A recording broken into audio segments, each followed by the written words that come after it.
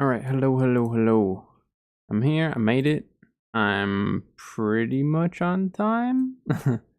um, yeah. Today we have a New World day. We'll be playing a bit of New World, trying to work on some builds. We did get our new artifact, so I might try to farm up a little bit of dark matter for that.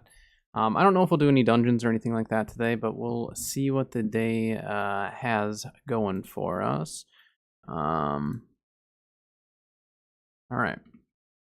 I'm just trying to get all my windows here figured out. Get my two chats open here. All right. Let me get logged in the server here while we're chatting, getting started. During lunch break today, we're going to finish that dev video, the Q&A. It was actually a pretty good video, the first half that we watched. So we're going to watch the second half of that and see what they have to say. But it's a pretty good Q&A so far, so I'm excited to see the other half of it. We don't have anything too specific planned for today. Mainly just work on builds and just keep it going.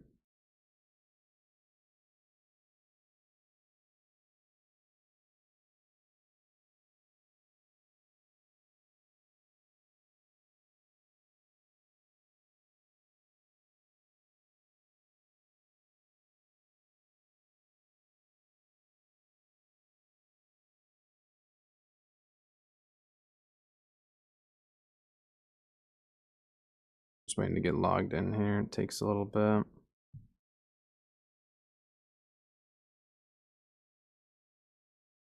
Guess I can switch the screens over here though.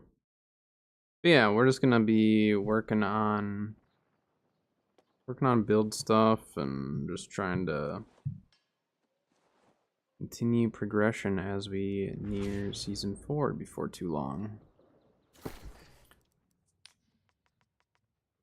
Honestly, we should probably try to make some money today. We've got a bunch of gear that I need to get rid of. Probably just put in storage for now. Also, I need to respec my rapier. I forgot to do that last time.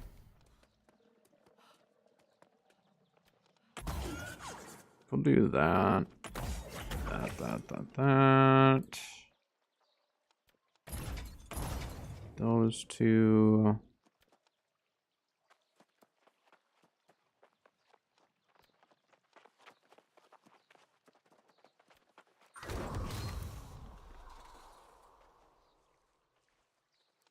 Yeah, that should be fine.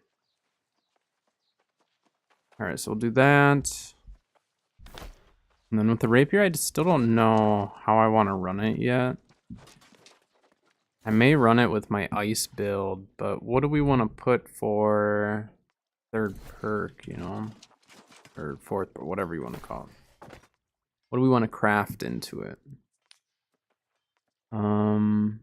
Okay, so this is bind on equip stuff that I'm saving for anyone who ends up needing it.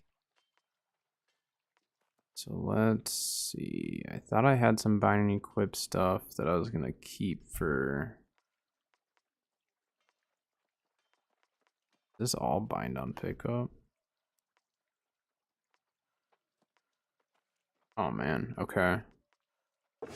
That's not.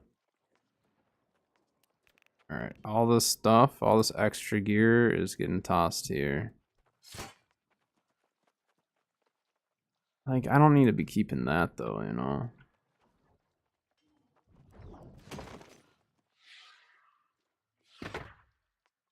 There's lasting rain of arrows, which I think is fine. I'll drop that, drop that. Those will go elsewhere. I mean, that's a really good helmet. For Boltcaster, if we end up running Boltcaster, that's super good. Let's just honestly put most of this stuff away.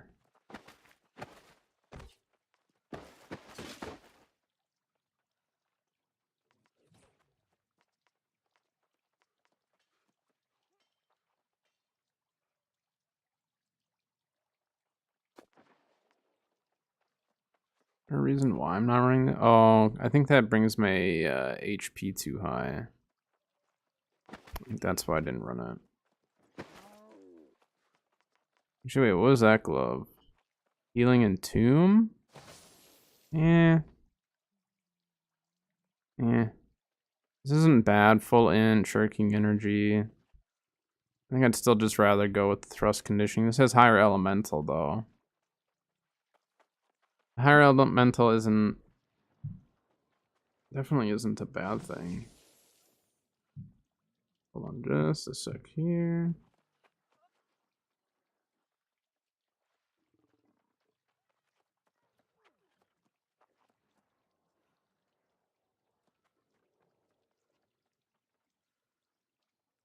I'm gonna take my allergy medicine. Hold on. Let me take that really quick, because if I don't take that, my allergies are gonna be killing me all day. My allergy medicine in a different spot, so I don't think about taking it every morning.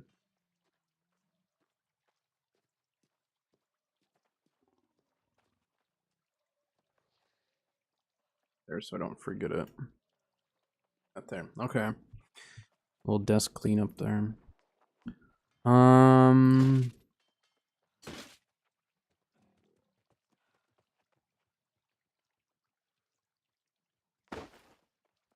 I mean, let's just put all this stuff in there. Ring's not bad though.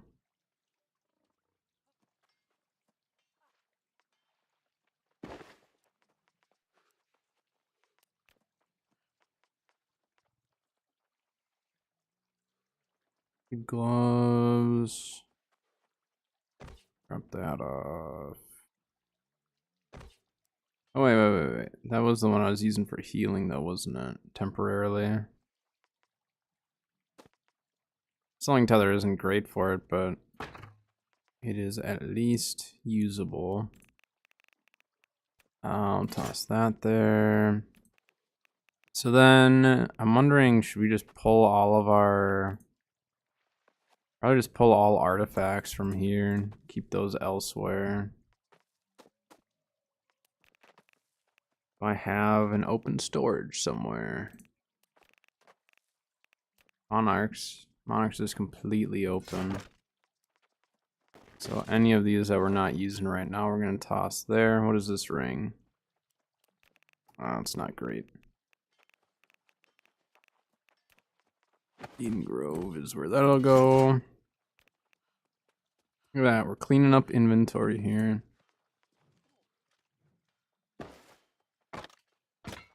For now, we're just going to put all our artifacts in there. Outside the ones that I obviously have equipped. Alright. Feel much better with our inventory now.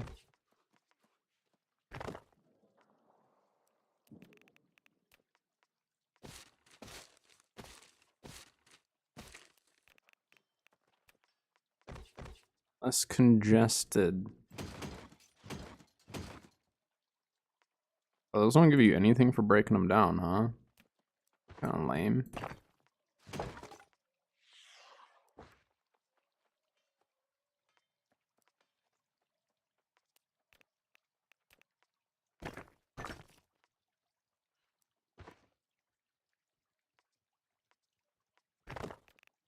Alright.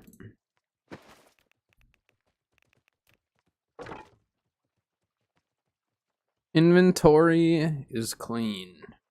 So now, let's take the rapier over. I want to see what I can put on it. I don't know what I'm gonna do yet for it. I might do keenly empowered. How much? 379 dark matter. So I don't have enough dark matter for it quite yet. I just want to see what's possible to put on it, though.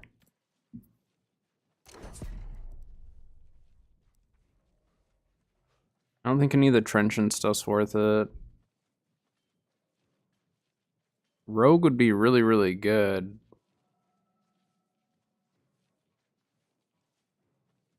Rogue would not be bad. Keenly empowered would be nice too, just because that would apply towards everything. I may just do keenly empowered.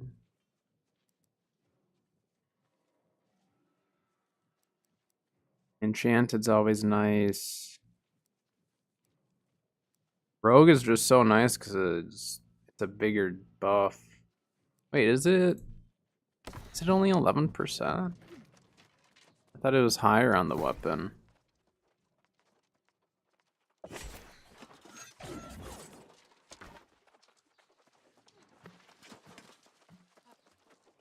I'm gonna turn on recruitment. There's some chest runs. I might go run them. Oh, people are doing turkey. I just want to check this. Yeah, it does show that it's only 11%, doesn't it? So if it's only in 10 or 11%, Rogue is like... Rogue is not great. And like, I know that there's like the cooldown to Keenly Empowered, but with Keenly Empowered, you at least like... It doesn't matter if you're in front of them or behind them. So with Keenly Empowered, if you proc it and you're behind them, you're going to be doing the same amount as Rogue. The only difference is once you're in front of them, you're also doing more damage. So, it's a trade-off. I think depending on how you play, you could go either way though. So what do we want to pair with our rapier for today? I have my bow build on. I just threw an arcane gem in it just so I had a gem in it for a bit. But we could do, I mean, we could go with bow or we could go ice gauntlet. Maybe we just go bow, keep it easy. I need to get a better ring for my bow build. Amulet's fine. Earrings fine. I need to craft a new hat or buy one. Should we just go see if there's one for sale? Well, I don't have much money. I'm stockpiling a lot of stuff. Maybe we should just like finally sell a bunch of stuff and make a bunch of money. But I like my stuff. I hoard a lot. So like this might actually go up in price next season with the new artifact. I don't know if Grit Ward's actually going to be worthwhile with a wind chill build, but I might actually keep these specifically for the new artifact. Yeah, I think I'll sit on those. Like, we've got a bunch of craft mods that I haven't really gone through in a while. Some of them aren't worth much. Some of them might be worth something. Otherwise, like, I've got one flail charm. It's no mending vortex, but out of curiosity, let's just see. Flail charm. I mean, the star metal one's still going for 4K. What do they have priced? So insatiable gravity well is still really high up there. 2 to 10% increased damage per second. That's pretty good. Is Fireball back up in price as well, or is that one just... So we could go on a little farming run. Oh, I know. I thought it was reinforced. 748. So I mean, they're not selling for a crazy amount, but I mean, we do have all the resources that we could sell. I don't really need to worry about. I don't really need to worry about trade skills other than woodworking is the only one that I'd probably try to get stuff leveled up. Let me just see how much like ore and stuff we got. I mean, look at all this. Screw it, we're selling it all.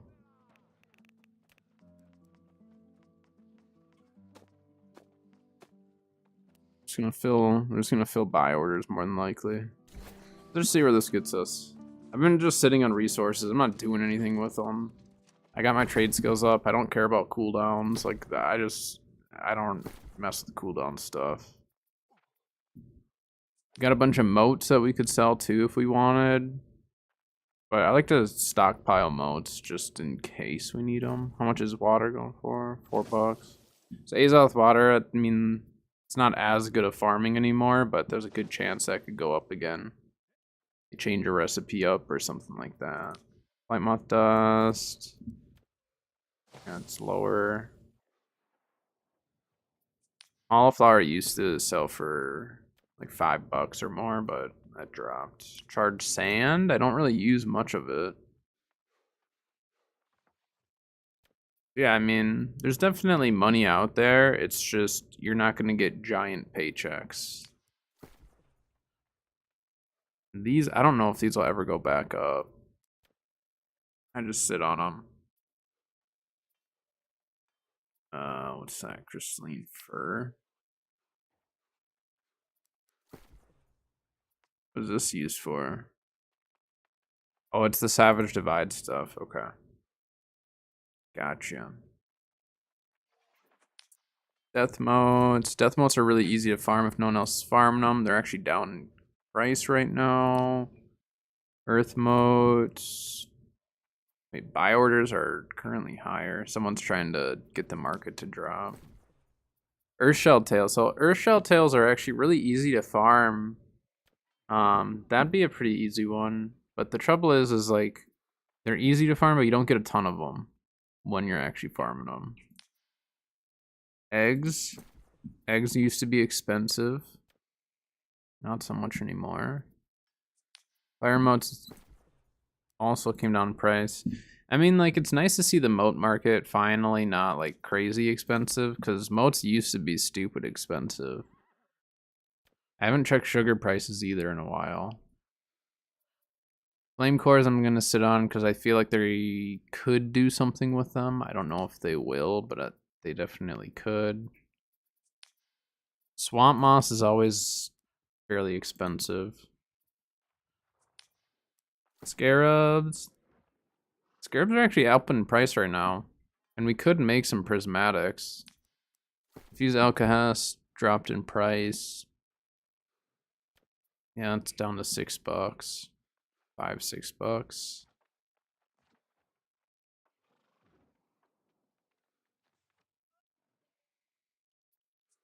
I'm assuming the turkey legs are not worth anything right now. Yeah.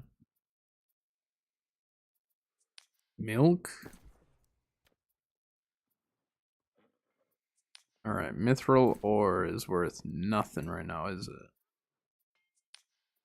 Whatever. We're just gonna... Well, is it worth refining then now? Are we past the stages of the raw resources being more expensive? We must be at that point. It's like normally, when we're getting new resources like this, what's going to happen is the raw resources, especially since they increased trade skill, the raw resources were like way more worthwhile for people because you got your trade skills up. Now that people have their trade skills up, they're not burning through those resources as quickly. It's just for like cooldowns and stuff. So the price actually dropped. So I wonder, is Ori up in price? Yeah. Because in Mithril, you don't really need tons of it. And Ori, you're going to need more of. So we're going to, before we actually fill these buy orders, we're going to go and see how much some of that stuff's selling for. I still have a prismatic that we could post. Why do I have a prismatic on me anyways? I don't know what I was doing. Let's do 6,400.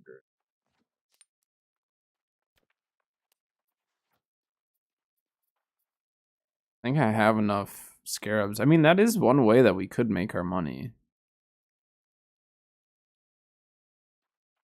Because what, 10 scarabs at $300 a pop on average, you're looking at 3K. The stones, you're looking at like 4,200. This is if you were to buy everything. You're looking at like 4,500 to craft. So it's still, you know, 1,500 to 2K profit. So I think the daily scarab runs are actually, I think they're worth running for some people. Like if you enjoy doing scarab runs, I think they actually are going to be worth it. Alright, spin fiber, we know we can get really, really easily. I'm just gonna fill that. Yeah, I don't think the resources are in too bad of a spot. It's just, it's shifting and people don't like it.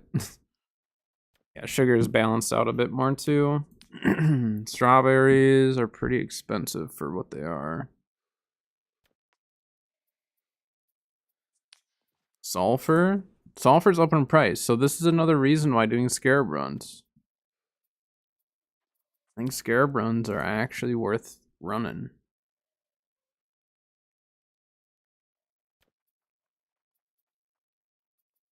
Yeah. I think that's where the money's currently at.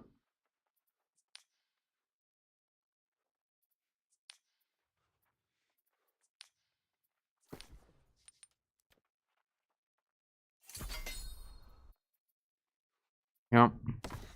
We're going on scarab run today. That's what's happening. Oh wait, actually let's go check the faction vendor, see if we can get our tokens for the day. I don't know if I'll buy my seal, but we're gonna get money for it. Oh, you are a beacon of hope and life in these trying times. Every deed, from the humble to Got one. That's unlucky. It's at a spot that will eventually go through though. Alright, scarab run it is. Try to make more prismatic scarabs to sell, and then we're gonna farm up as much sulfur as we can.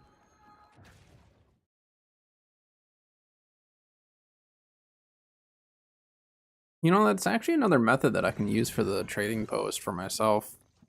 And obviously others if they want, but like literally just going through the trading post maybe once or twice a week, seeing what's selling, seeing what I can sell along that path, and then going out and farming it. And then each week I can pick something different, or every other week or whatever. Oh, that was a bad arrow, wasn't it?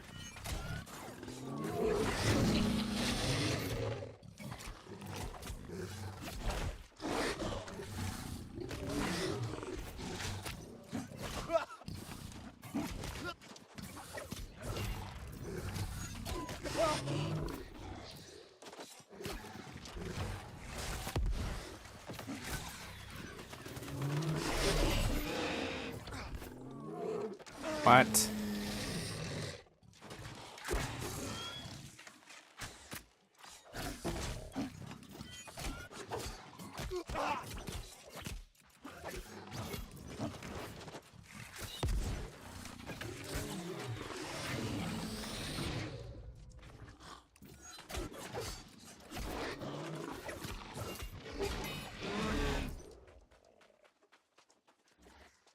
All right, easy peasy.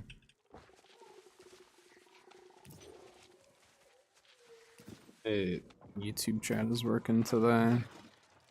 It was really wonky yesterday.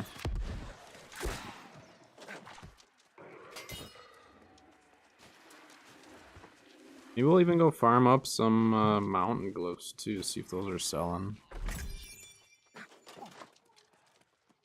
Hello, welcome.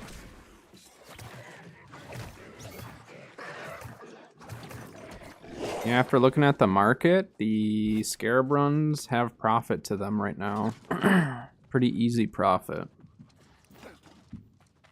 Not necessarily selling the scarabs individually, you definitely can. Prismatic scarabs though, if you have the trade skills to make prismatics right now, even if you were to buy everything, like let's say you bought all the scarabs and all the prismatic blocks, you would still be turning 1,500 to 2K profit. So if I can farm up the scarabs, that saves me 3K out of that purchase. Let's say I have to buy the blocks. Pretty easy money. People enjoyed the market video that I made, which I wasn't sure if anyone would like that one or not. But I like the market in New World. I like watching it, seeing it change, seeing, you know, I don't necessarily predict all the time everything that's going to change with it, but I like to like work around when there are changes, how to like then still make my money and do the things that I enjoy doing in the game.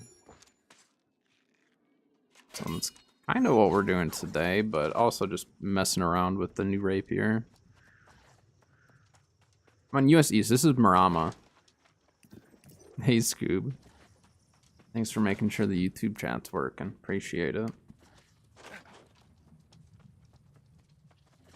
Yeah, today is kind of a just chill, play around, maybe do a dungeon or two, we'll see. But no plans on it. Maybe some OPRs.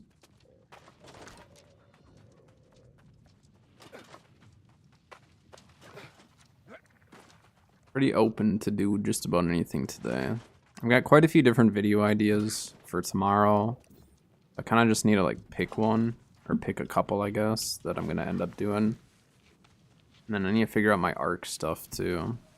I'm like at a weird spot with ARC as far as content goes. Like I'm really loving playing it, but I've never really thought into the YouTube side as much for it. Am I enjoying the bow? It's not bad. I mean, like I haven't enjoyed bow as much in the past. So for me, it's like it took me a while to figure out what build I liked. So I tried the AoE build and I enjoy it. Like I base the entire build is based around my poison shot. So everything that I have put into the build, I've wanted poison shot to be stronger. So I have full nature harnessing, and then I have a nature ring as well. And then on my bow, I've got the empowering explosive arrow. Yeah, so I go full nature with all the focus on the poison. As opposed to, like, I know a lot of people will put their focus around, like, the bleeds or whatever, do lasting rain of arrows, which I have ran lasting rain of arrows, and it's really, really good. That's what I ran last season, but with this build, with one explosive arrow, or explosive shot or whatever, I can get my full empowerment stacks. Yep, nature damage on ring. So I've got full harnessing, nature damage ring, and then I don't run any rune glassed armor. Just because I want to get that extra resistance.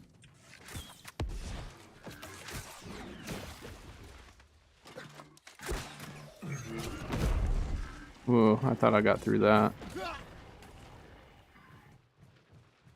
You not stun me for that long, guy? Thanks.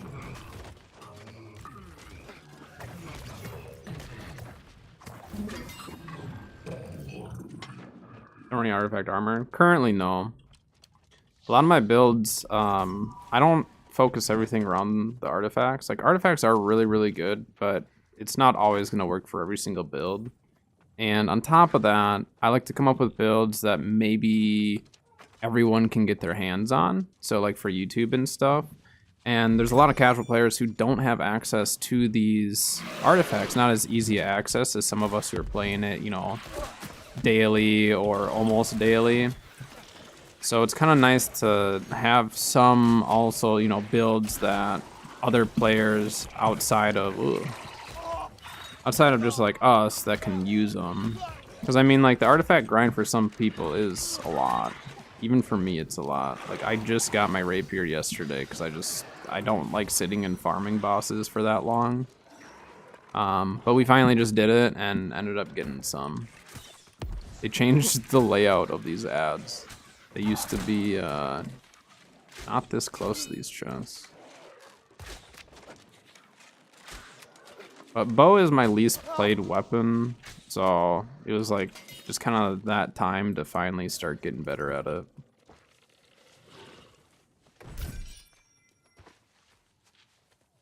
Yeah, exactly. And I mean, again, artifacts are really, really good, don't get me wrong, but it's just not feasible for every single person, and so I don't always put a focus on them. Eventually, I'm sure I will go a lot more into the artifacts and do like more of a later game type of a build, but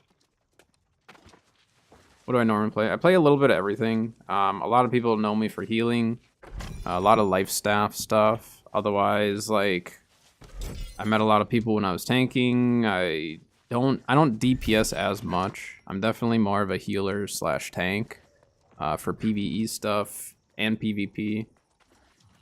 I DPS a little bit as far as for PvP goes. I mean, I started the game playing Ice Gauntlet. Ice Gauntlet's still like my favorite weapon, but I love healing and stuff too. So, but I like playing everything.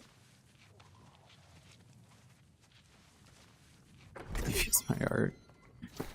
So I'll show you my layout here. So if you go full diamonds and then you do 2 opals and a malachite, you get a flat 10% resistance on every single thing. And so because there's so, if we're looking at PvP, right, we'll just focus on PvP first. If you look at PvP, we have an enormous like range of physical and elemental damage now. And it's only going to get more, you know, weird next season when they add in like Boltcaster and stuff. So in my head, because my builds I want to work for PvP and PvE, I want to be able to go do an OPR and hop into a dungeon with that same build. So all of my current builds that I have, I can run in both PvP, PvE. So I call them PvPvE builds because there's not a focus in one side or the other. I figure out a way to make every single build work. So in order for it to work for both sides, I like to have that flat 10% because no matter what I'm fighting, whether it's open world, dungeon, mutated, OPR, I have 10% resistance to every single damage type out there. And then depending on the build, I might run like my amulet that gives me higher thrust. Well, for PvP, what's the number one thing that kills me when I'm a healer or a DPS? It's some form of thrust damage almost every single time. Whether it's a bow, musket, rapier, spear, a heavy attack from a sword and shield, that's even thrust. So you get a massive resistance to the number one like burst damage that kills me, which is thrust damage. So the 10% all around though is what I love running. It's worked extremely well. I can run 200. This build only has 100 con and I can still play around with the rapier and be fine. Even for mutated, unless you're struggling super hard, it's not even worth swapping to full resistance. No, so if I ran M2s with these builds. I don't do M3s. M3s get a little bit sweatier than what I want out of dungeons. Usually if I'm going to run dungeon, I'm just chilling. But if I were to start consistently running M3s, I would start running resistance to that specific type.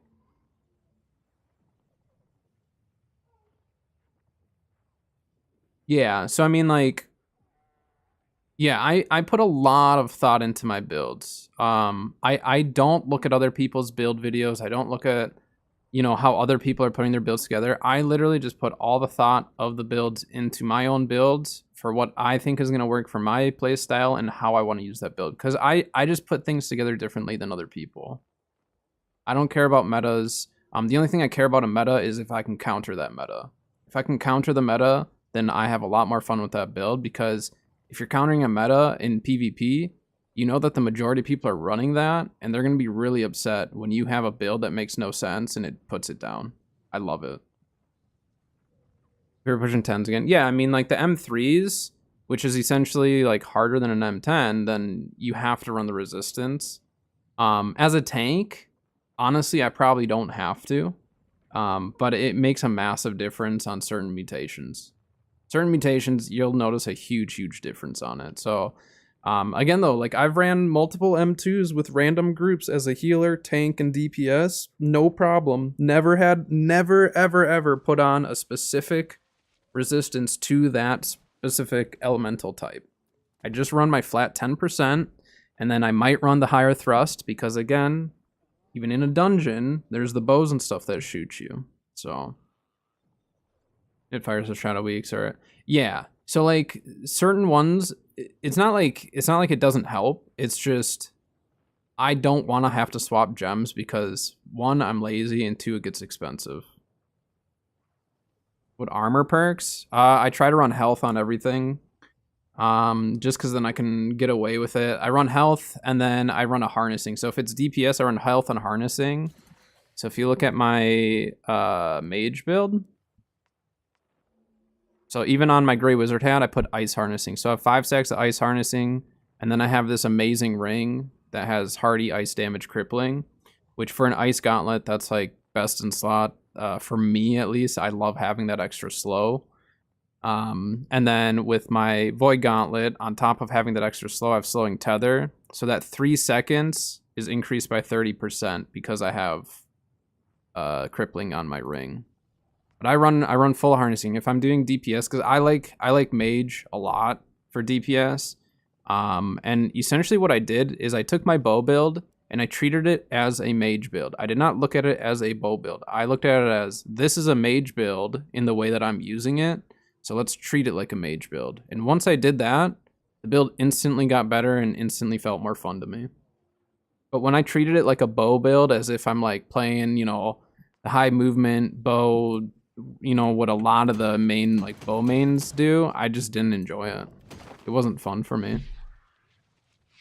But the second I changed my mindset, start playing it like it was a mage build, started utilizing all that, I really liked it. You're into Malachite. So if you do Malachite with 2 opals in your jewelry, and then the rest diamonds, you'll get 10%. So same thing like if I swap this one, 10%. Same deal.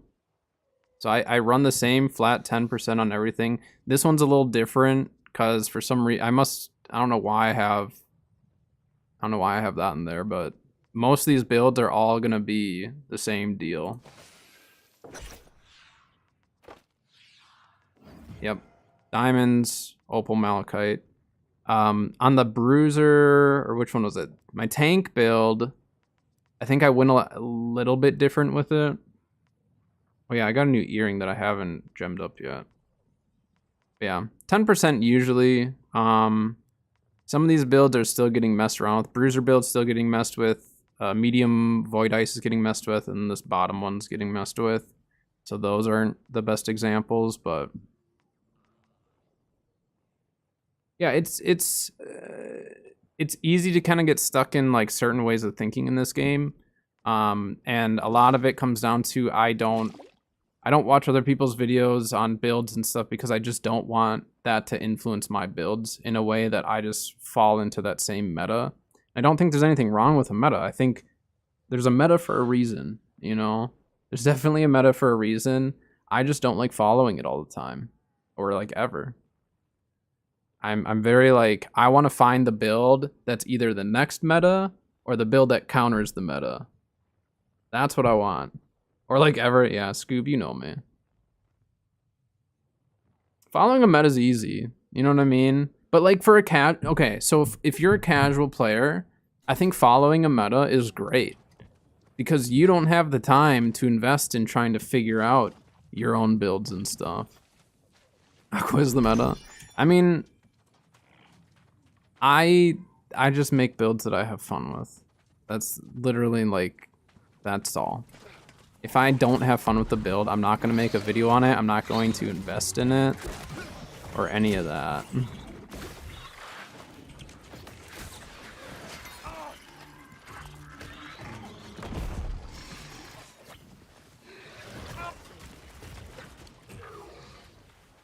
Still getting used to this though. I don't normally run bleed builds with it.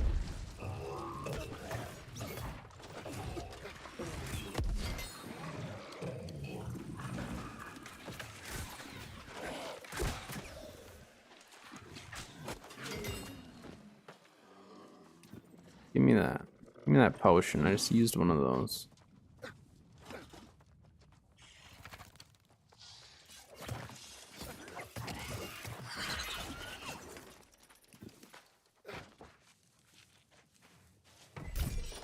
Holy mountain glyphs. Wait, and we got a flail charm? I didn't know I could get one here. We already have one. I think those are going for like 2K though. Look how many mountain glyphs we've pulled on this run. That's actually really crazy.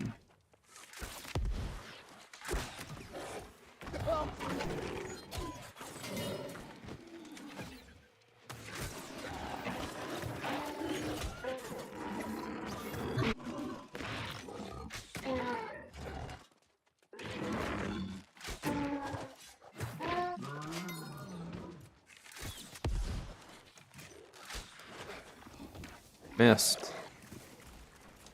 Here. That.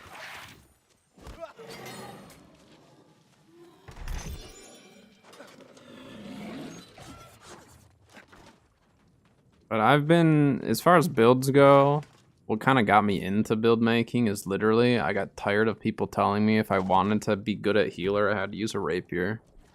I don't heal with a rapier ever. I never have. I've tried it, hated it. I refuse to do it. In PvP, you'll never see me using a rapier unless I'm just testing something. The one rapier build I did try as a healer is I tried a bleed build as a healer. It was awful. And then I tried the escape build as a healer, and I survived, but it wasn't fun. I had no fun with it. I'd rather die with my team while we're trying to make a sweet play than just let my team die and run away. That's just my preference. I can see the benefits of having a rapier as a healer, and kudos to everyone who likes that, because like I don't, but the team needs it. So I started running healer hammer, I started running life staff, greatsword. Healer hammer is probably my favorite, or was my favorite until flail came around. Now flail's really fun. Okay, no one's farming the sulfur. And sulfur's up in price right now because no one's farming it. So depending on your server, don't do it on Marama. Because I'm on Marama. Check your server and see what sulfur's selling for. And if you have your trade skill up, go and farm scarabs. Farm the sulfur. Sell the prismatic scarabs, or sell the scarabs. Sell your sulfur. And now you've made pretty much your daily 5k you need for your chromatic seal. Pretty easy. Ah, we can take them.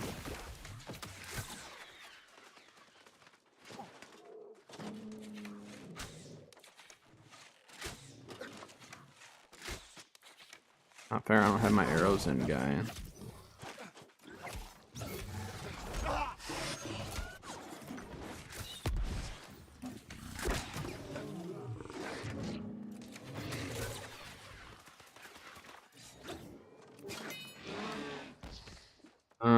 Can we get this without dying? Let's try it. Oh, nice, our resistance is back. Sile, you back off, alright? I know you've been trying to make money. Don't be taking this. You can have it next week, alright? Thanks for the look, Scoop. Appreciate it. I have not been watching the market very closely, so got lucky that sulfur's up in price. I'm gonna go back and sell everything that I have for it. Sulfur's easy enough to farm up like when you need it that I think I'm just gonna sell excess. Charged sand sucks to farm. I don't like farming that, so that stuff I won't sell. I could maybe I'll try to figure out a good charged sand route, so then we can actually start like farming up what we need when we need it and just sell excess. Let's do some glob farming too. All right, guys, I'm like 95% sure that scarab runs are worth running again if you want to make money.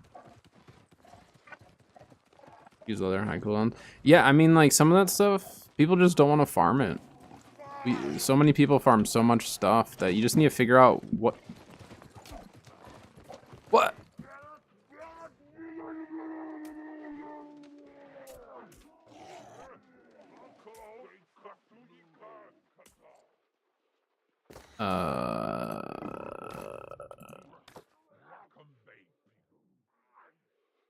just happened?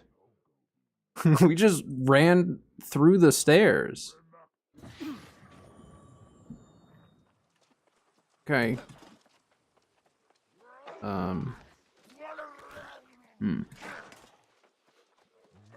Alright, if we pull a glob from this first grouping, we'll run this glob area and maybe the next areas. But if we don't, then we're not. It's my rule of thumb.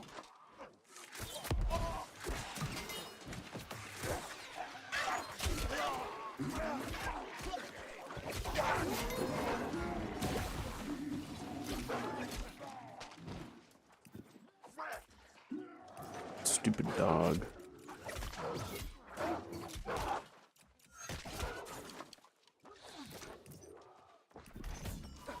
Well, that was not... We got one bag out of that whole group, huh?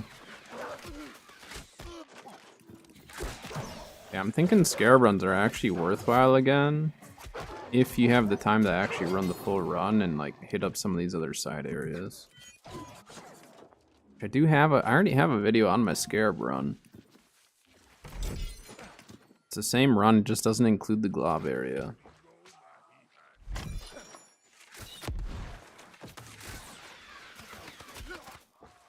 Hey guy. I don't think salt's up in price right now. Sugar's kind of... I mean, sugar still sells for $5. Alright, since we didn't get a glob, we're moving on. But if you take the time to farm the glob areas, farm the mountain glyph area, hopefully get some scarabs along the way, I mean, you could have a pretty profitable scarab run.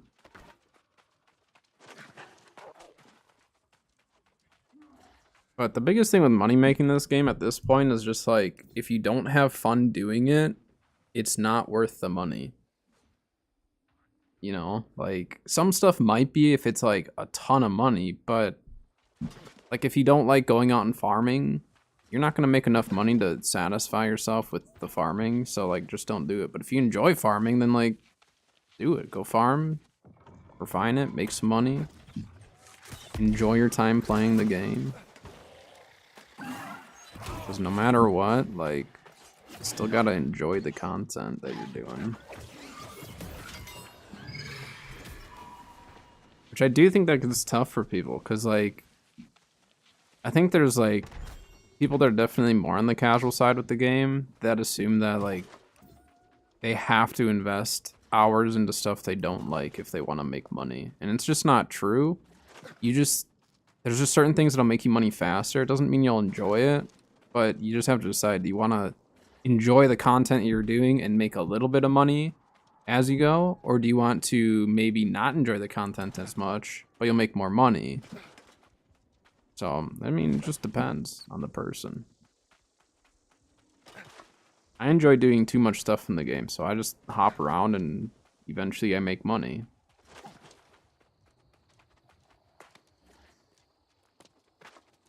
Like with Season 4, I'm sure there's going to be new stuff that'll shift on the market and all that. I don't like making predictions on the market because, I mean, they've changed stuff that all predictions were wrong on and stuff, you know. So I'm just going to learn to roll with it whenever it comes.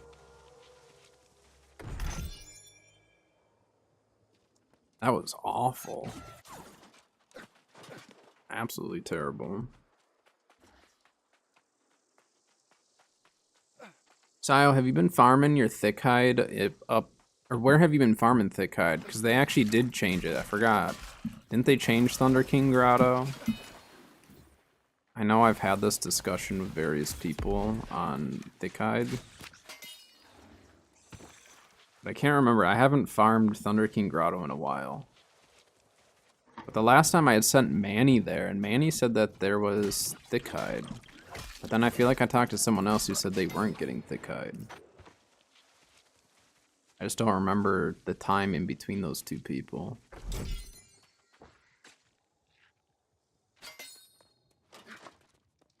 Also, I'm more than likely going to be streaming this Saturday, streaming some Ark, because it is the Extra Life event. So on Official, we're going to be getting increased rates as people donate. So it's going to be for a good cause. The servers are going to be absolutely terrible, but I'll be streaming what I can. The Extra Life event is a huge event every single year that Wildcard gets a part of, and as people donate, they increase the official rates, which I think in previous years it capped out at like 12 times rates.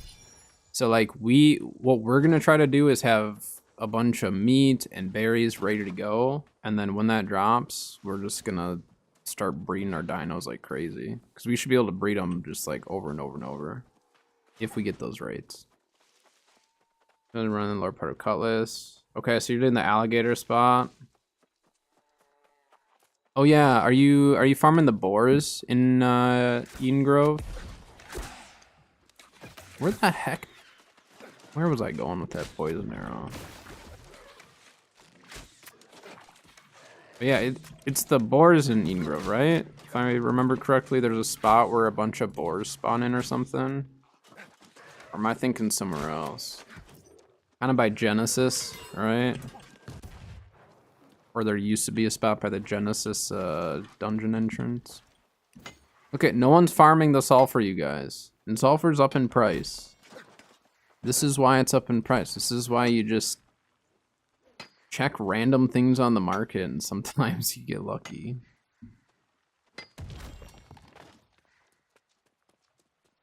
You get burned, it doesn't matter. You'll be alright.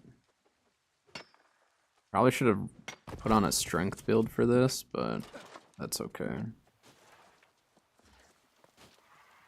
Telling ya, sulfur is one of the easiest resources to farm in Brimstone.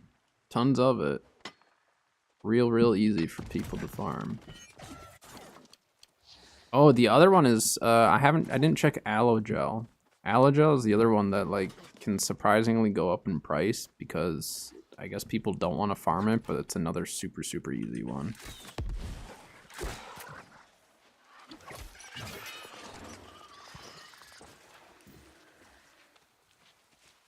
Open it faster, guy.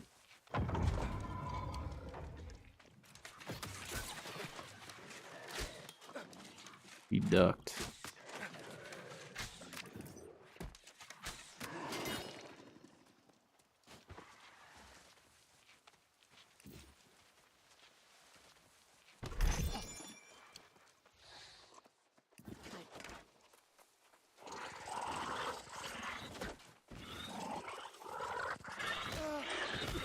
That's 10 apiece. Yeah, the market, I mean, the market shifts really quickly.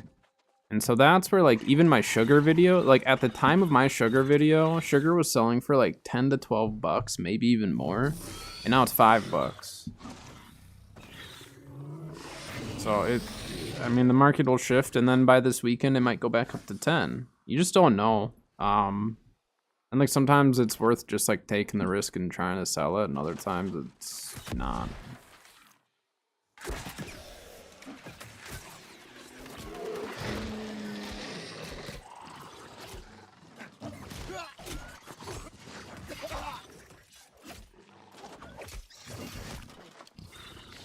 Got all 3 stacks on him and hit him with it.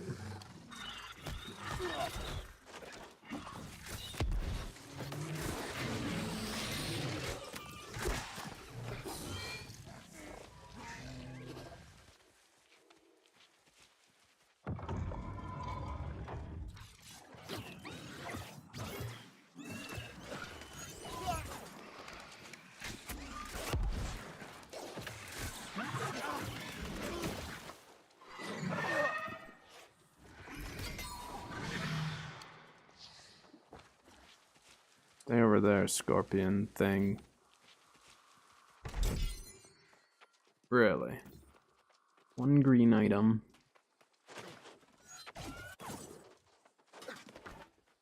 Alright, we move on.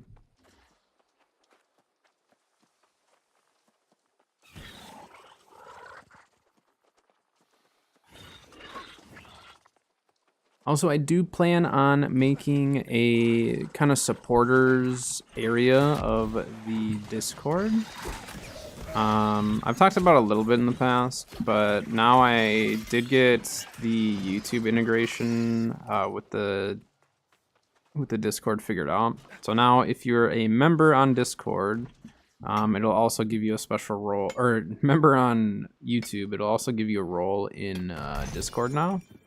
And then I'm going to make a separate section for any Twitch subscribers or YouTube members. Eventually, if I end up doing a Patreon, it'll be a section like that. And essentially what it's going to be used for is you guys will have access to it. It'll be a special chat. And on occasion, I'll probably do some streams in there. That won't be on Twitch or YouTube. It'll just be kind of a more chill, personable type of a stream. Maybe we're doing a boss fight in Ark. Maybe we're doing dungeons. It's not going to be a scheduled thing at all, but occasionally if you see us in there or see me in there, you can pop in. and kind of just see what's happening. And then I'll have a text channel as well, but yeah, that should be coming. I'm probably gonna get that going tomorrow, hopefully. Maybe tonight, but for sure tomorrow. So those of you who do have a subscription or a membership will have access to that channel. The only thing is you're gonna have to make sure that you link your Discord to your YouTube and your Twitch in order for it to give you that role. If you don't want to do that, you can reach out and talk to us, and we can try to manually give it to you, but it is a lot easier if you just have it integrated, like, with your platforms.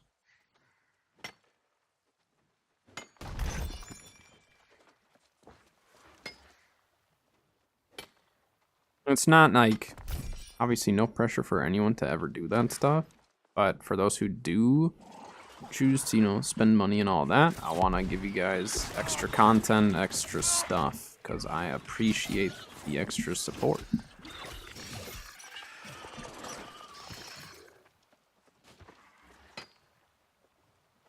And YouTube's pretty cool. So I'm still fairly new to YouTube. Like, obviously I've been doing videos and stuff, but I'm still pretty new to like the streaming side and just like the membership side and all that. But it's pretty cool what they have with the memberships, and you know, for commenting on videos and stuff, shows your icon and all that. It's pretty cool. Cause I didn't realize, like, I didn't know what all the memberships actually really did on YouTube. I'd heard of them, but I didn't know much about them.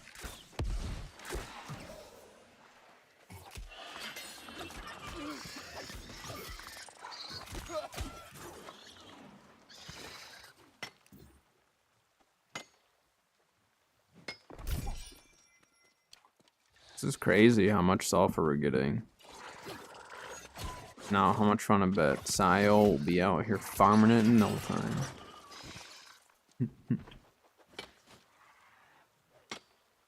Someone's got to do it. I'm not doing this every single day. Ow.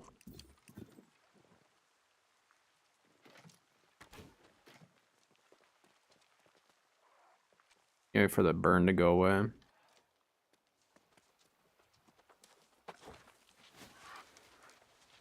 How much are the acid tinctures to make? That actually wouldn't be a bad way of making a little bit of extra cash too, like coatings and all that. Which coatings are actually really easy to make.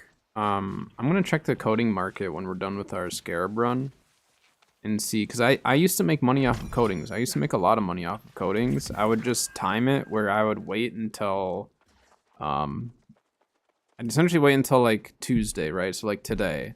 So if you wait until Tuesday when the mutations change, then you just craft up a bunch of coatings for that specific mutation, because you'll get a good idea of what mutation people are running on your server. Like right now, we've got Tempest and what?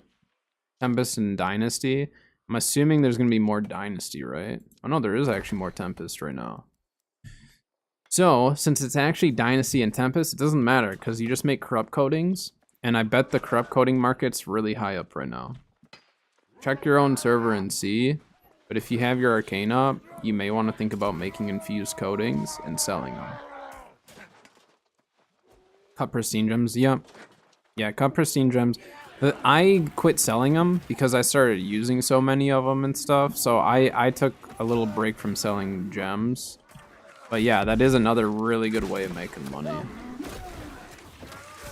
There's a lot of money in the game, you just have to kind of know where to look. Glob? No. May not be a glob kind of a day.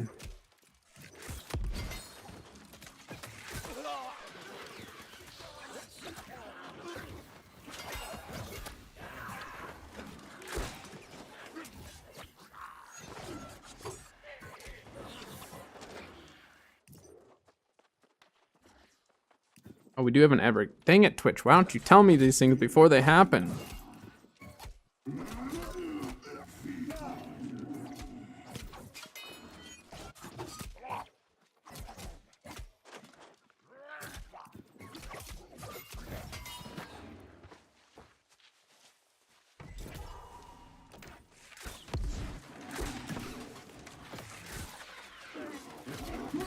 Also, if you're over on YouTube, don't forget to sub to the channel if you want to see more live streams and more videos. I think I'm going to try to do more trading post videos and farming videos and stuff like that, because a lot of people have been enjoying those. So I might be doing more of that. The glob farming is really, really bad right now, so we're gonna do one loop around this area and then move on. It's really strange though, like anytime I pull a glob in the very first area that I said if we pull a glob I'll farm it, I don't know why, but if I pull one there, then the rest of the run is not bad.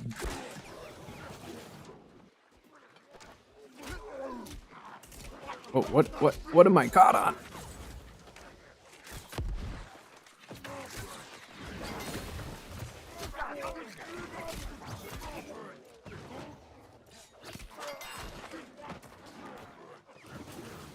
There's no bags dropping. It's just crazy. I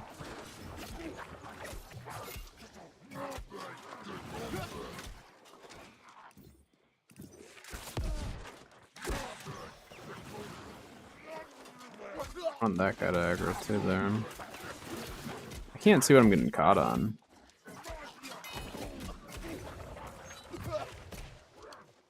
Yeah.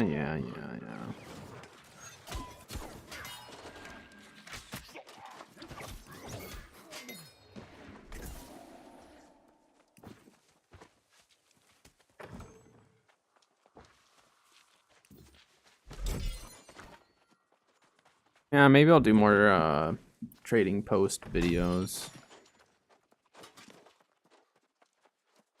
I have a lot. I mean, like, there's a lot of things with the trading post that I do that I don't think about. I just do it. I've always done it that way. And stuff that, like, again, if I don't think about it, I don't think about making a video necessarily. But it's actually really, really beneficial, especially for someone who doesn't play as much. It'd really help probably to have that information. So yeah, maybe we'll do more trading post videos. I get enough people asking about trading post stuff. And I enjoy it, so.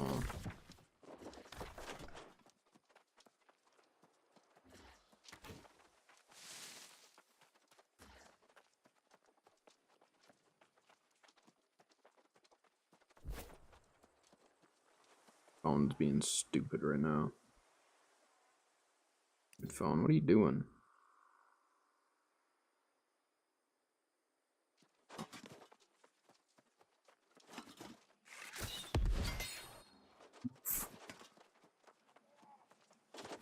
Explosive arrow to the face. That's without arrows equipped too. Just using the free arrows, the sticks.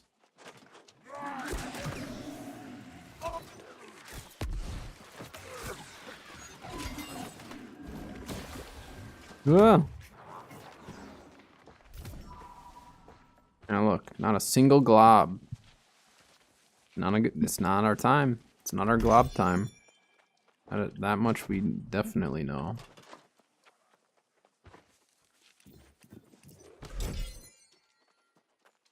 It's crazy that we pulled that flail charm. Not much of anything.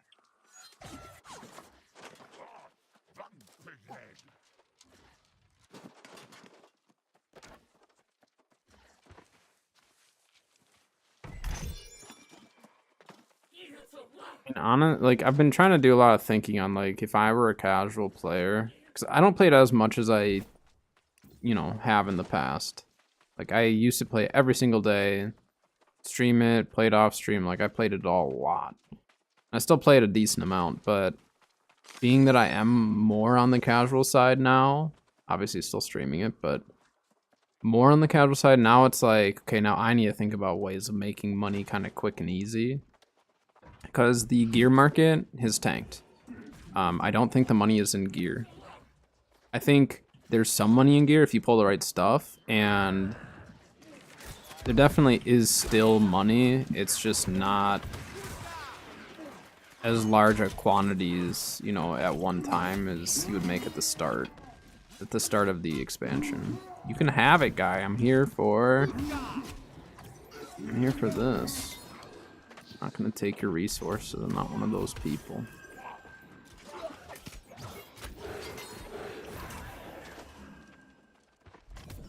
They don't know that, but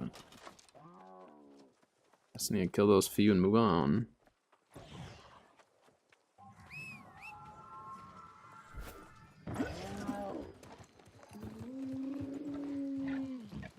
If we can sell that prismatic scarab, that'd be great.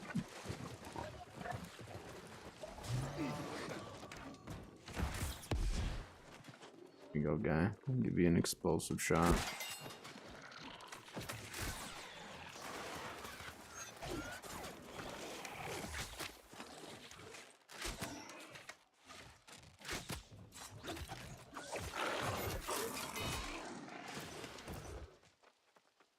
Feel another funniest thing. Yeah, well, I mean, like, you know that they've had bad experiences. Or they're one of the people who have had too many resources stolen from bots. Or stolen by bots.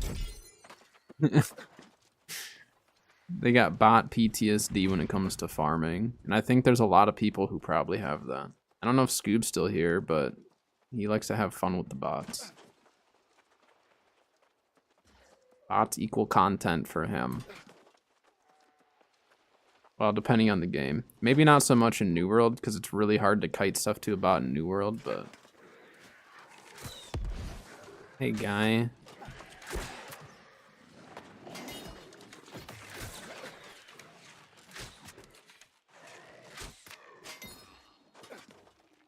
You stay right there. Don't aggro, please. Ooh, there's sulfur right there. I need to get that. Ooh. It's probably going to be lower gear score, but we'll still take that. That thing's aggroed, but it's not jumping out. Look how much sulfur we've gotten. Uh-oh, I went the wrong way.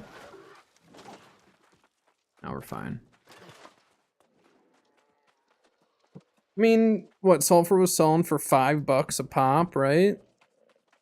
For the chunks, but I'm going to turn it into actual sulfur. So let's say we don't turn it into sulfur. $5 a piece. Get 100 of them. That's $500 for farming sulfur. I'll take that any day. That's easy money. Very easy money. Do that a couple times in a day, you got $1,000. I want this sulfur. We're gonna get it.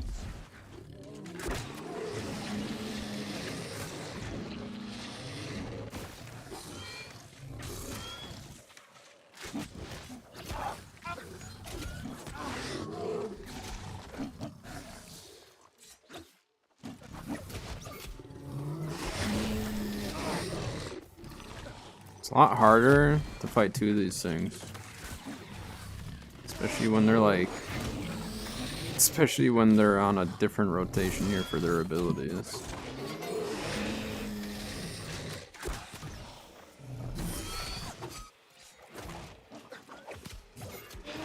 Nice. Give me that sulfur. Don't you think about it, you stupid scorpion.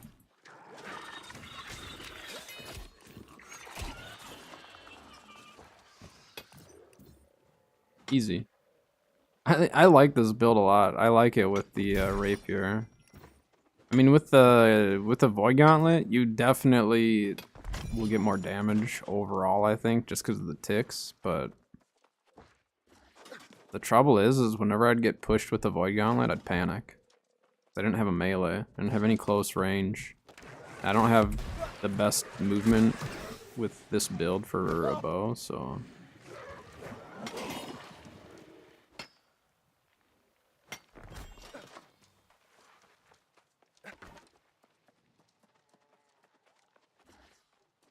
I bet we can get this without them hitting us. One more. Nice. Very nice.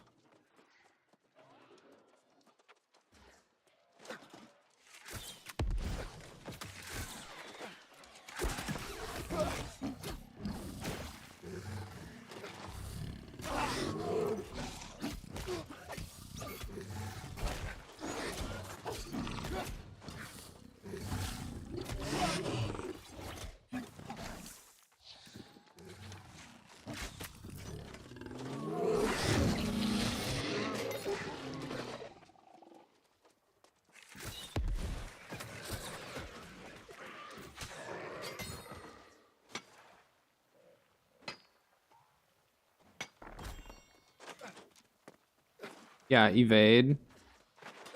Oh wait. Being evade. Yeah, evade shot. Yep. So that's what I used to run. I've ran that in the past, and it works really, really well for that. I think with Void Gauntlet, either I would have to either run that and drop one of my dots, or I just need to position differently.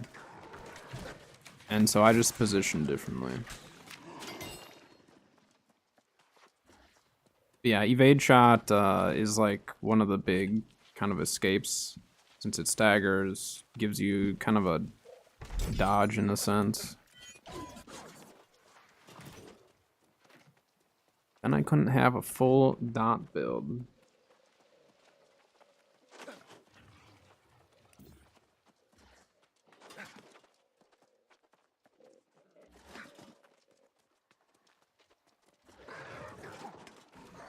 It just ate my explosive arrow. What was that?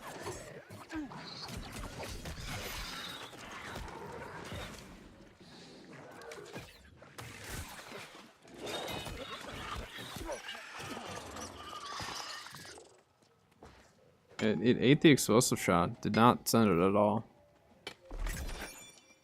That was weird.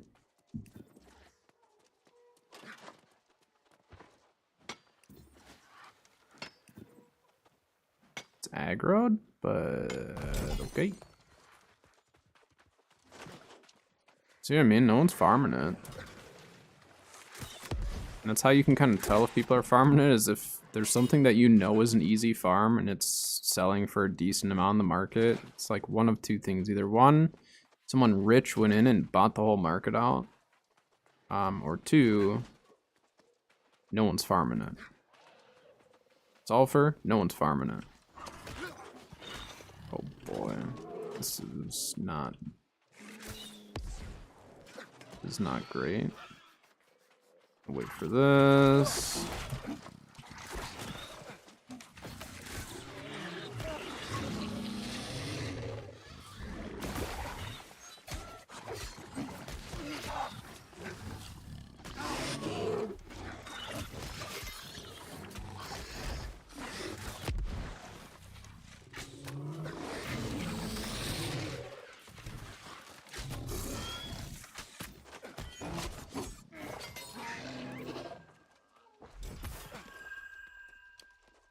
All right.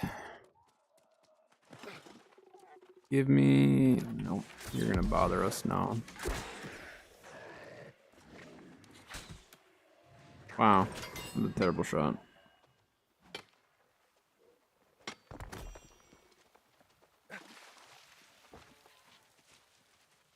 88 sulfur.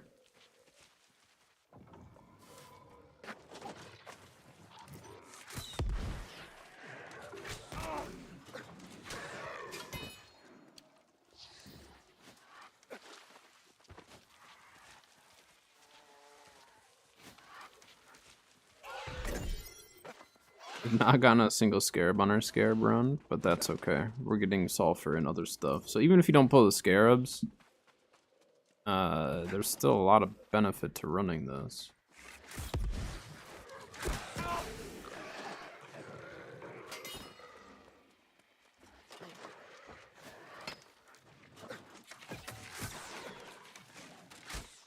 That is not where it was showing it was gonna go.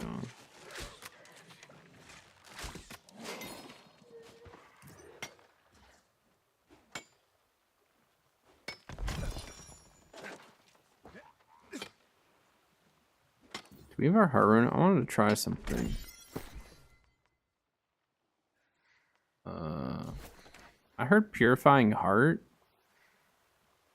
can get rid of acid burn. We're gonna test it. Wait, that's not acid though. That's just water.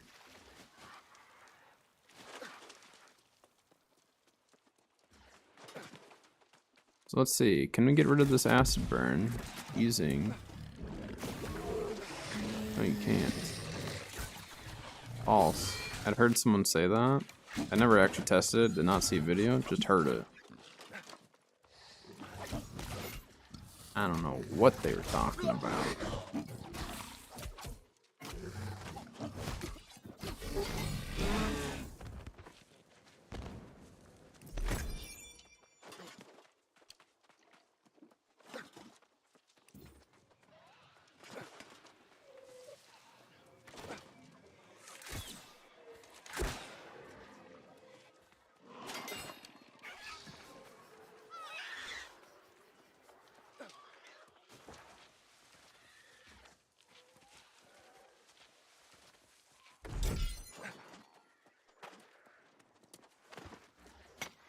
Some of those sulfurs farmed over here. Hey, look, we're also collecting soul motes while we're doing it. I still have all my soul mote tools on. All my tools give me soul motes. Those are the most expensive. I haven't checked price recently, but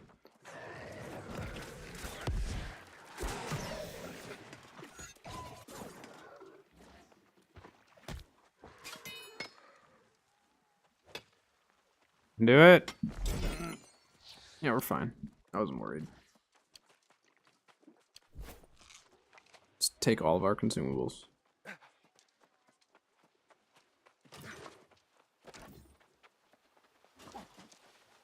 Again, for a scarab run, it's not very great. For everything else, it's been fantastic. We've gotten tons of sulfur, and we got a whole bunch of mountain glyphs, which I don't know if those are still selling for a lot. Even if they sell for even like $100, we got $600 worth of glyphs. Maybe glyph farming is where the money's at. We haven't checked glyphs. We haven't checked glyph prices, so let's go check glyph prices after this. Water glyphs usually sell for a decent amount. Mountain glyphs used to sell for a decent amount when there was a lot of nature damage. There's river glyphs. Those can sell for a decent amount. Well, let's go check the water glyphs, because water glyphs are pretty easy to get to farm. It's on the way to the scorpion for scorpion sting.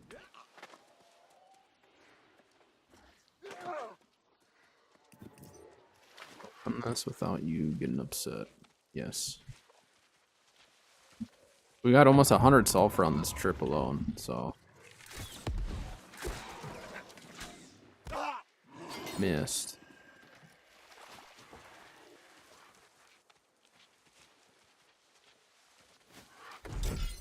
Yeah, we got a bunch of trash from the chests, but that's fine. We also got a faction quest done, so we'll get a little bit of cash from that. I mean, money-wise, we did pretty good. Yeah, I mean, adding it all up, it was not bad. Any luck percentage? No. Well, I have one bag that happens to have luck. Unless they change luck, I've ran every loot run that I run now, I've ran with both luck and not luck, and it's never made a big difference for me. But I haven't tested it this season. I haven't tested it this season, but every other season that I have tested it, it has made zero difference for me. It's still RNG, so you know what I mean? Like, it still could make a difference.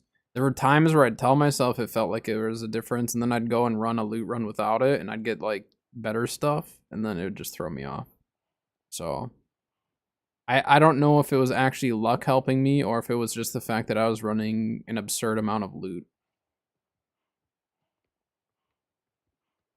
But if the luck gear's working for you, keep wearing it. I get more scarabs now. I don't know if they drop or change the drop rate of them, but it used to be that like you'd have a higher chance of getting them out of the acid pools. And now I'm pulling more out of glyph chests. I don't know. Like, that's the tough thing with luck, is you can't prove. Like, you could run loot over and over and over, but like, does that for sure prove it? I don't know. I just don't worry about it. If I have it, great. If I come across a full luck set someday, sure. But otherwise, for me personally, I don't mess with it. But hey, if it's working, keep doing it. And honestly, some people are just luckier than other people. That sometimes is actually just the case. Doesn't make sense, but some people just have better luck. So mountain glyphs are a little bit low on price. I mean, that's still $50. We pulled 6 of them, so. ACs for berry area. Yeah, just make sure that you use organic polymer. So don't pull any of the hard poly out of the replicator. Just throw, if you just toss a bunch of organic polymer into the fabricator with some electronics in there, you should be able to just craft them by pulling from the deady. You won't have to move everything. But we don't have deadies set up for electronics or polymer. Are you hatching them? You're not hatching them down there, are you? Or are you just for raising purposes, like for yourself? Just because like we're not set up for raising stuff at the moment up at the main base. We haven't been like I'm stockpiling cooked meat right now. I want to make sure that we have multiple refrigerators full for extra life. Be hard to move them down there. No, it wouldn't. RGs can pick up babies now, remember? So it's up to you. I don't care if you want to hatch them and stuff down there. Just keep in mind raising. If you raise them up top, there's like no cooked meat in the troughs because we haven't been raising anything. But you can use RGs to move them, or you should be able to. RGs can move you can move a baby Bronto with an RG. I would assume a baby Baryonyx would be pretty easy. But it's up to you. I don't care if you want to make ACs and put them down there. And then for like, oh wait, no, you need fish meat anyways, don't you? That's right. You can't even use cooked meat, so you have to use fish meat. Yeah. No, I think that's smart.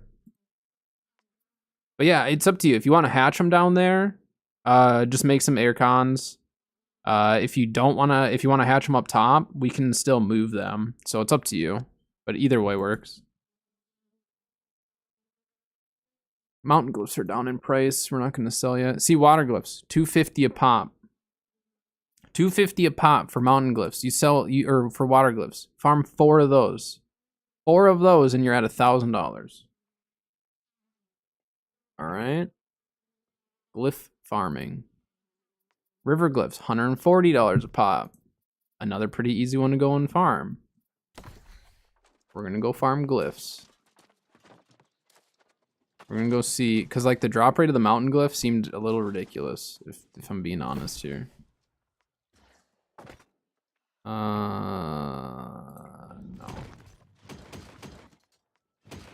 See, gear score wise, everything is just like kind of trash from that. That's such a good ice gauntlet too. But pretty good dark matter for us. The heck did that have? Sundering Riposte, keenly empowered, and what? Keen? Eh. Oh my gosh. That's actually kind of a crazy rapier. Enchanted, keenly empowered, and deadly flourish. That's a very, very good by none equip. We'll hold on to it. Alright, I ended up not actually doing anything with these ores, so we're just gonna throw them back in there. Cause yeah, with the pricing of stuff right now, I think we're just gonna have to probably refine to make money. We got another one of the flail charms. That was good. Let's see how much those are selling for.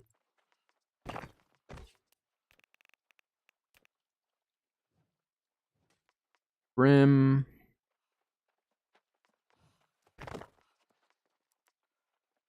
Oh wait, I need my smelting gear though for that, don't I? I do have the smelter smock that we never sold. I'll try selling that eventually. I need the smelter boots. If there's a Helios train, I gotta join that. Time to sell some sulfur.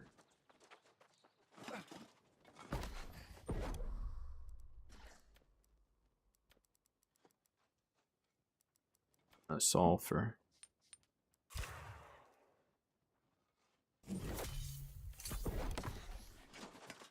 $48 sulfur, not bad.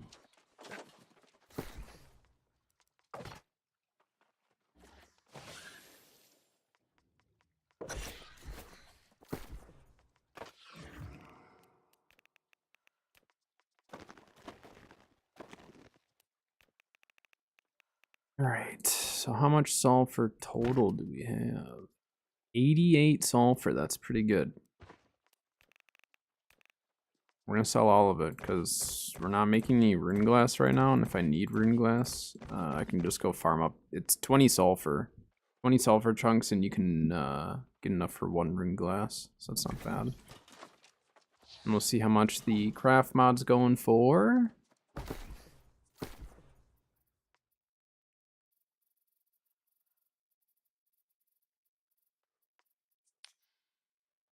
So yeah, you could sell the sulfur chunks, and that probably would bring you a little bit more. But we also got the bonuses. So you could definitely sell the raw sulfur if you wanted, and probably still make, you know, plenty of money.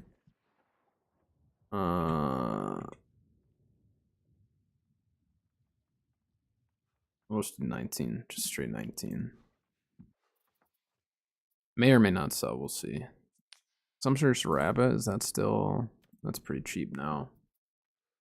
Since they added in the new recipes, a lot of food items have dropped in price. Oh yeah, soul motes, that was the other thing we were gonna check, right? Soul motes.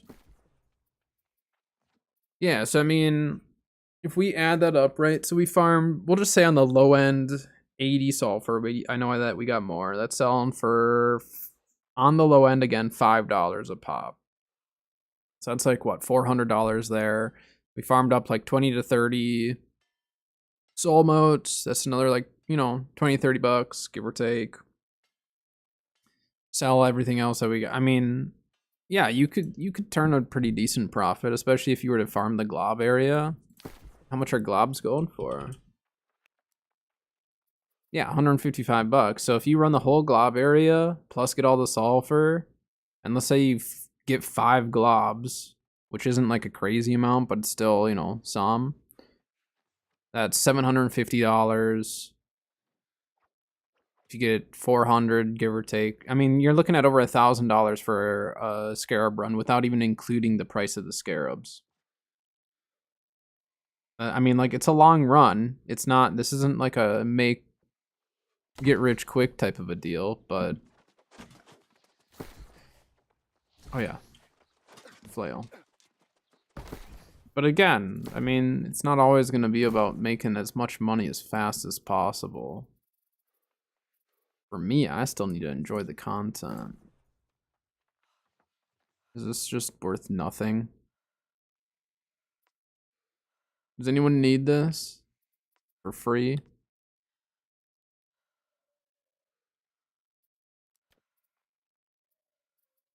They need to make $400 on it, to be honest. Wait, how much are the soul wisps? $4. So if the motes are going for 80 cents, or let's say they're going for $1.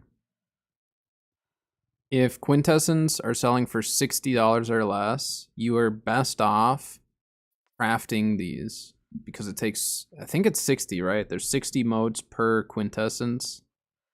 And so essentially if the quintessence market is at $60 for that specific one, and these are $1 or less, I don't know. I mean, like, it just depends because you don't know how much you're gonna get a bonus for it, you know? Like, you get extra. It's just not a guarantee you'll get a bunch extra. I don't know. We'll keep stockpiling that stuff. Soulworm tongues are worth nothing. So, water glyphs and river glyphs. So, river glyphs, you farm down here. There's alligators that you can farm. I'm surprised that water glyphs are going for as much as they are, because that's one of the easier ones to farm. Unless the drop rate just sucks for them. I have to have lunch at some point too. Maybe we eat lunch before we hop into the next farming area. I want to watch the rest of the dev video too. Well, let's go get the loot over here first. Oh, we forgot to check aloe gel as well.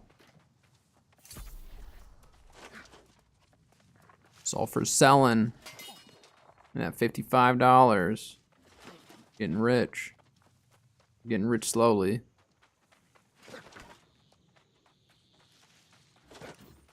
But honestly, like part of making money in this game too is just like you just need to post stuff.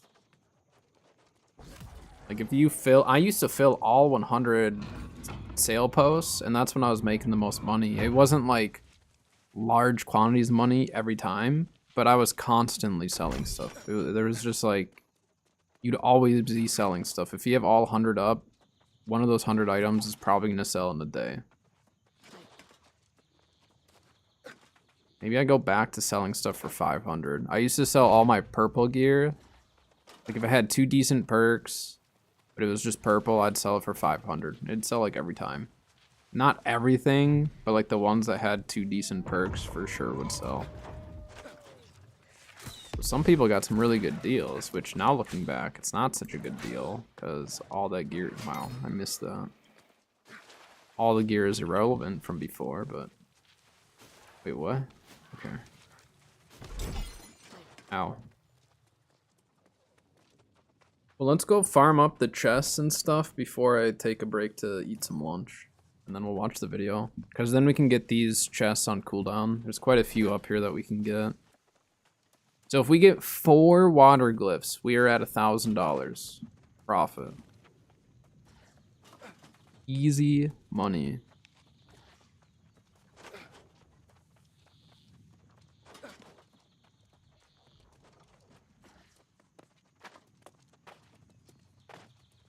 Hello, game. Thank you. You didn't want to grab the edge there.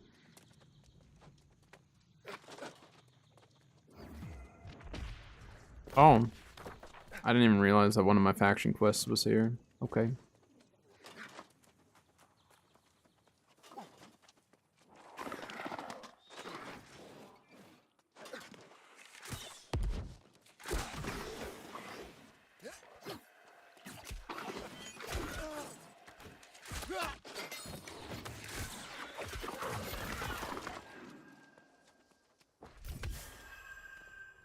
Remember, when you're glyph farming, a gray bag could mean that there's a glyph in it. And actually, if you're glyph farming, you want to kill everything too.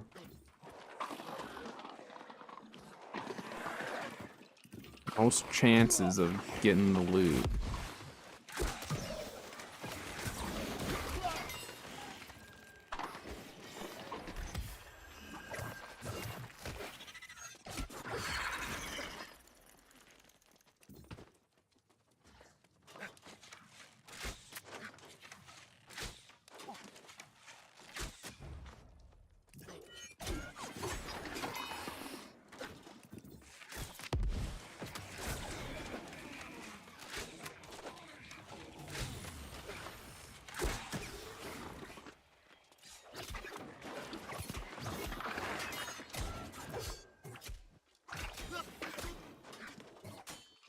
Quit blocking me.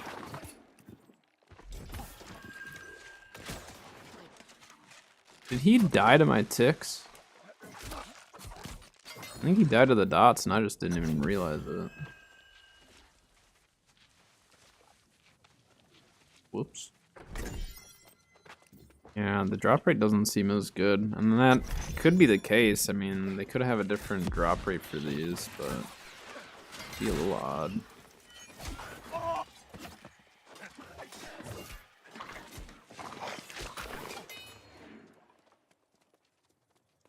Hmm.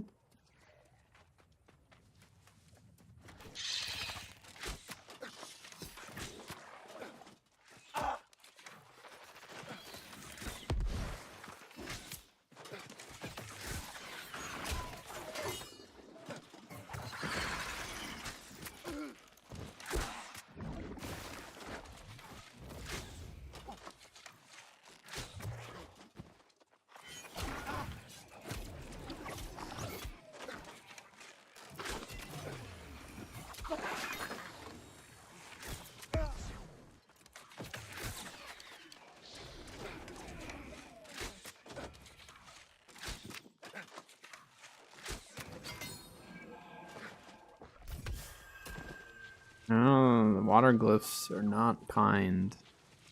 The only spot you can get them is in this area. Ooh. Short red cypress trellis? I don't think I've pulled one of those.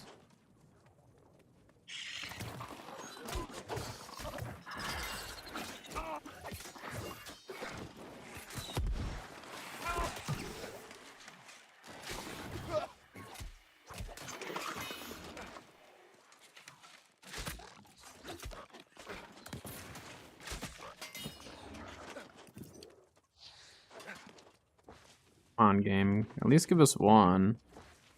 At least give us a little hope. Hey, Game Boy. Yeah, I remember you. Hello.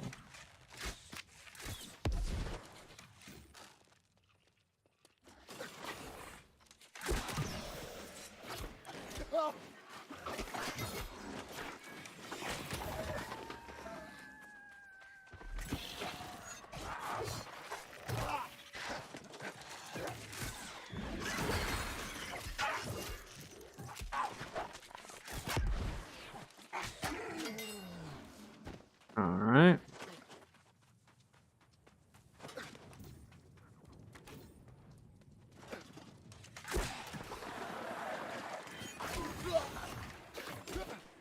For YouTube... No, this is like my 5th YouTube stream. No. I don't know. This is like my 3rd week. On YouTube, at least, for streaming. Twitch, I've been streaming on Twitch for a while. Yeah, that was kind of nice. We got life motes out of that. It's fine, I guess. I don't know.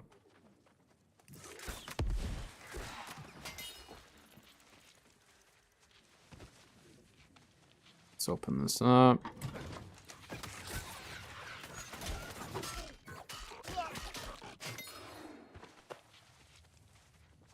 We put a nature gem in this thing. I don't know.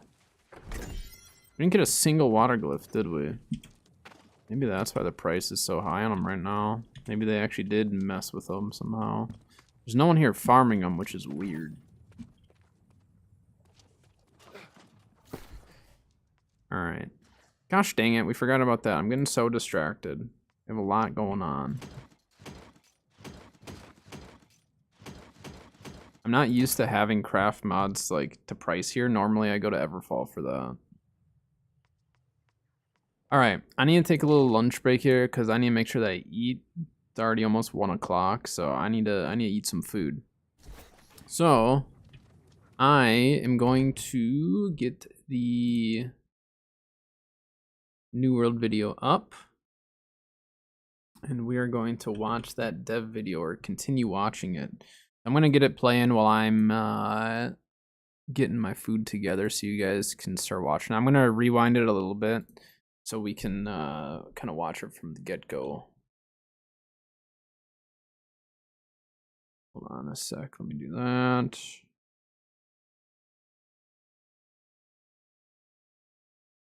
Why that's not working. There. All right, just a sec. Take me a little bit just to get this up. I'm gonna rewind it to like here. A lot of the other times it's worked out, and this one, you know, it's correctable. All right, I'm gonna play this. I'm gonna go eat What are some, you or I'm gonna gonna do go get about my the food gold together, and then when I get People are back, we'll quitting. finish watching this. I'll eat my Economy. food and then It's get a back hard to the topic. farm. Right So I'll now, be I back. can observe the situation that in many different cases we are not able to earn money. Loot from the dungeon is 99% bonded, unable to sell it. And crafting. Product is cheaper than all the mats needed to craft it. Gold sinks drain wallets mostly from casual players. Will you be able to justify the crafting gold sink? It costs 55,000 gold per week on chromatic orbs and Azoth inductor with little ways of balancing this out. Could this be added to mutations? Have you tried to fix resource prices? It's getting worse now and seems out of balance. For example, the prices of runewood and spin fiber are very cheap now. How do you fix it? Yes, the chromatic seals and the Azoth inductors are a big gold sink right now.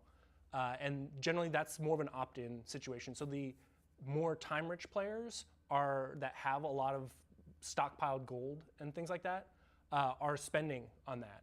And because it's a time-based thing, it's something that more casual players that accumulate some wealth can also participate in and not feel like they're falling far behind. That does slow down the rate of how much is being crafted in the economy, and that goes to the prices of the resources that you mentioned that were crashing. In the winter update, we're going to have additional sources for the chromatic seals and the Azoth inductor. So that should actually increase the rate of higher-end items being crafted and bring those prices back up, we think. Yeah, and it's important to note those are additional ways to get these, right? So we'll still have the faction store, but there are additional ways, and there are ways that won't have coin sinks in them. So it'll be a way to get these that even casuals, super casuals, can get very easily. Yes, and that's a really good point, because one of our main goals in the economy is to prevent like a huge wealth gap between time-rich players and more casual players, right? And so from the data that we've been looking at, what we call the Gini index, right, which there was a deep dive video with the economy team, so you can go look at that up to get more information on that. But the ratio between how much wealth more casual players and like very hardcore players have has shrunk with this change. And so that was something that we wanted to do, and you know, it's meeting our expectations right now in terms of the economy. Will there be option added for Magnify that we can lock the attributes we added, so eating food will not change whole set? Also, when Amplify going to be added to the game? So we've talked about Magnify in the past. Our stance on this is still the same. No immediate changes planned. We sort of like how it works in that I think it works well with like 2 to 3 pieces of Magnify. Once you start getting more, it can make some swaps difficult. But for a single build, I think it's very casual friendly. And if you go a ton of Magnify, it can create issues. But I think that's part of the pros and cons of this, right? The balance is like, hey, I can easily get a Magnify thing, but then it may become a little more challenging. Or I can get a custom drop or craft something, and then it works better with my build. So that is working. I will say we are still looking at it. You know, we may make some changes, but nothing really planned in the near term here. Companies can now own 5, 6, 7 territories and defend them easily. I haven't been in a war since the first 4 months of the game. Why is this content so gated and so one-sided that a single company can own everything? Well, it was a decision we made early, and I agree they can, but when you look at the data, it's pretty rare actually to see a company own more than 3. However, all that said, I still agree with it, and it's something we're talking about pretty heavily internally, doing a review on and maybe making some adjustments. And I think there are some minor scheduling adjustments coming out in Season 4 that will make this a touch harder because there'll be more overlapping wars. A touch harder to own multiple. Yes. Yeah. But that's not, you know, that's one step. We'll see what the impact of that Yeah. is. And I agree with Scott. We'll continue looking at this. If you're going to gatekeep us from getting 700 gear score gear in PvP, why not allow us to obtain it through PvP progression or ranking system? Top 50% in arena access to 690, top 25% 700 gear score, top 5 to 10% PvP exclusive mounts, titles, skins, anything? So I'm going to address the first part of this question because I think that's the bigger one. Right back with my Should food. we be gatekeeping? Are we going to be continue to gatekeep? And the answer there is no. Like that was not our intent. Was that we didn't want like only the good gear comes from PvE and not from PvP. So we are making a number of changes in Season 4 to address this. I think the first one is PvP weapon upgrading will be returned on and be working now, right? So you can get, when you get a cool champion piece of gear, you can now turn it to 700 gear score, upgrading it like you can other named items. That's going to be huge. So that'll be one source. The second thing is we are improving the caches that come out of OPR. And you know, we all play OPR. I know the community loves it. So the quality of that loot will be better. It'll be more loot biased. It can roll higher. So I think that will also help. So, and this is one step. Yeah, the loot biasing didn't seem to be working as well for those philosophically, we caches, want PvP to be a or way at you all, can really, gear at yourself up. times. That is our goal, and we're going to continue to push towards that. I'd like to see the freezing at login issue addressed. I have to end task and restart the game usually at least 3 to 5 times before it will launch properly. What usually happens, launch game, it gets to the swirling colors animation, and that is so lagged in like 3 frames per second. It eventually gets to a solid white screen and just freezes up. Sometimes that first animation will work, then at the AGS Smile logo, it slows down and freezes up again. Yeah, so I think that one is, we have that fixed internally, and so that fix should be going out to players either in the next minor or the next major patch. I'm not sure off the top of my head, but coming soon. Is the health perk Adamant going to get easier to get? It is. Right now, there is the one way you can get it through an aptitude chest, and we're looking at giving other venues for delivery. Yeah, in Season 4, it will now be a part of the general loot table in some areas, so it'll become much easier. That's awesome. Those are The going new to drop in dungeon, price, but they're Glacial still going to be Park, worth a is lot of quite money. good, but So feels farm a bit those up empty. when the time Are you comes. planning to add more trash mobs to fill it out a bit more? Thanks. Yeah, we are liking the dungeon. I think it played well in PTR. It's super fun. I like the dichotomy of it and Forge a lot. We also agree with your feedback, and I think we heard it from a number of people in the PTR, that there were some dead areas in the expedition. And the expedition team is taking that feedback to heart, and we found at least 2 other areas where we're sort of creating a pack of trash. So we are adding some, and I think this will be sufficient, and we'll see how it plays. It's the first time I've ever heard a community asking for more trash mobs. It can be fun as you're plowing through. Any plans to ban exploiters permanently? It's so frustrating trying to play PvP with people who abuse bugs and exploits like the rapier one, or even worse, cheating. And what about bots and gold sellers? 2 years of game and still the same. So Bots and gold sellers we would have never go away. made a lot of progress just in never will go terms away. of our capability to detect and action players for gold selling, chat violations, botting, and exploits. So we do permanently ban some exploiters. Generally, our threshold there is relatively high. I would say, like, we don't want to ban people that don't really deserve it or made a mistake or something. But repeated abuse of an exploit where AGS has announced, like, hey, we know this is happening, don't do this, or we've disabled some functionality or something because it's gotten too rampant. Like, we've definitely acted on that. As far as like bots and like RMT stuff, we are every month we have ban waves going out. We have EAC like banned software detection, and we do hardware ID bans based on that. And then we, there's a lot of reporting going on, which is good. Like, if you see someone doing something in the game that's an exploit or toxic behavior, definitely report them. But So here's my understanding of how a lot of dev teams like should look at it. This is just what I've heard from like hearing a couple of devs talk, and essentially like when it comes to security and like trying to change their anti-cheat and stuff, instead of banning people and constantly updating their like anti-cheat and all that stuff and all their systems and all their security, they're better off actually just letting those accounts build up, figuring out their system, and then just out of nowhere dropping it. Because I guess if you were very consistent with the way that they actually fix that stuff, like a lot of the cheaters and hackers and all that stuff, like they'll kind of pay attention to that and they can actually adjust as time goes. But if you give them time to like invest in these accounts and then just cut them off immediately, then they end up losing more. So even though it like sounds weird, I guess like by allowing them to build some of that stuff up and then just like instantly changing it and not having like a regular schedule change makes it a lot harder for the cheaters and exploiters to keep up with some of that. I don't know the truth behind it. That's just what I've heard. But that would make sense, if they have like a scheduled updating system that actually could make it so an exploiter or a cheater or whatever knew what was coming and could just like pre-plan for it.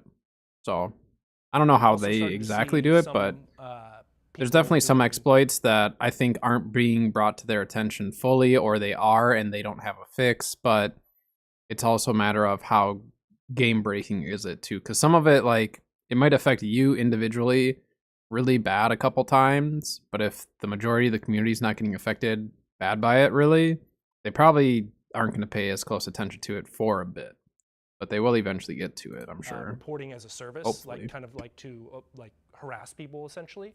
And so that's something we're also detecting and banning, if you're participating in that sort of behavior. So, you know, it's a lot to investigate. Like our CS team is super busy and our security team is super busy, but we're always making improvements there. Yeah, I think, you know, not quite fair to say it's the same thing as it's been. I think our CS team, our engineering team, our security team have put in a huge effort since launch to improve on this. And I know that if you see or you run into an occurrence, it's a problem and it's no fun. But we really take it serious, and it's a big deal to us. There's been a lot of work by everyone to help with this stuff. Would you please give an in-depth explanation of luck in New World? Please. How long do you have?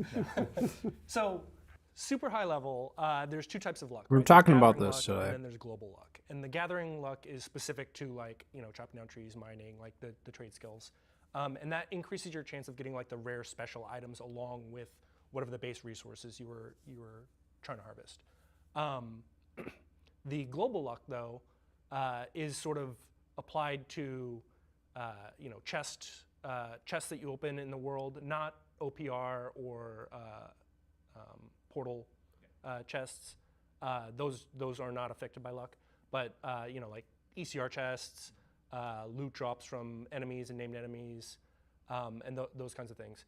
And so the way the luck works is the luck bonus from the perk on your items, like those stack up. So 2%, 2%, 2% gives you 6% luck bonus. And that's just added to the roll that you make on a loot table or something. And so generally the way our loot tables are structured is you're gonna have with more luck, you're gonna have a chance to roll higher, which will unlock some things to now be droppable in some cases. Not all loot tables are set up that way, but it doesn't change how the gear score that drops or the perks or anything like that. It's really just like whether something drops or not. And the things that are most affected by that would be like recipes and schematics, named weapons, for example. And in named weapons, like if a named enemy can drop a bunch of different named weapons, like it increases the chance of you getting a named weapon, not a particular one. So yeah, that's sort of in a nutshell how all that works. So let me ask, is it like, I'm trying to conceptualize this for people. So basically you have like a general loot bucket. Mm-hmm. And if I roll a certain number, I open up a better loot bucket. Think of it as like a line, right? And so normally you can only roll in this range. And now when you add luck, it increases both your floor and your ceiling. So now things that are higher up on that line are now you have a chance to roll on. And the fact that it raises the floor as well is what interests me. You kind of figure that the ceiling is going to be raised up for this, but with the floor being raised up, what that means is, depending on how much luck you have, is there a chance that it actually pushes the floor of your loot table high enough that you will get significantly less of the like craft mods and stuff? John, thank you for the subscription over on YouTube. Appreciate it. Welcome, welcome. But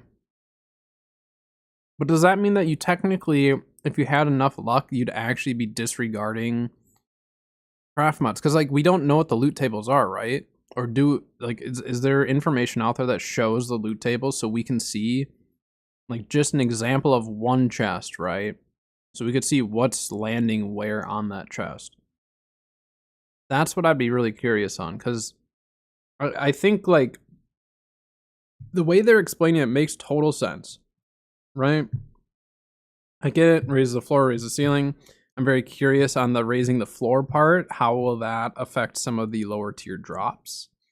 Will that actually affect it in a way that will make it so like you almost don't want luck if you want lower tier stuff to pull, or what? So I'd be really curious to see a table on that someday, to see the actual loot tables and how they have it laid out rather than just being told that's how it is.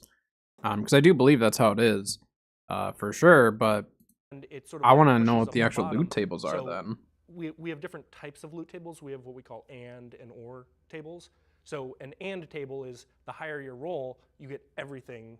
I'm gonna go chance clean of up my anything. plate And really or quick. I'll one be is right like back, you and I'm only gonna get more one coffee. thing, but now you can roll the better stuff on this end. And so the increasing the floor makes it less like you're going to get like common or like not great How stuff. high does the ceiling go? All the way. To what? To what? Generally, rolls are out of like 10,000, and so like a luck perk of like 1% is like a bonus of 100 on your roll, and so I think it really depends on how the particular table is set up and what rarity we want an item to be,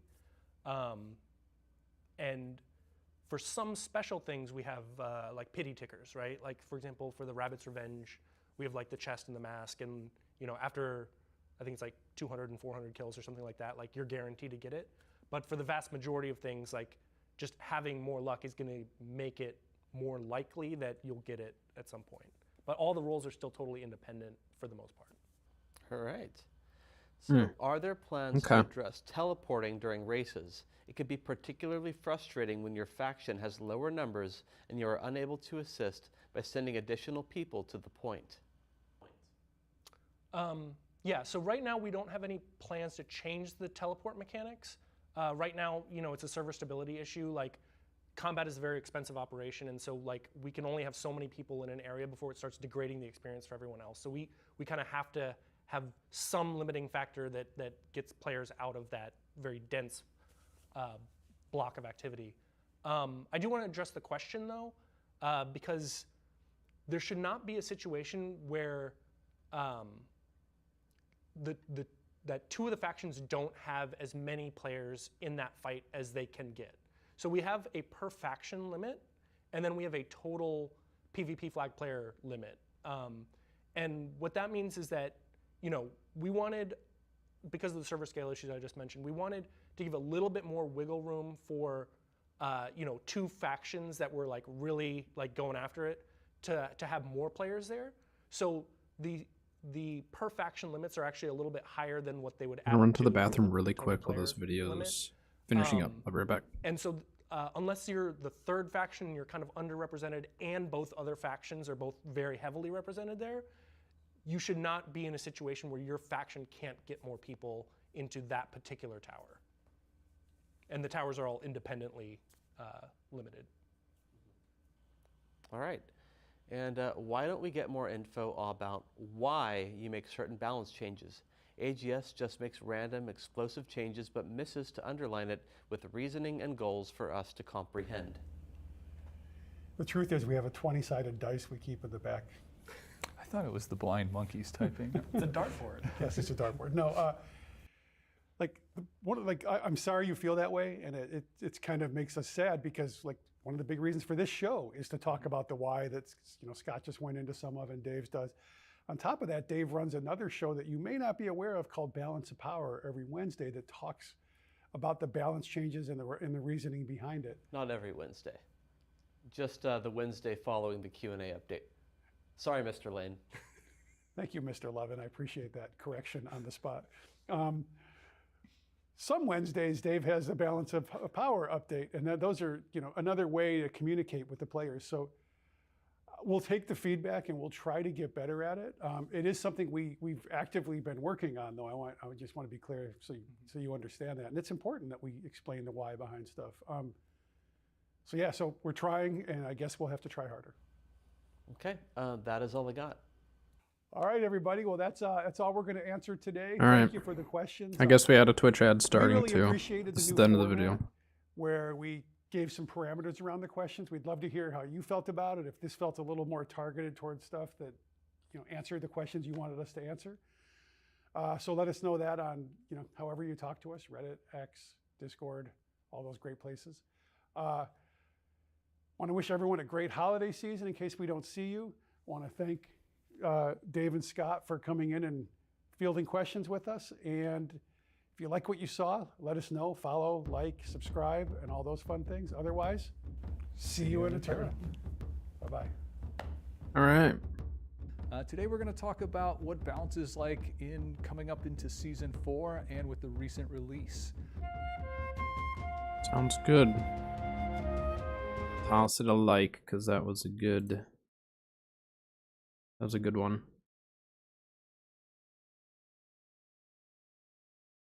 All right. That green is really bright. I didn't realize it was that bad.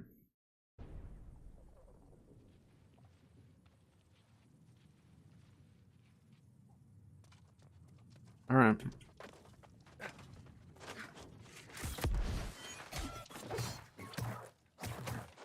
Stupid thing.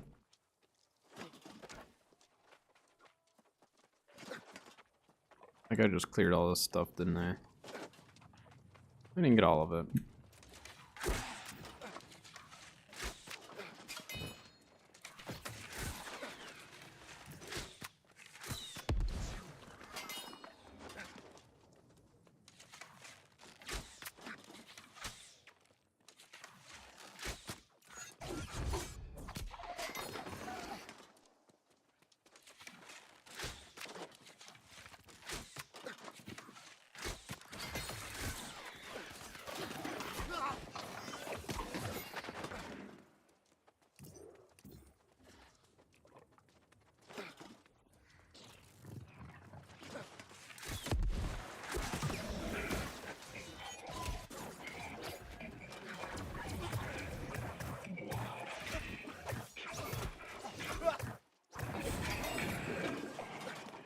I thought he was gonna blow up. I saw the light.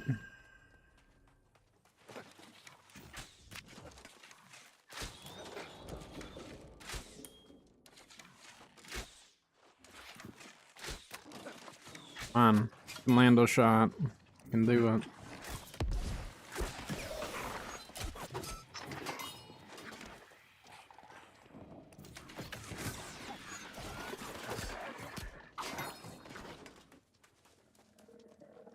I just want to pull at least one water glyph, please, game.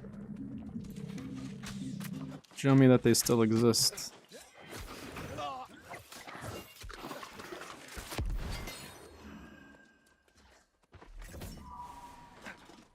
think I had that song, but still.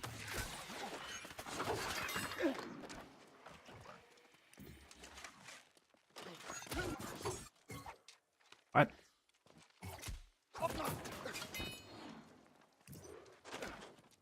So I almost need to lead with Rain of Arrows with this build now, don't I?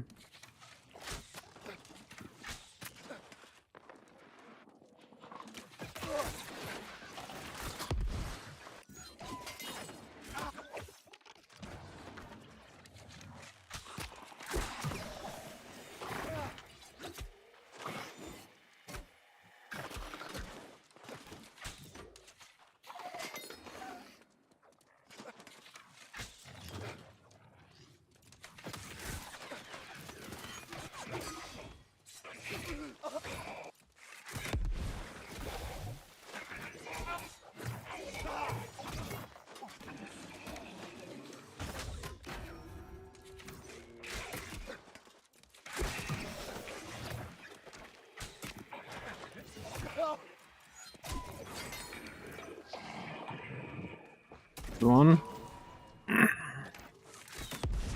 They do exist.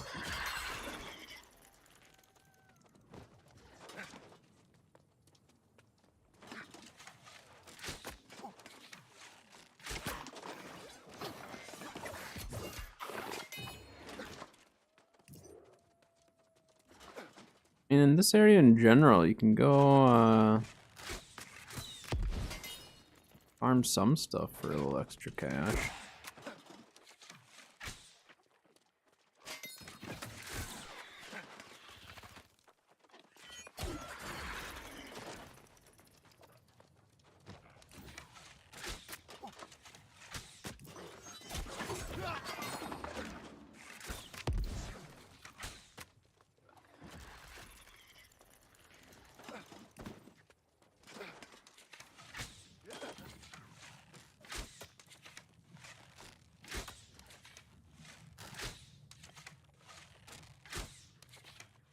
You can hit him. This game not gonna allow that. No, it won't allow that.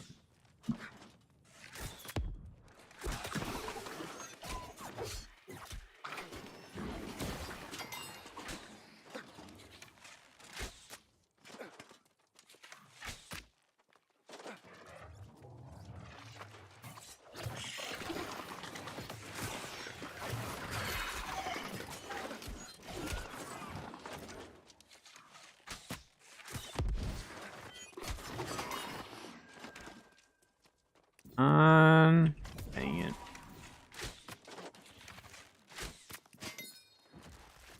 Just want to pull like 4 of them so we can at least get a grand out of this, you know? Lead with that, then do that. Ooh.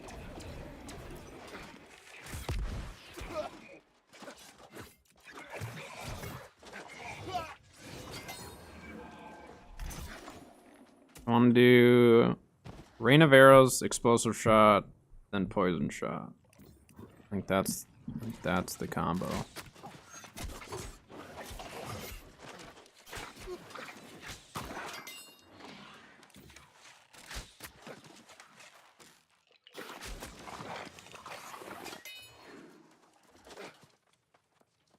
Rain of Arrows, Explosive Shot, Poison Shot. That should stack everything up.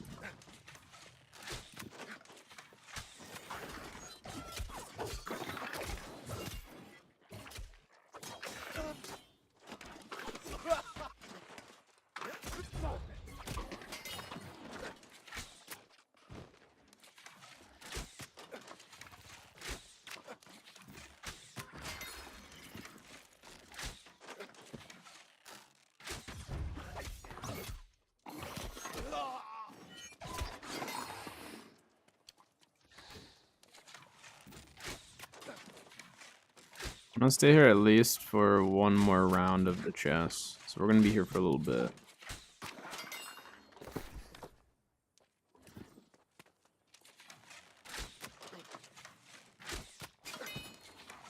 Or how Manny is like in Arc Ascended now.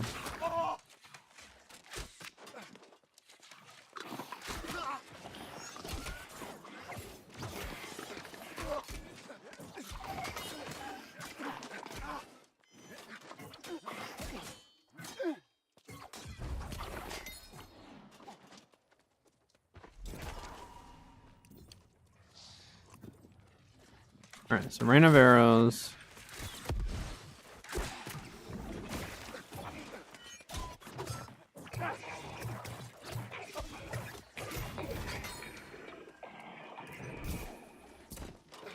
Dang it. I don't need that stuff.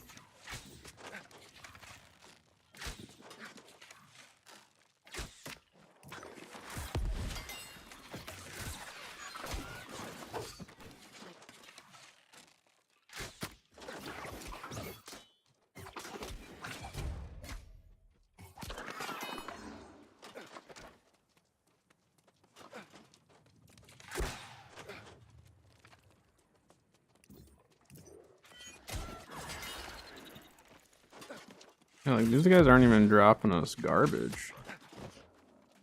They're just dropping nothing.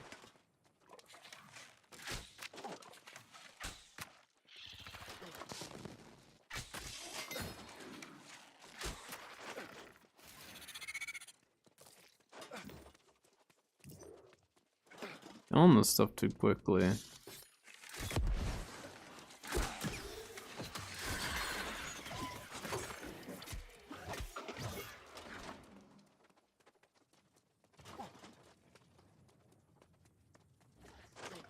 Wish you could see the timer on regular chess.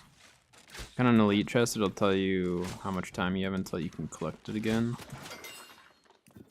They don't have anything like that for regular chess. We got this one first. Once this one pops up, then we know that the rest are good.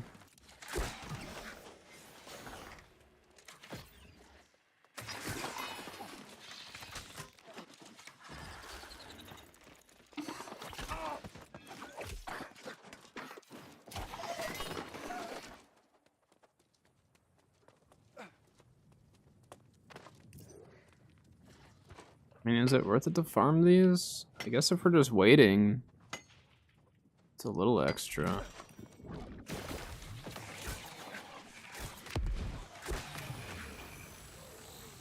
The dots. The dots.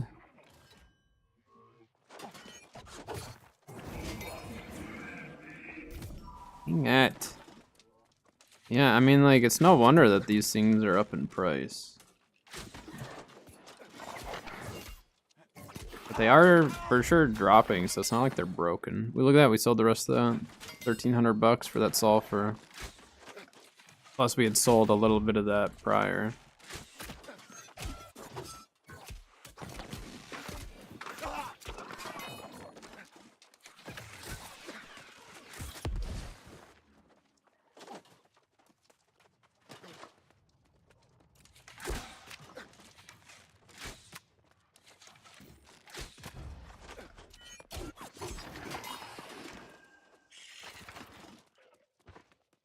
Dang it.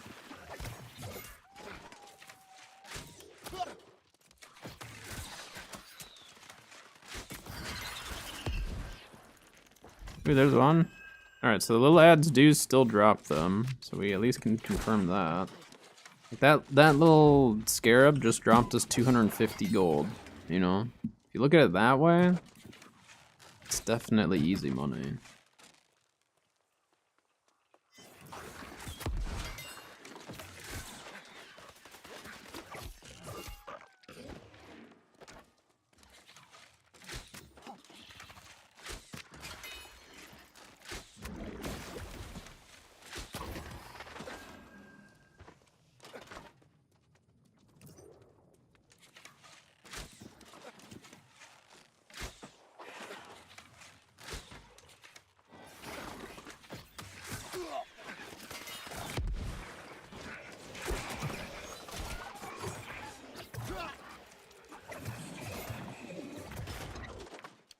Oh, that hurt.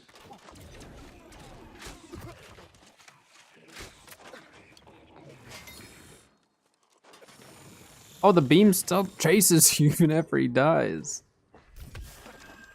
I didn't know that. It actually could have been really bad.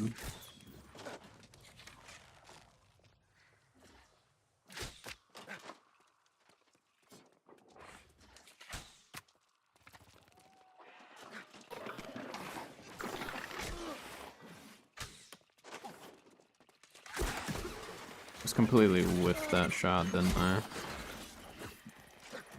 And I somehow missed all of them with that Tondo. Let's go.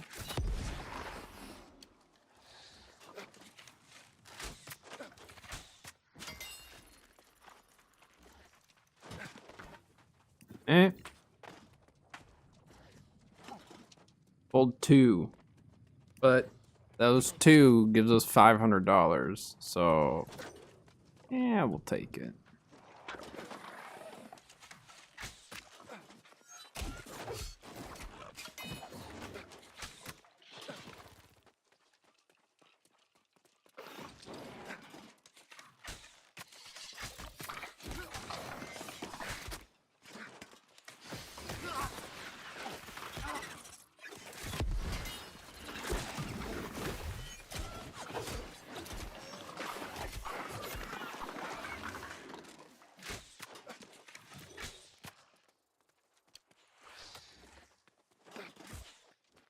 Oak.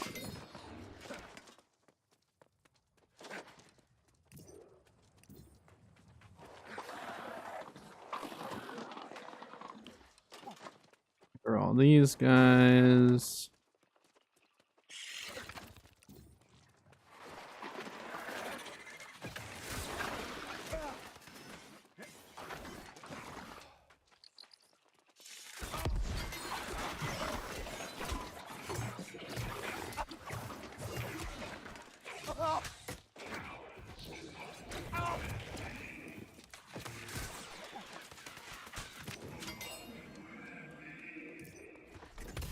Dang it, guy.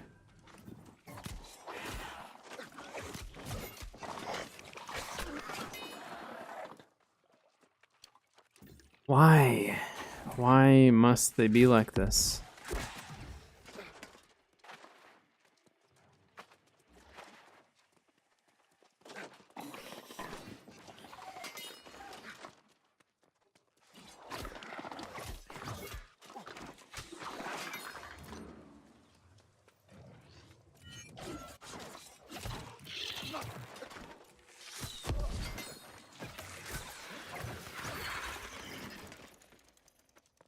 Eh?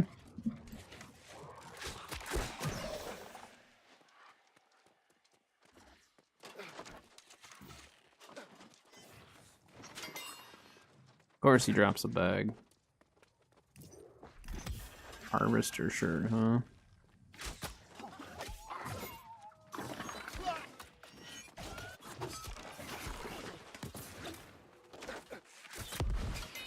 Stupid bow. Shooting me. Don't do that.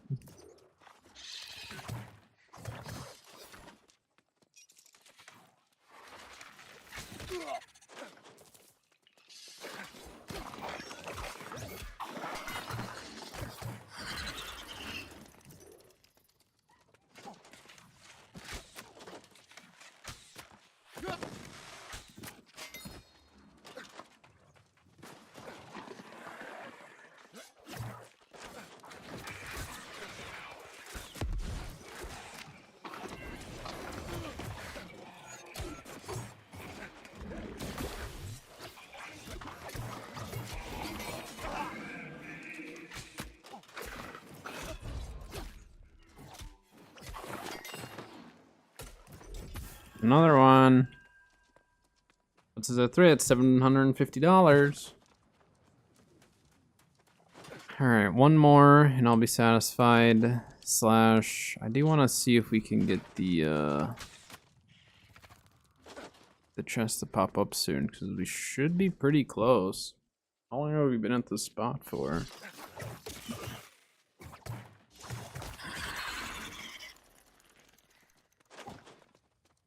That scarab one run went really, really quick. Is there a...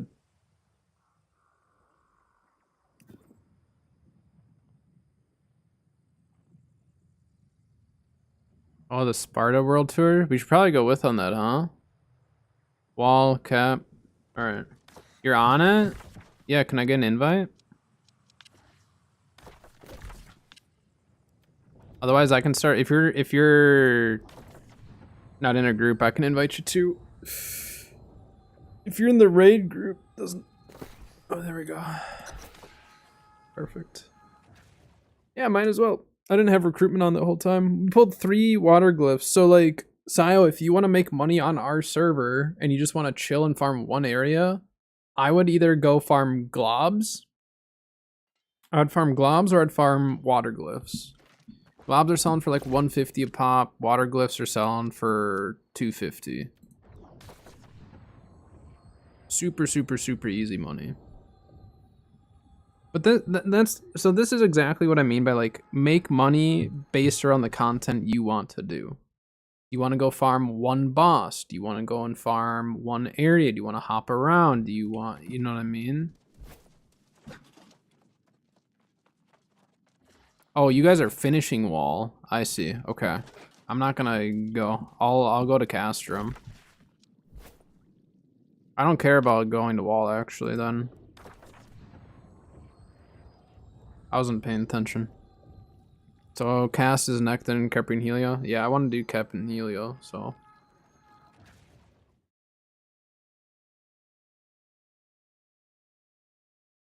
I'm so much more awake today. I was dead tired yesterday because like I had just like the worst stomach ache when I woke, or when I was sleeping. And I was so tired that like I didn't want to get up, so I just like slept through it and then regretted it in the morning. So it's just I did not sleep at all. But today I actually slept, so. From the humble to the great, kindles the light in Yeah, that's 750 right there. I mean, we started the day under 3K. And again, I'm not going on my way to like go crazy getting this stuff. I think I have a syncretic musket, but I'm not positive. I'll hold on to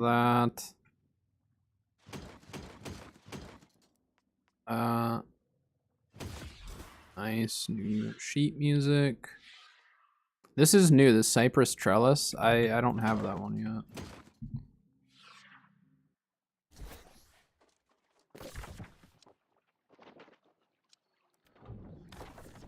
Alright, to Castrum then. Ooh, Castrum.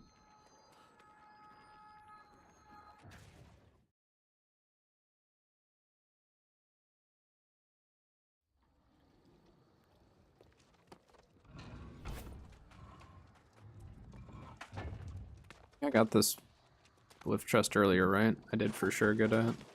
Yeah. I can get this one though.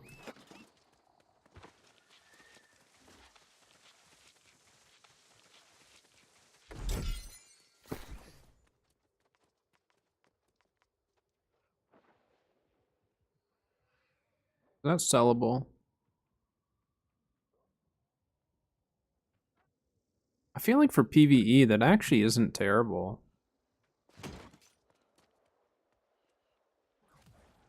The refreshing power shot used to be you'd have to get a kill. And that was awful. That made for a really, really bad perk. But now it's just a hit and you get a cooldown, massive cooldown reduction.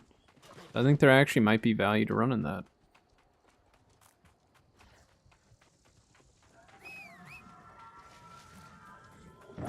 I hope there's a day where they decide to add pets to New World.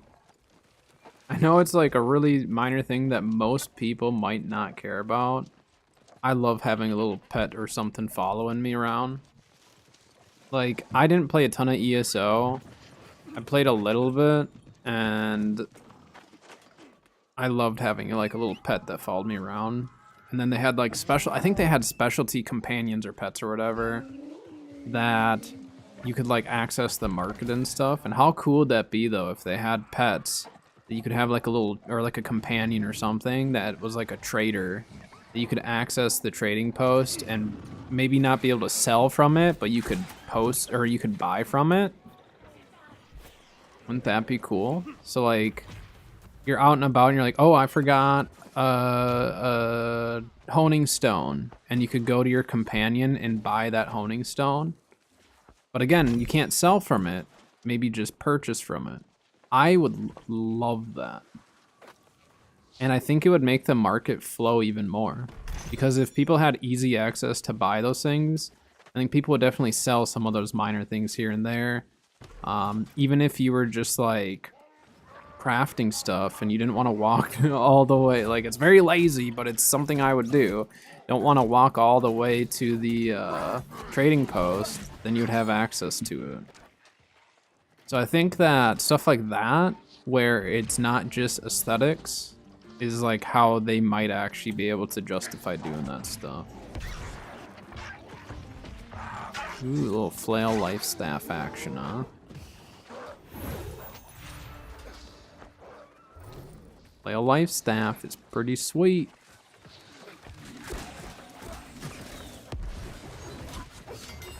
I'm really liking this rapier though. Like I've always loved rapier, but this new one is pretty sweet. Kill mobs here. Have people not been killing mobs on this train? I've gone with. Who's DMing me now? Oh, it's Sayo. Yeah, it never worked. Corrupt Progenitor. That has the refreshing move and blast, correct?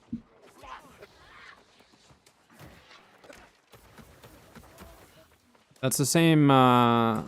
It's the same one that Bo actually has. Bo has that one with refreshing divine embrace.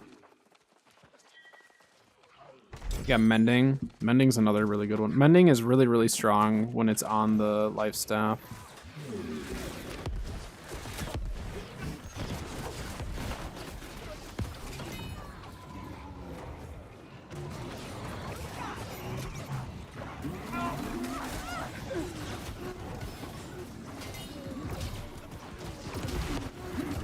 And mending protection is a really fantastic way to go. Like honestly, if you don't intend on like playing a lot of PvP, and like Outpost Rush specifically, the life staff that I have is still really good. But I do think like if I were making a PvE only, ooh, a Desert Sunrise recipe. But if I was doing PvE only, I'd probably do Refreshing Divine Embrace or Mending Protection. I'm getting a lot of gold stuff right now.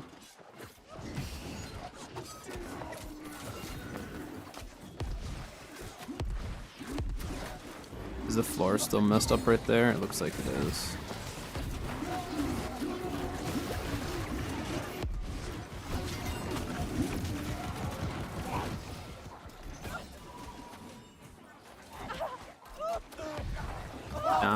hit me.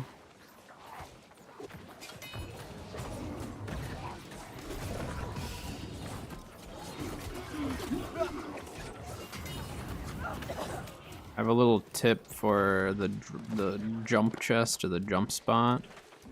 You don't actually have to jump.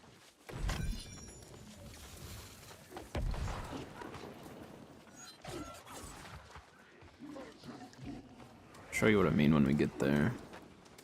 I used to miss it every single time. There's people like all over the place. You're brave for healing on a chest run. I don't like doing it unless I need healer loot, obviously.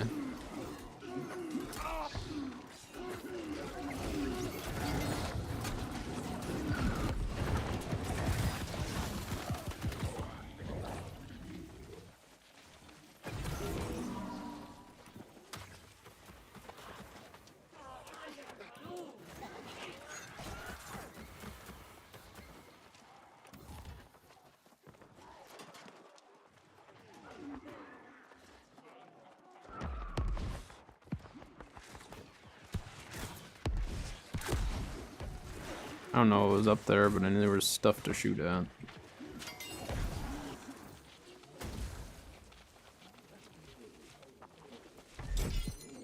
I doubt the Desert Sunrise recipe's selling for anything anymore, right?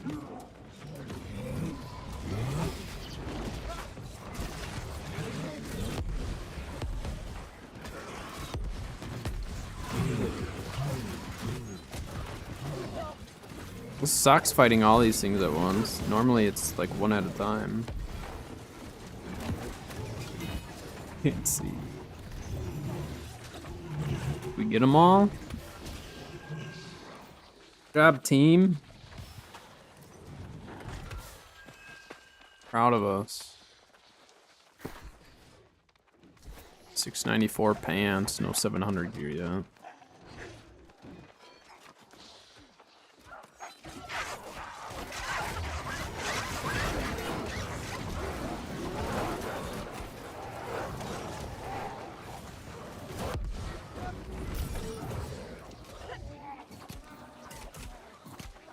That guy had him taunted. I shouldn't have been poking that. I should have just let the taunt take him away.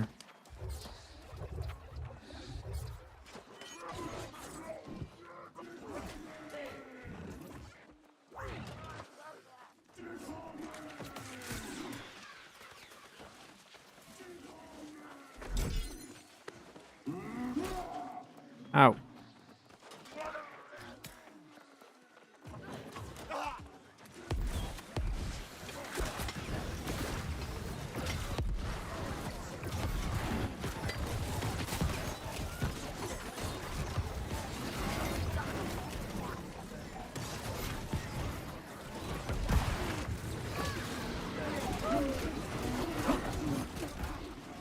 There's gold loot. I think those are old named items.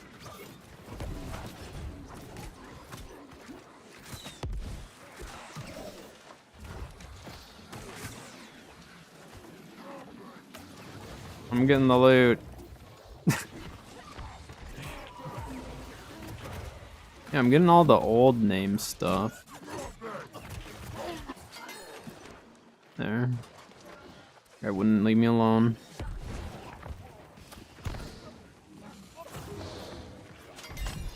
Welcome back, Game Boy. Out.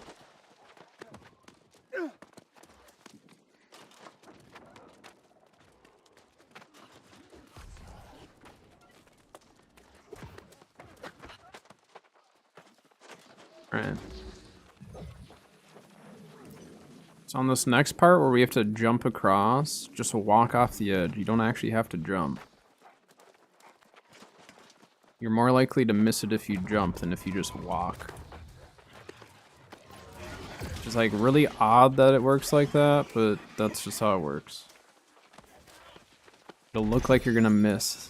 So just line up and just run off the edge and see your guy will just grab on.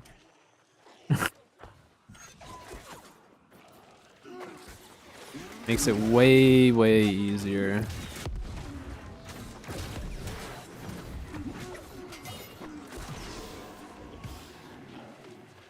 Uh-oh, Sayo missed.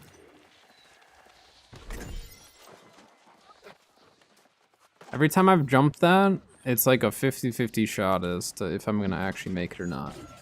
If I walk off, it's like a 90% chance. You know, you guys could just kill this thing, and then you could freely get the loot. That entire group of people weren't getting him. No, I wasn't gonna get it. He was swinging them all. Alright, Kepri's after this, so we'll do Kep, and then... yeah. Kep and then Helio. Alright, did you make it, Sayo? Oh, you're way over there. What is going on? Why is this guy over here?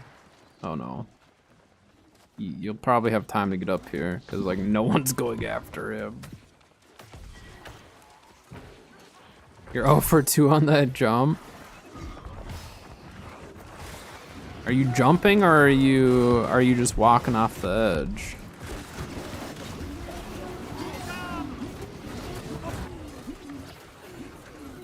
Because with the jump, if you even jump just like a hair too early, you'll miss it. If you walk off the edge, it lines you up like just right with it.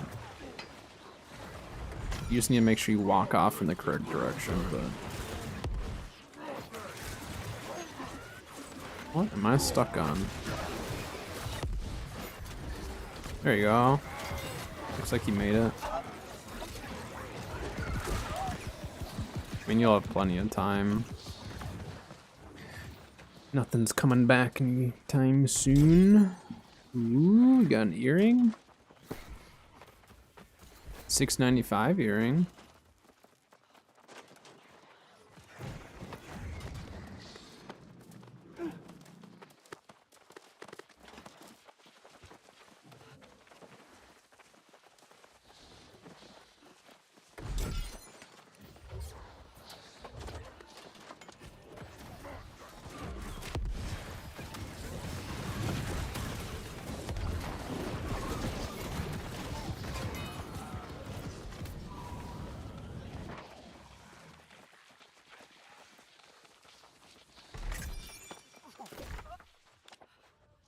Capri.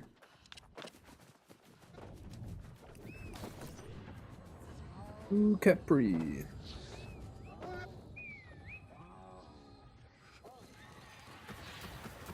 Are you...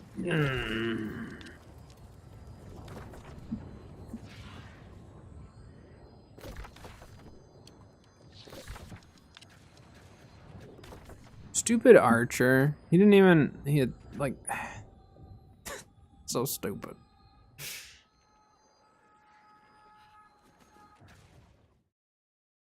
Why was it aggroed on me anyways?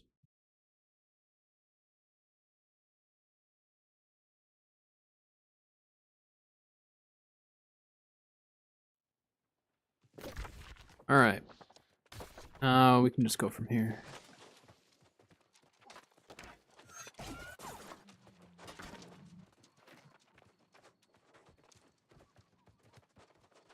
I don't know. We may have to do Capri after Helio.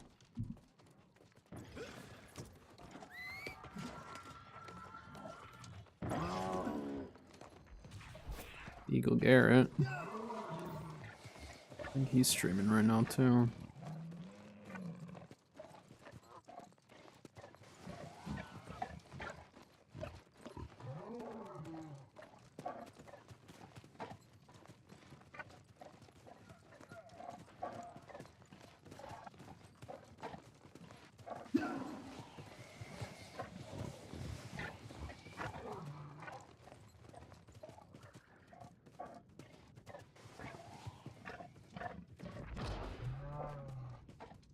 Jump. Stupid mount.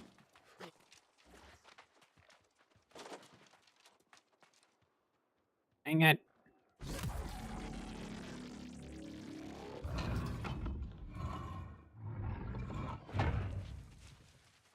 Gotten a lot of gold gear. I need to look through it.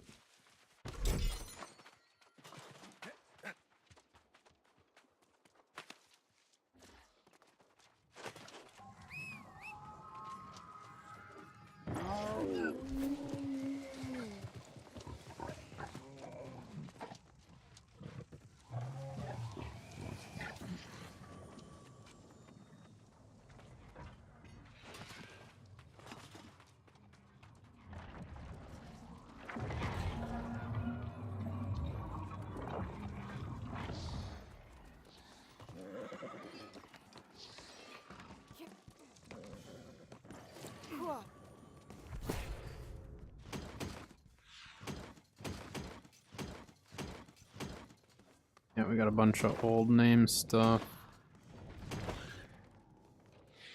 Vengeful Fisherman's Boots, higher gear score. Keratin ring, Keratin boots, Keratin boots.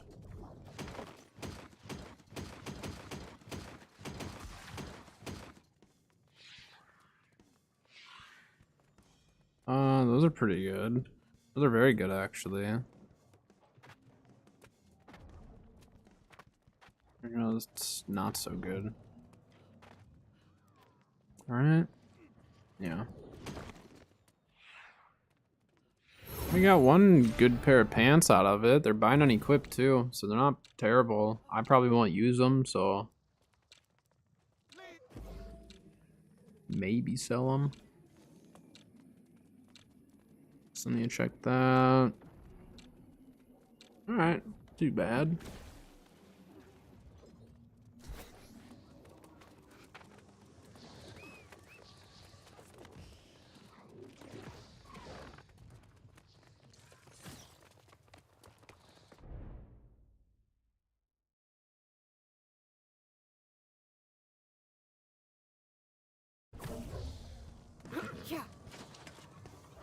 The loot over here, huh?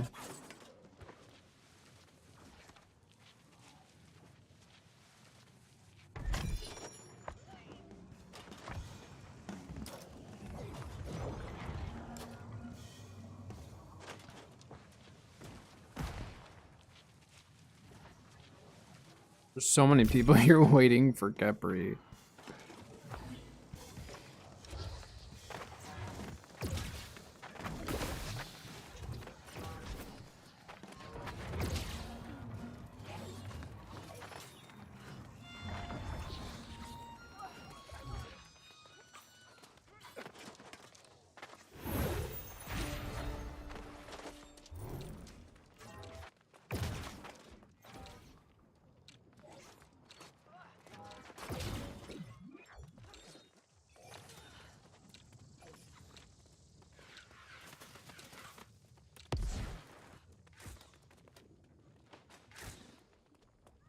They're on top of the bubble.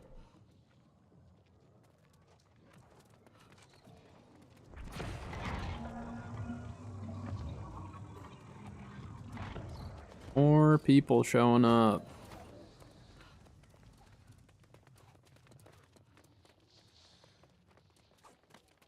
There's a lot of people here. But this is what I love. Like, this is why I love chess runs, okay? Chess runs, although, yes, it's a very repetitive content for some people, it's an MMO, right? We're talking, you know, lots of people online doing stuff together. Chess runs are exactly that. That is what we're doing. We all get together, we go and do areas that on our own would be way harder, or even in a small group would be way harder. We're all here for the same purpose. People are being goofy, having fun, like screw the loot. Who cares about the loot even at this point? Like, it's just the fun of having this many people here doing the same thing, just, you know, just playing the game. So, should they ever get rid of chess runs? No. I think chess runs are fantastic for a game like this. You don't have to participate. And I think the reason why they're even better now is because the people who are going on the chess runs are the people who actually want to go on them. Because there's not the gear score grind in terms of like, or there's not the expertise grind. There's no more expertise or watermark system. So people don't feel forced to have to do chest runs. You know? Alright. Bring it on, Capri. Whoa!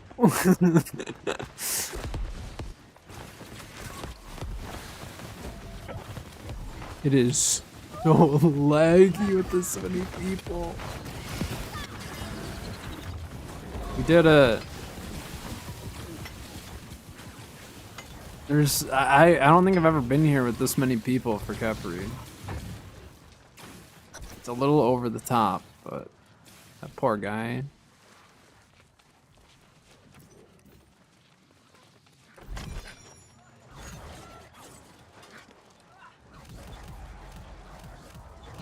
Open it.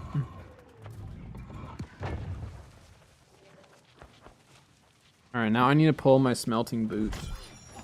Ooh, Scarab, Keratin Greatsword, Darkmare. So this is what I mean. We pulled a Scarab out of a non-Fool's chest. I pull almost most of my Scarabs. I pull almost all of them from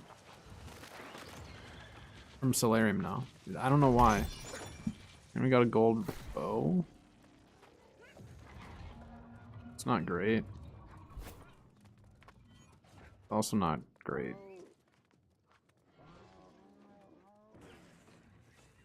Crushing Rupture, Grit Ward.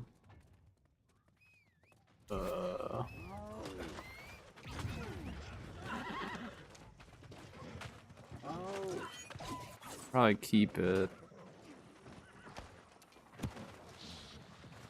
You know what, if I die, I'm probably not gonna make it back anyways. Like if I die, so let's just not worry about that.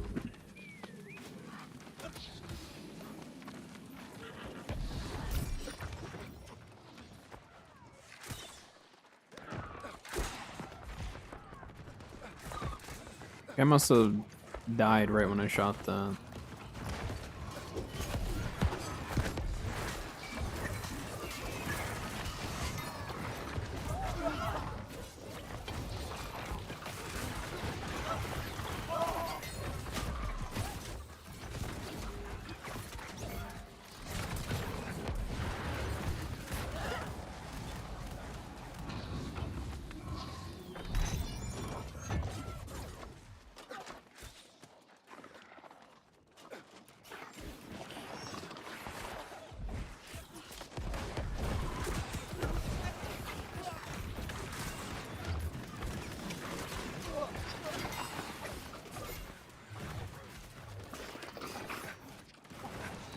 Need to make sure that I get credit for these big guys.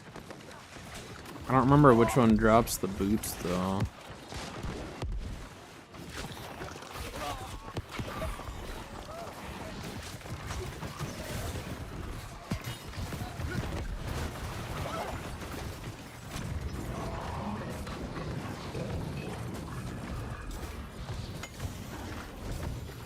Oh, it's not that one.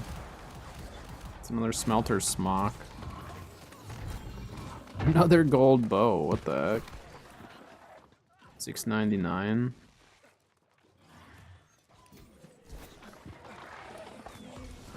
Lots of bows here.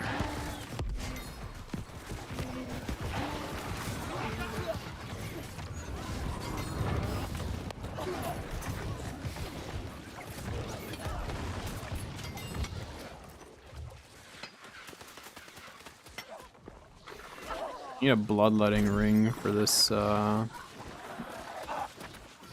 rapier. Probably do bloodletting instead of nature damage. I don't know. The bleed is awfully nice.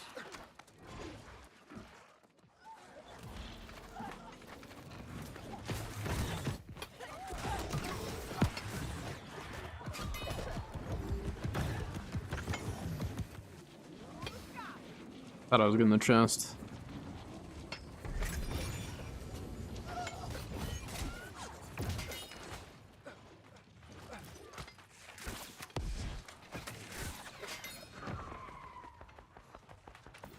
I assisted in taking out that one.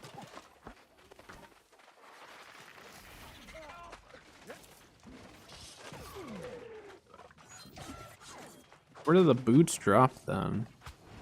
Is it the big guy? Because, like, I've pulled multiple pieces of every piece of the smelter stuff. It's just the boots that I need.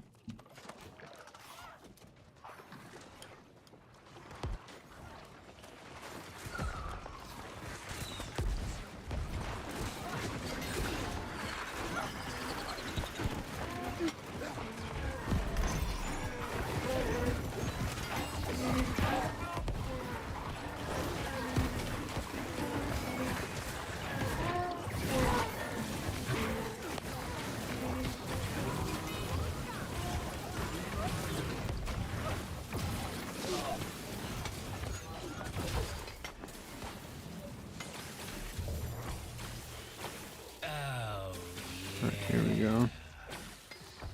Oh, Scoob. I forgot that sounded different now. Thanks for the prime, as always. Appreciate it.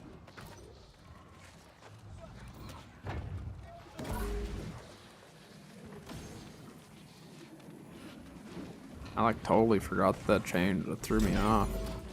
What is that noise? Cause like the bot that I use for their alerts and everything, they updated their sounds and it updated that one. Yeah, the oh yeah is different.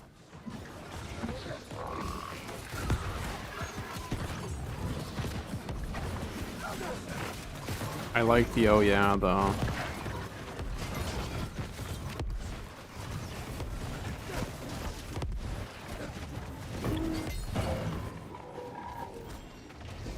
I'm gonna have to look up and see who drops the smelter's boots, because it's literally the only piece that I'm missing for that set.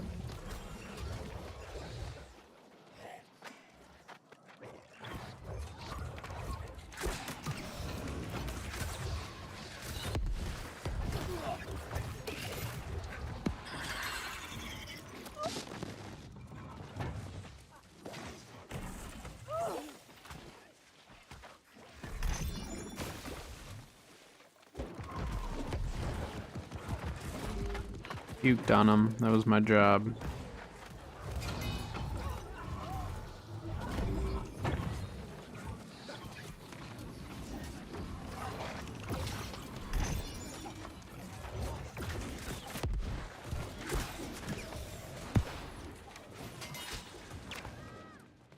Heard a bag drop, but it doesn't matter. I want to get credit for him.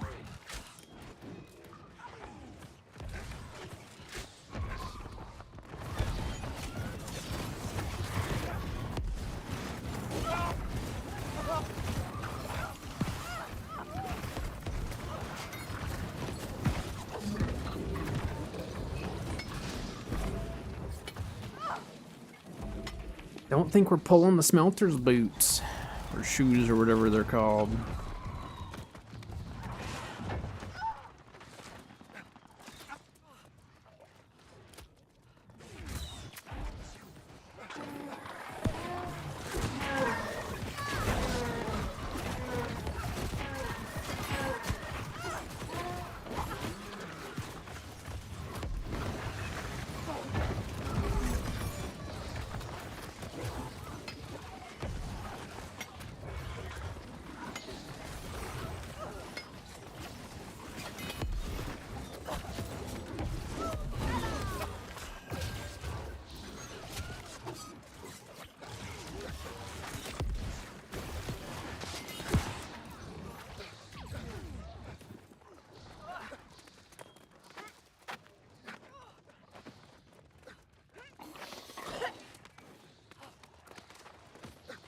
Helios is almost done.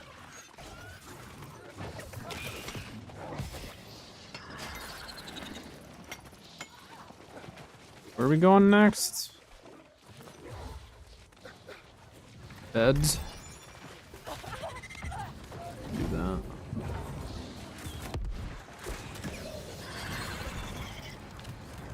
Since we already did Capri, we can just recall. Nice. We're pulling a lot of gold, just nothing that's overly useful to us. Couple decent things though.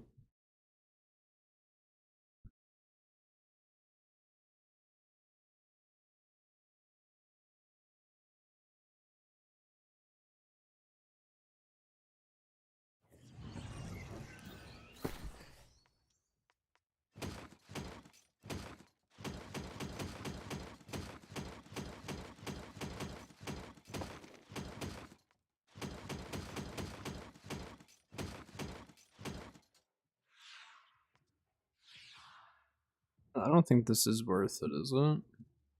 I will lock it just in case.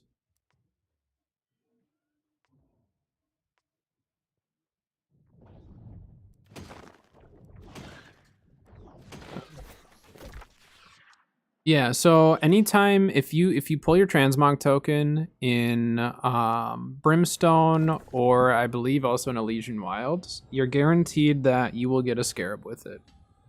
Usually you'll get a scarab, a timeless shard, your transmog token, and 1 gold item. Most of the time when I pull my transmog out of those 2 territories, I'll get those, like, guaranteed almost every time. I'll get 4 items like that. So like on Tuesdays, pretty much on like Tuesdays, I'll try to run Brimstone loot if I can, Brim and Elysian Wilds, because then if you do end up pulling it, then you just get the extra loot out of it. But yeah, that's almost every single time you'll get that. So best loot spots to start with on Tuesdays are typically Brim and Elysian Wilds. Obviously, if you pull it outside of that, that's fine too. It's just like, obviously, if you want the guarantee of the scarab and stuff, then you just want to run these places first.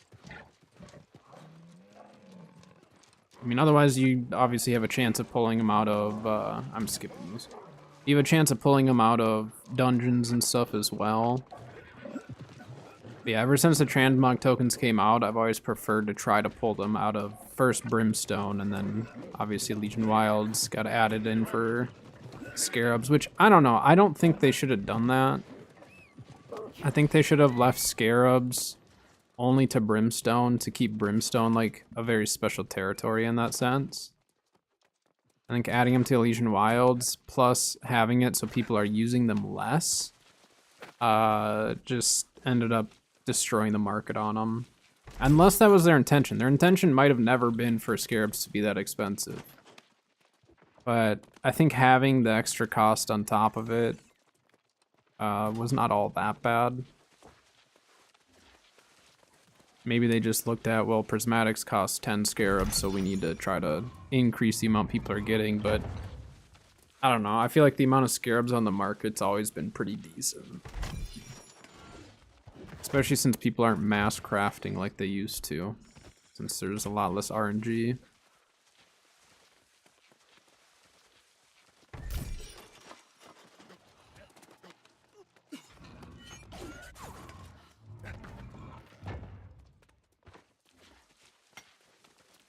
Where are we going after this?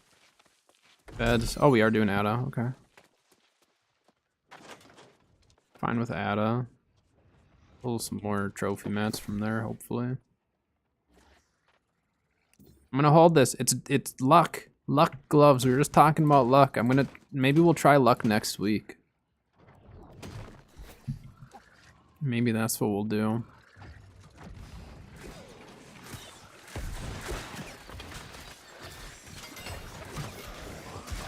Just do a ton of looting next week with full luck gear. I'll just set up a gear set for it. But I want to try to get... I mean, we could go as far as making luck trophies and stuff, but typically I don't care about that.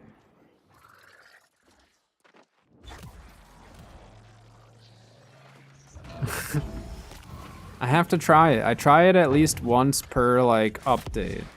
And then I get mad at it, and then I stop. So... your major luck trophies? I mean, I'll borrow them.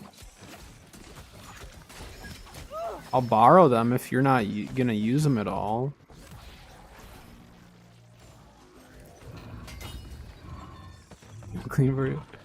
I gotta make sure they're still lucky, you know? But no, I mean, like, if you don't mind so I can do some testing, I'd appreciate that. It doesn't, I mean, I won't be doing it until next week, but next week, let's plan on trying, like, testing the luck in the game. Like, actually trying it. For science. And then I'll try to put together as close to 700 gear as I can for it.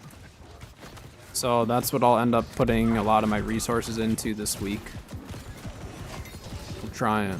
We're gonna give luck like an actual real go and see what happens. What would be amazing though is if I borrowed your trophies and like the luck somehow was working better than it ever has, and then like I pulled the trophy mats. Be crazy. Yeah, I mean, trophies are pretty expensive. They've definitely come down in price. And like, obviously, you know that I've never cared about luck ever. I try it, hate it, move on from it. But I've pulled enough of the luck trophy mats that I probably could have 3 major trophies by now, but yeah. I also sold them for probably over 20K.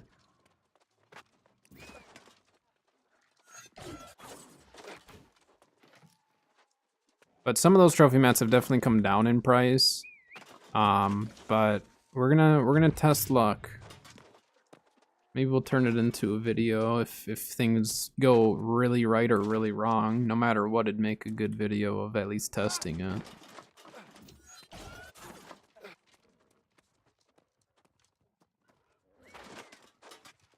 Alright, we're gonna be going to Ebonscale. Ebonscale is a territory. We want to be grabbing every single loot chest we can. Including provisions. Provisions and loot. Every single chest in Ebonscale has a chance of being good. Every single one. So do not skimp on Ebonscale loot. Like, I think Ebonscale might actually be one of the best, absolute best territories to loot. Like, just looking at all the craft mods that are available there, and looking at the provisions, and then the schematics from Imperial. And honestly, I would almost, depending on what you're looking for loot, obviously, I would say Ebonscale might be the best territory for loot.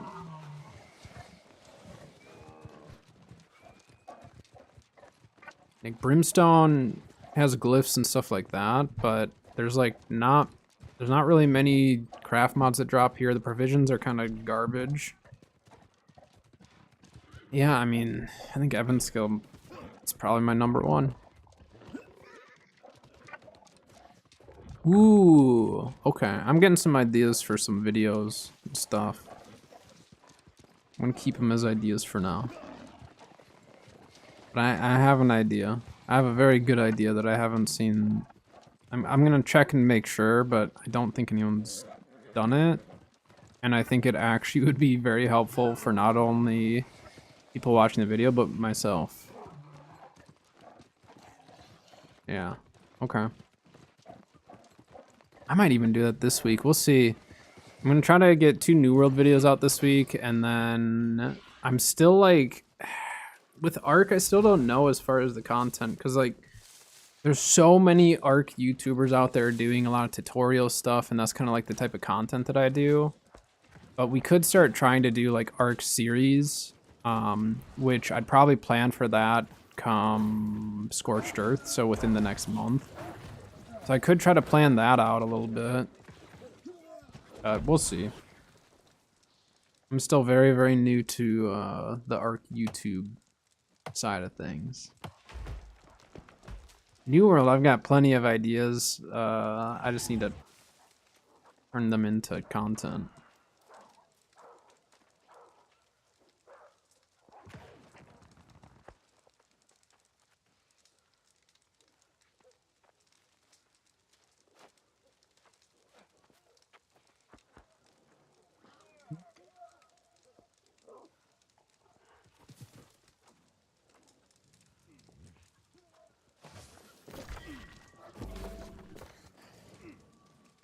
You know, skip this one? Okay.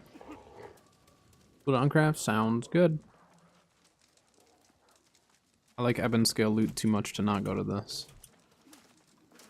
Watch. We're gonna pull a Mending Vortex perk, okay? Now, do I sell that? I don't know. I don't know if I could bring myself to actually sell a Mending Vortex. I spent way too much on the one that I used to craft my flail. I want to craft more flails, that's the thing.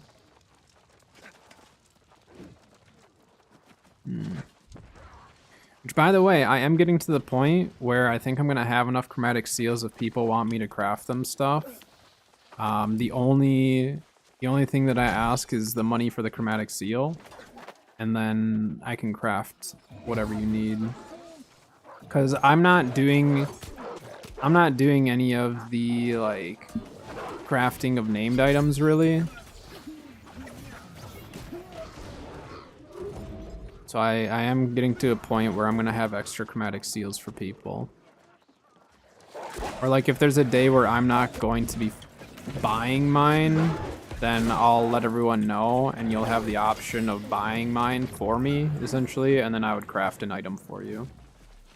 Because with one chromatic seal, I can guarantee a 700 roll with 2 perks and the attribute. The only way I can guarantee 700 with all 3 perks is with the Azoth Inductor, and that's going to put you back.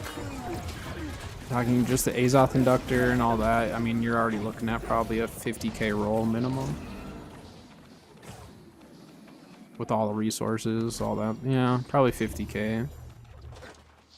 But you're going to get exactly what you want. It'll be 100% exactly what you're wanting. Just expansive.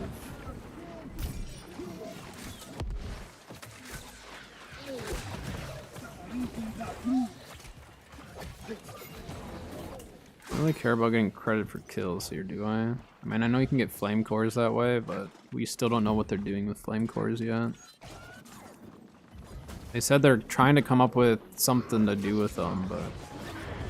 Oh, that, like, almost killed me. That almost one-tapped me. That was scary. Ow.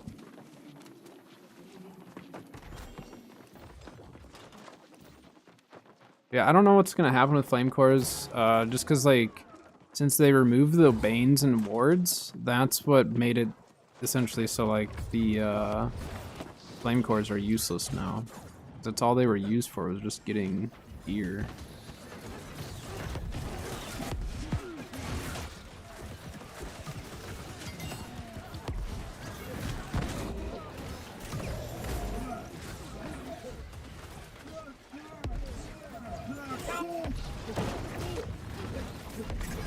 A reminder, everyone, I may be streaming on Saturday for the Extra Life event for Ark.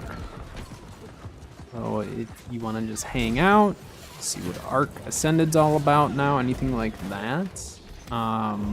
There's a charity event going on through Extra Life, which a lot of you might know Extra Life, but Ark does a deal where as people donate, they increase official rates and stuff. And so for official players, it's huge. Like, it's a massive day where we can breed our dinos like crazy, get a whole bunch of stuff rolling, farm up a bunch of stuff. Like, it's a really, really big day for official players. And so since it's such a big day and we'll be grinding it most all day, like, it's going to be a hard grind, a full, like, 24 hours. And I'm going to stream as much as I can. Probably. I can't for sure promise, but I would like to stream as much of it as I can. Which I don't stream on Saturdays normally, so... If you want to hang out on Saturday, I'll probably be here.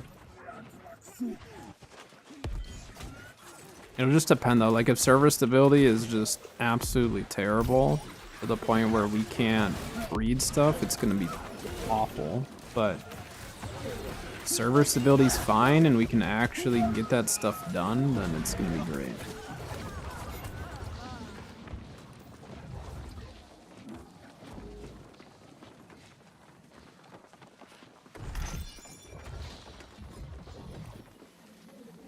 What's next? Is it Merc next and then... Wait, do they not do mines?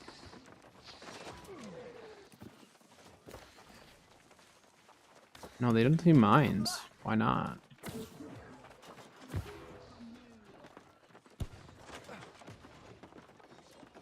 I don't think there's a chest over there. No, people are just running over there. Someone got a big group of people to do it. It's fun to do at Imperial sometimes, because I know which houses don't have anything, and if you just run into it, you'll just watch a line of people go. Most people know Imperial now, but there's a few who don't, so you can usually trick a few people to run into a house and find nothing. Come on.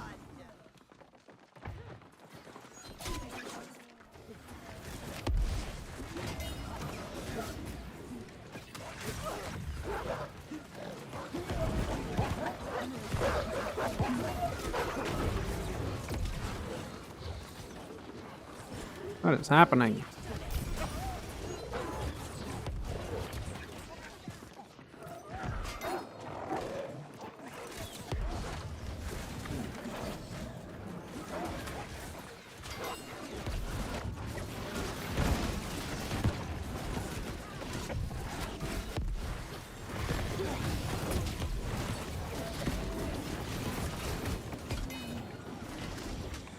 Wow, Crest of Fortitude. That's fantastic. Thanks, guy.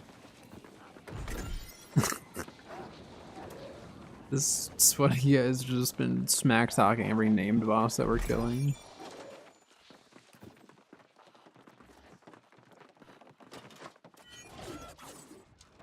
What that person pull? Working Flame. I mean, like, that's not terrible. It's not the greatest, but it's not terrible. Usable.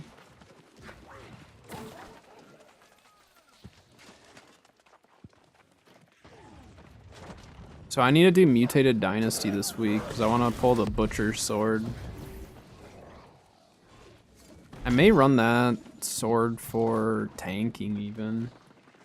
I don't know. I have a really good tanking sword that I've been enjoying using. Alright, can we get the trophy mat? That'd be kind of cool. We did not.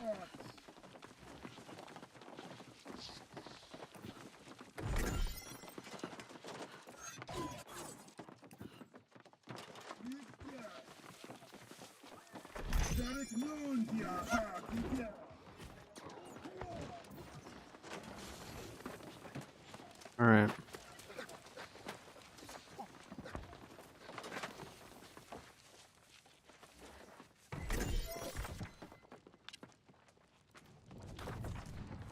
No luck on the Adder run. Coming to Merc. I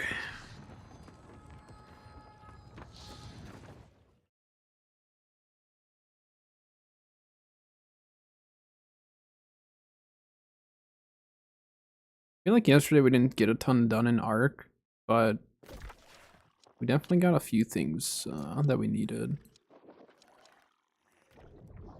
Alright, we're coming to Merc, Sio. Merc Tribute. Yeah, I mean, let's just stay for the whole run. Why not? It's still pretty early. I need to run to the bathroom really quick. This coffee is just going right through me. So I'll be right back.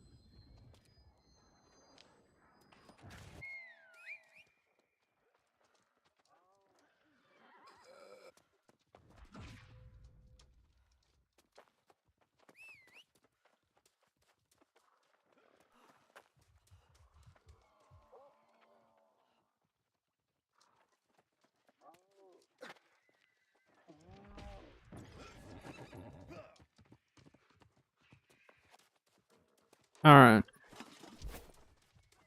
I'm back.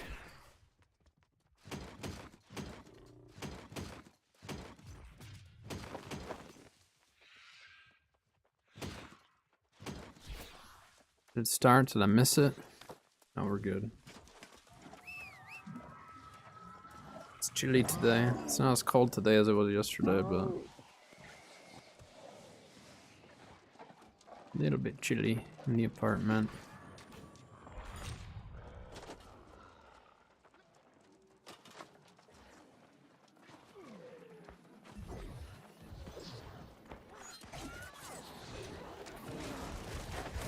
Oh!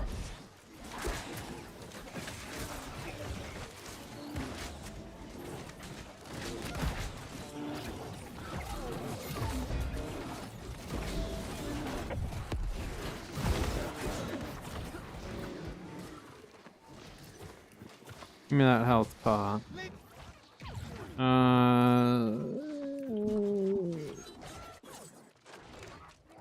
Provisions are not worth it in Shattered, I don't think. Are they? Does sugar drop in Shattered too? I don't remember now. I'm gonna check. This is good because then I can test this a little bit. Rice.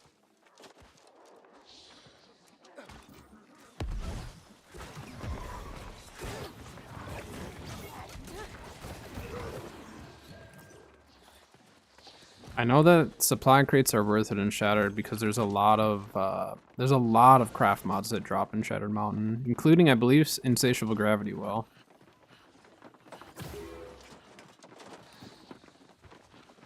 But I don't remember Provisions. Provisions is the one that I'm not as confident on for the territories. For loot, usually I'll know most territories if it's worth it.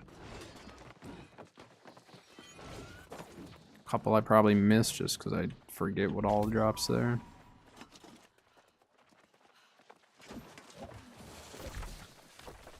None of the portals are up anyways. A lot of people don't like mines, but you do have a chance at getting armor or hat. I don't know if those still sell for anything. But I will say, when the portals aren't in Merc, it's very, very easy loot. Like, you can get these solo. You have to hop around a little bit.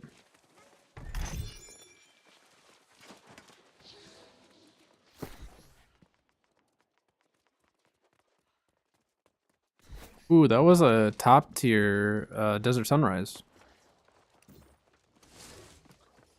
17.5%, so that actually might sell. I already have it, so.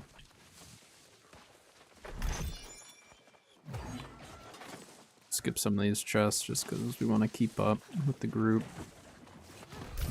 It's a big group, so they move quick. Just because they clear everything so quickly.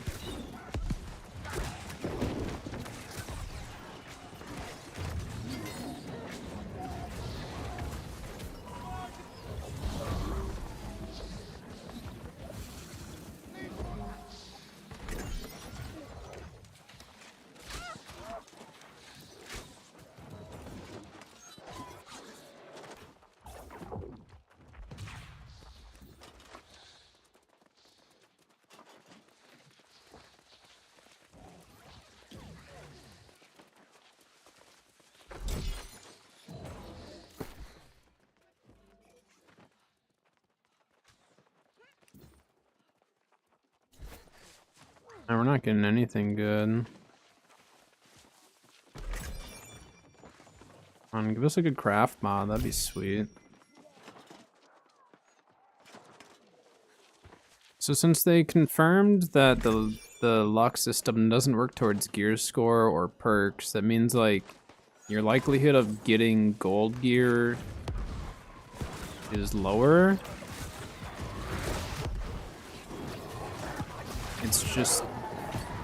It just changes the table a little bit. Just shifts where your luck is at on that table. So yeah, I don't know. We'll test it though. We'll definitely test luck next week Try to stack as much as we can. Probably try to save some of the turkey legs and stuff so we can try to just, you know, put as much as we can in there. I'll have to see if I have a couple of extra luck bags. Otherwise, I may have to craft some luck bags.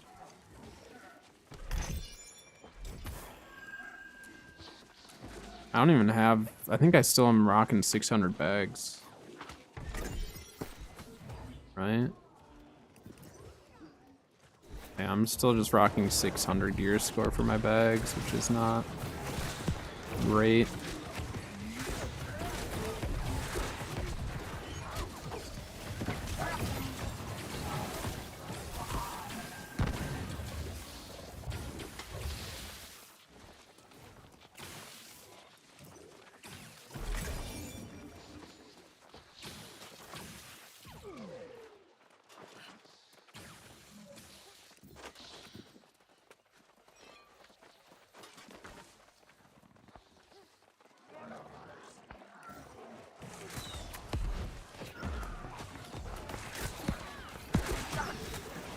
Whoops.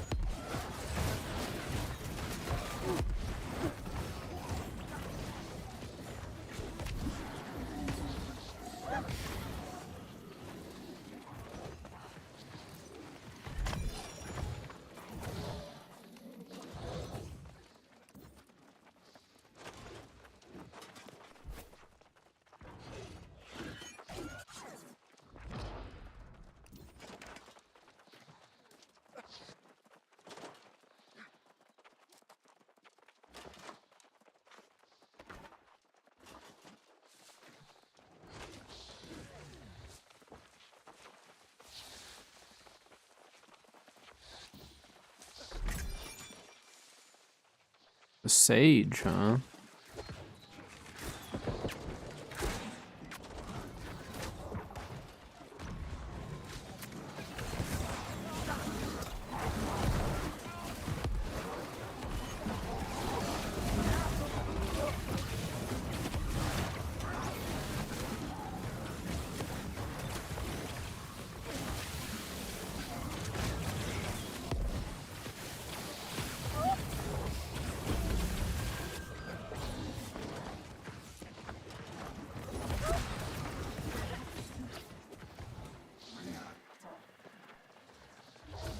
All right.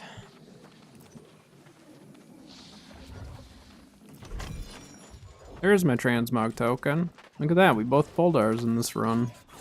I wish I would have gotten it in Brimstone, but I don't care.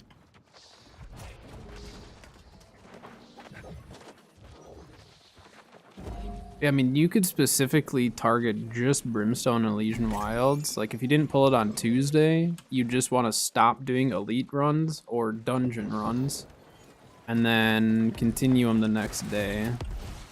And I guess if you did it that way, you would guarantee a Scarab with every single transmog token then.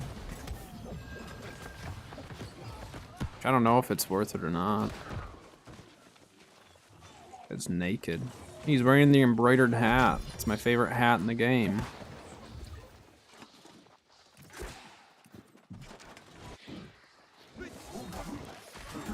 What the heck?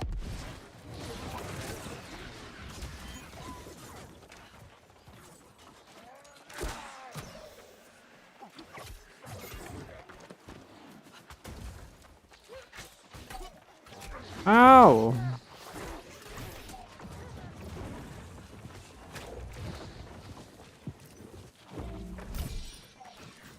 What's next? Tribute.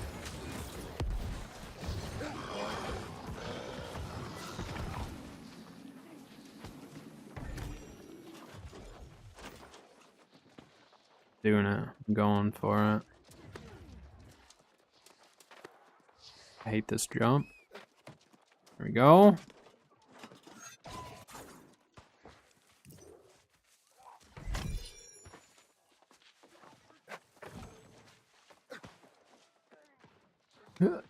Nice first try.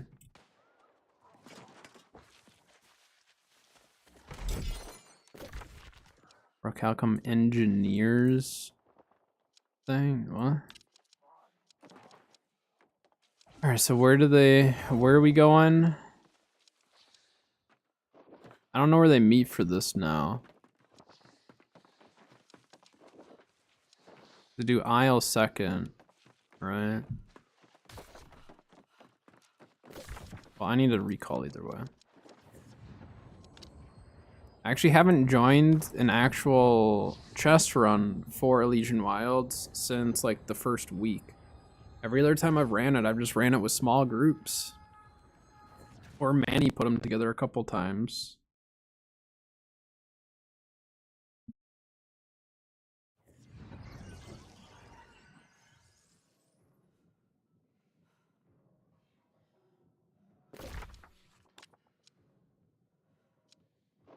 Okay, so we do just start down here. And then we just go up. So we must follow the same route that I've gone on Manny's run with.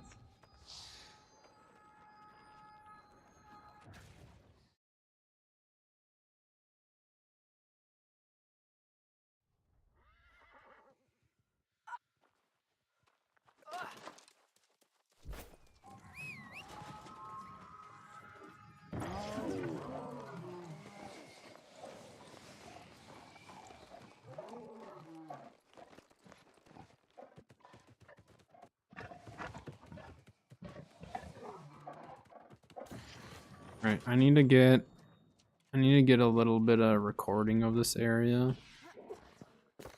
So I'm gonna actually change this to console, and I might be a little bit quiet. I just need to get a little bit of footage of it.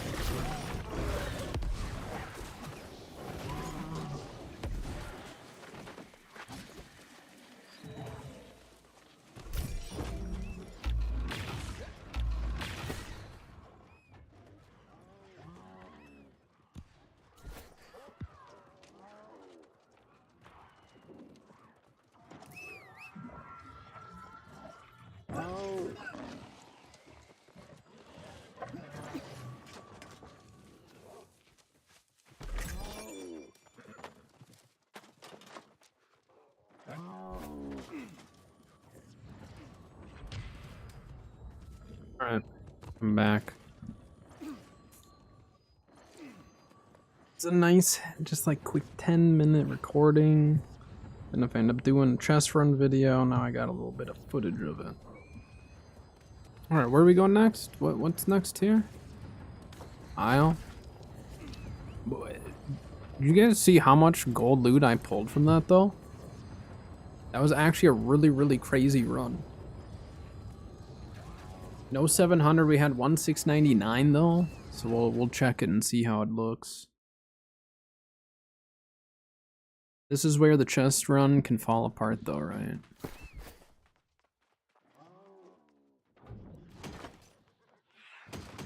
None of the purple gear is worth it, we know that much. So let's just get rid of all the purple and green junk, and then we'll go through all of our golds at the end.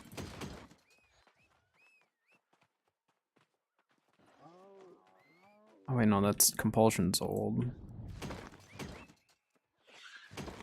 I think I have all the Soul Shroud stuff. We can catch up. I'm not worried too much about getting up there.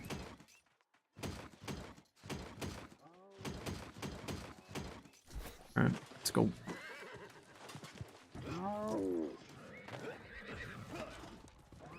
Hopefully you're pulling some good stuff, Sayo. I mean, as far as pulling gear, this may not be as quick as buying it on the market, but with loot biasing and everything, you really can get an entire armor set together. Will it be best in slot? Probably not, but it's a good start, and then you just slowly, you know, replace pieces as you go. But like, if they made the best in slot stuff so easy to get, it'd be rough, because then it'd be a lot less exciting. Ooh, those are pretty good. Like if you go medium armor healer, or even, wait a minute, what do they have?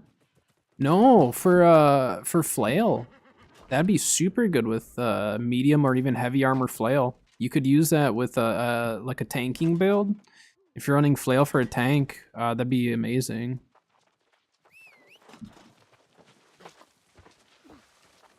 Or yeah, with featherweight. I kind of forgot featherweight's a thing. I actually don't have it. I never farmed it up. I should just go farm it someday. It's just, I've had so many other builds that I've been working on, you know. And like Nimble Coat, I really like. I think if I run Scorpion Sting, I'll probably be running, Nimble Coat just for the cooldown reduction.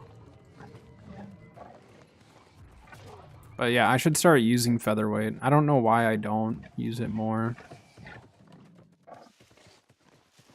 Oh, so we start down here? Okay. Again, I haven't been on a chest run here since the start of the expansion, really.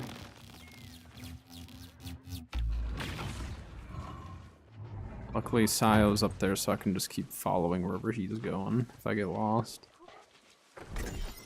We're pulling so many golds today, though. I don't know what it is.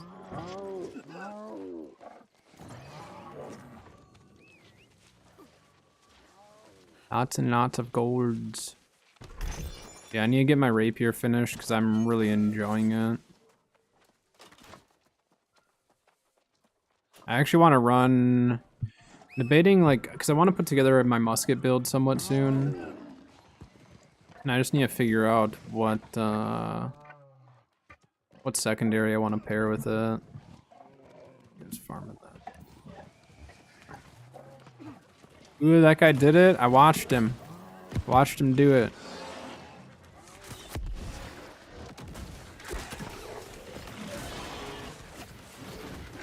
Like how it's aggroed on me for some stupid reason. My dots? Look, he's...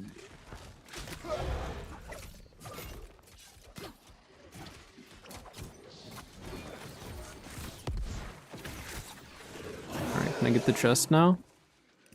Oh my gosh. I need to be careful with this build. I didn't realize I was going to hold aggro like that. Look at that. We're pulling so many golds.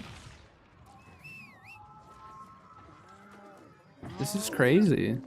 I never, like, I pull a lot of golds, you know, but not this many. But I guess when was the last time we actually ran a full chest run? Well, pretty full chest run. It's been a bit.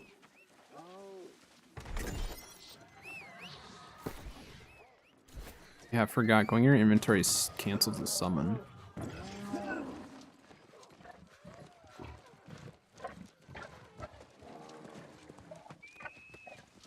No chests over there, right? No.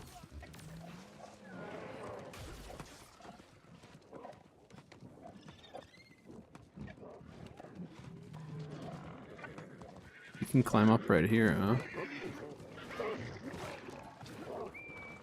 Okay, I like this. This is a cool little run.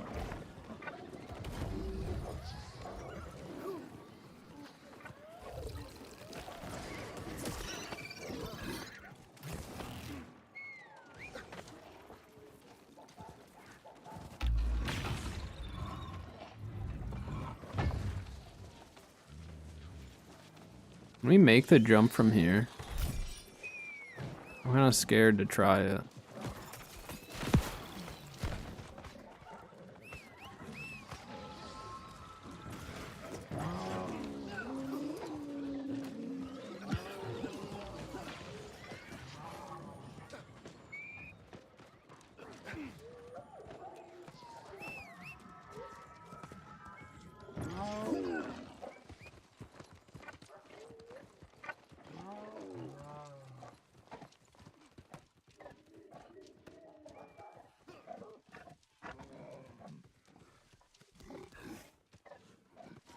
Didn't we technically skip a chest? Yeah, there's one back there.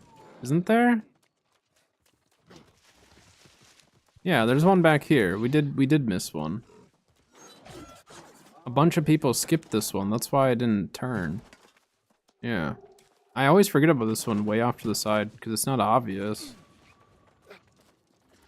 Come on.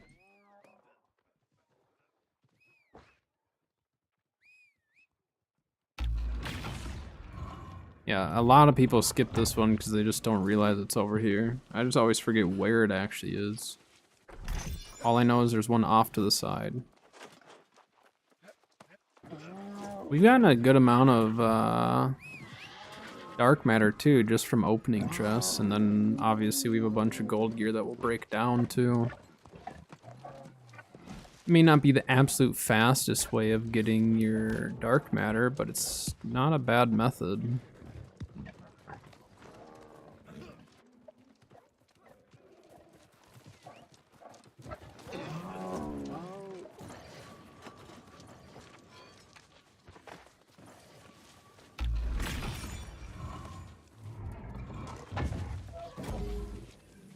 Give us the loot. Loot's been extra juicy today, I like it. Only the juiciest for us.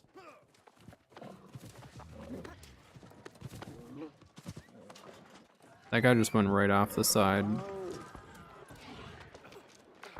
Watched it happen.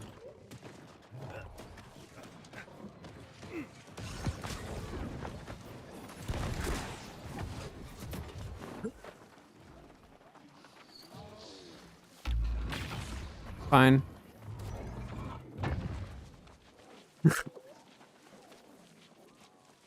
That was almost tragic. Ooh, look at that, we got some trousers.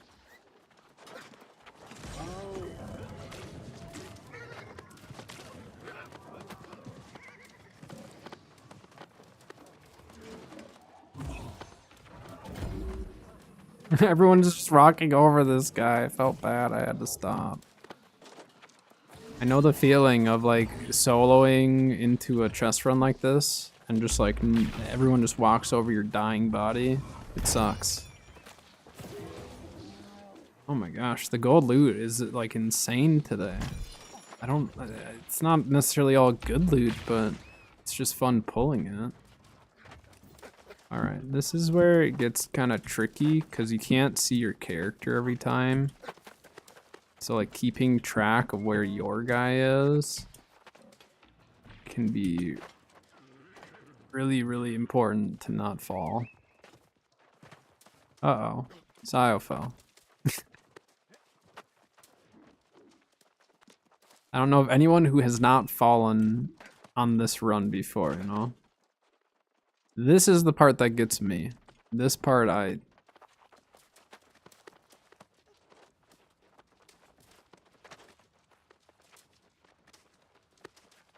don't like the whole falling thing. Okay.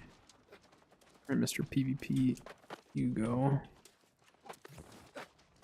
Oh! We're fine.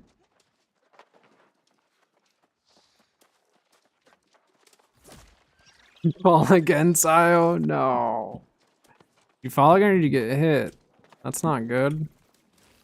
I mean, at least you got the majority of the chest, so. Waste of food. Well, at least you got those gloves. Those gloves, like, I always figure if you can pull one useful item, the chest run was worth it. Because more than likely, to pay for that item would cost you a lot. Or to craft it, or what? Oh my gosh, really? Oh, didn't try again. No, I feel you on that. It's a little demoralizing when you fall sometimes, because you just like, you know the amount of work to have to go back up and to potentially just fall again. Sometimes it's just not worth it. Yeah, that was a very successful run for you.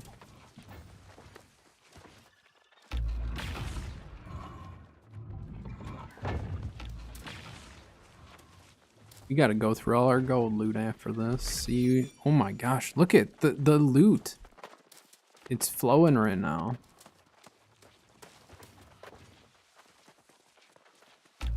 It's crazy. I mean, likelihood is the majority is not useful, but we need dark matter, so I don't even care if it's useful or not.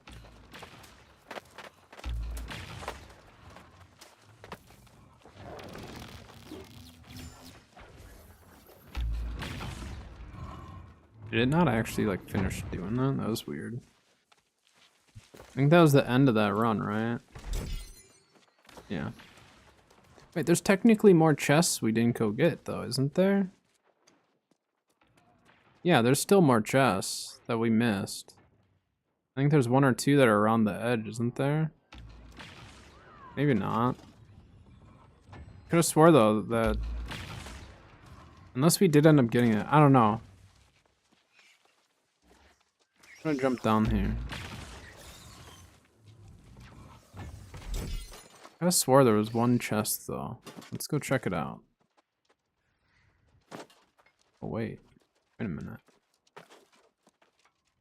Now, this isn't worth anything really anymore, but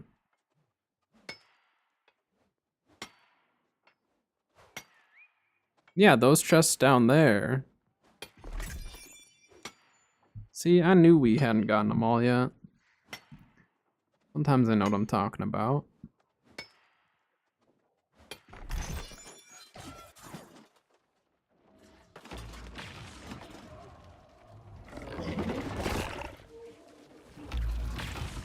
Oh. The loot, oh, it's so good.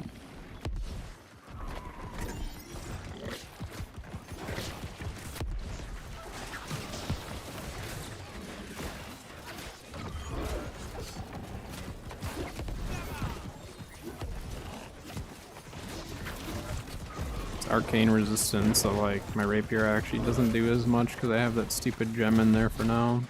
It's just temporary, just a placeholder gem really.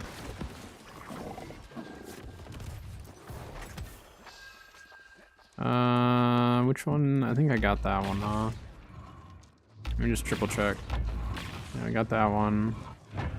Yeah, it's just this one.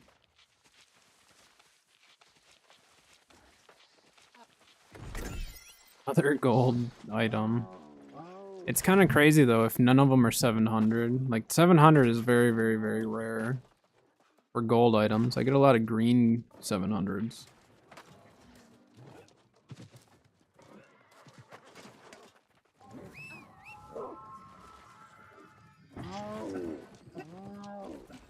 Yeah, there's one out there that we didn't get yet. And then I think there's more if we loop around, right?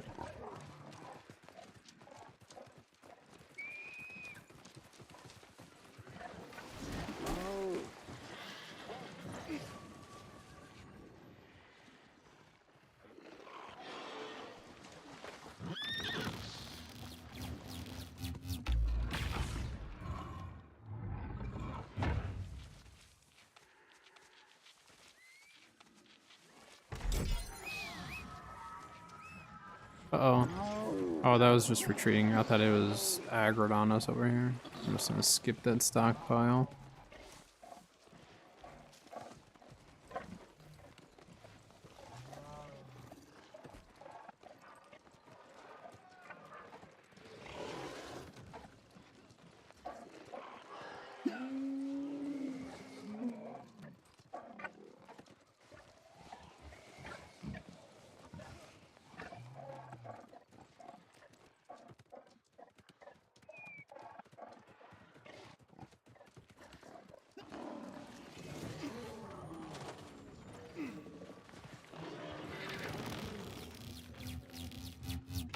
We're just not even gonna bother killing this thing, huh?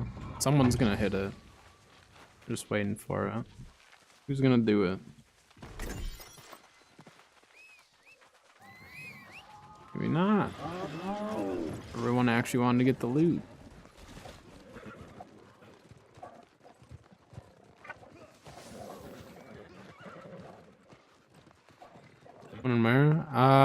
Once I'm done with these last couple chests, then I can meet you wherever.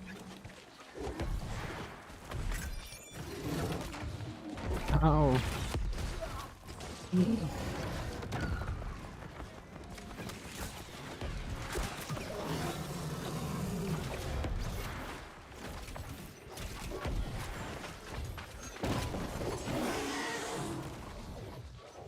Okay, I'm good.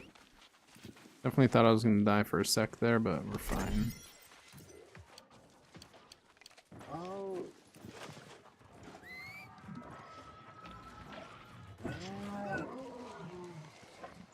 Didn't we already get this one? Right?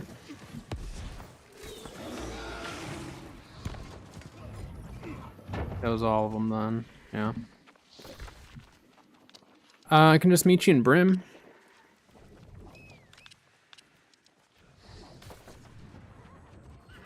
I'll head to Brimstone for now. I didn't even see that you messaged me on Discord. I literally just saw that.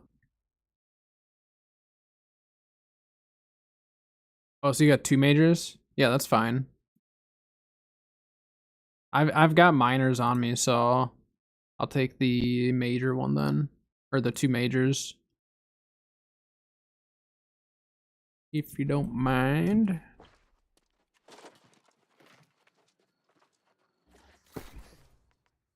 Let me break down all this stuff. I want to see how many golds we actually end up getting.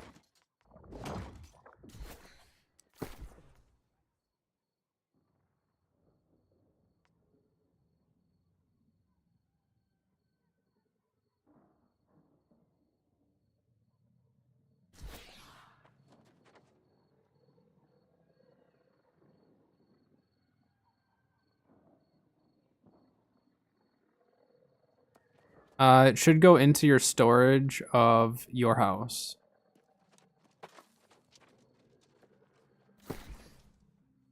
Should be. If it doesn't put it in there, then it puts it in your inventory.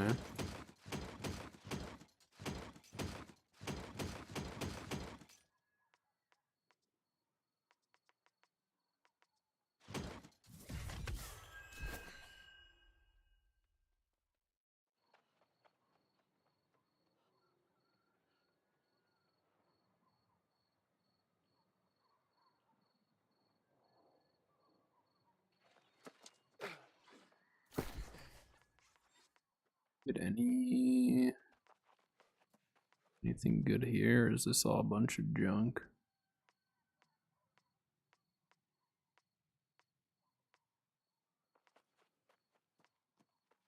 To see if that recipe's selling for anything.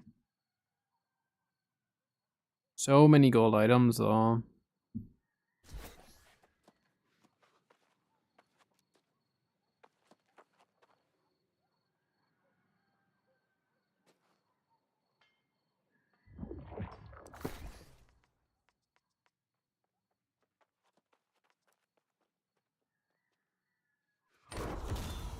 Polish marble star chest. Thanks. Appreciate it. Come on, let me bend my fake foot. Appreciate it. So I'm gonna try to stack up all my luck, and then next week, so this weekend or whatever, I need to just like stack up all my luck and then prepare for next Tuesday. I think we'll do it next Tuesday. We'll try to do like heavy loot runs. Like not just elite chests, but we'll try to do regular loot runs and stuff and see if there is a noticeable difference for the season. Probably could have tested it earlier in the season, but honestly, I didn't want to invest with all the gear changes. I had to obviously invest specifically in certain stuff, and luck was definitely not up there for worthwhile investments. Let me go put these away though right away, so I don't run any chance of losing them. I'm just gonna put them all in here for now.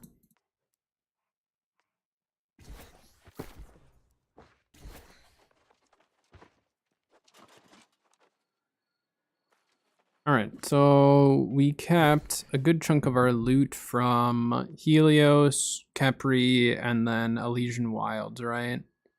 And I mean, look at all the golds that we got. Everything that's unlocked gold is what we pulled, right? So we pulled all those on our loot run. So like, look at all this.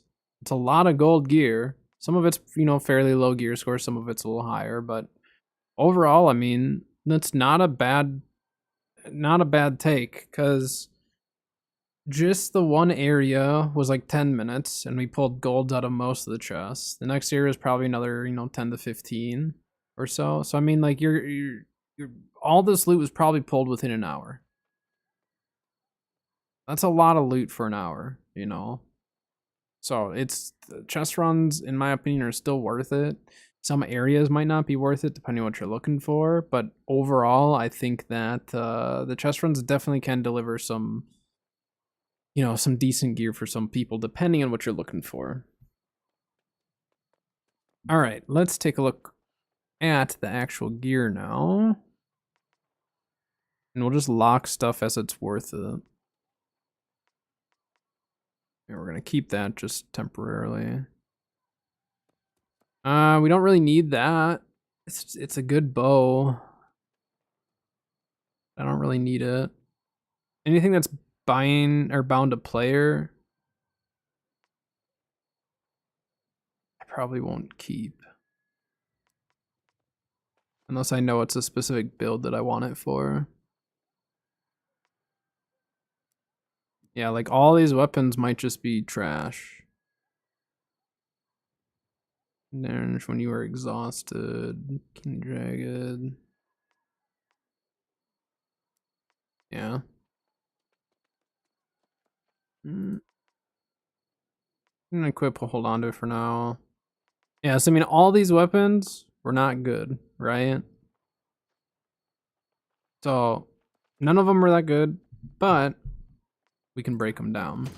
So that's part of what we need to realize with these new loot runs is that, or loot runs in general, is that even though like the gear itself is not usable for you, by breaking it down, it's giving you resources that are actually gonna go into the stuff that is usable.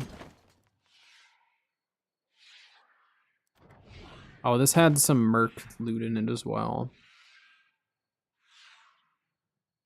Just bind on equip or pick. Gain protection. I don't know. I don't think that's probably worth too much. Ooh, those are good pants. Full in health, fire harnessing, refreshing. $6.99. If they were 700, they'd be like perfect, but Refreshing is maybe not the first choice for a perk, but it's useful still. Those are very, very good pants. For a fire build, they're fantastic. Ooh, that's on strength.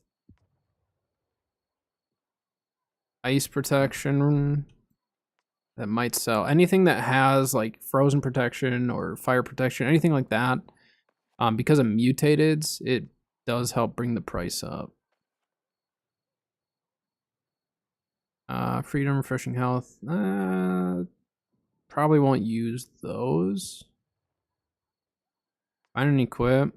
Those are worth trying to sell or hold on to for someone. Dex with exhaust and net shot. That's not very good. That's not very good. Nope. Nope.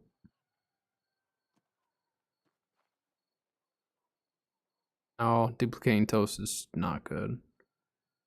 No. No.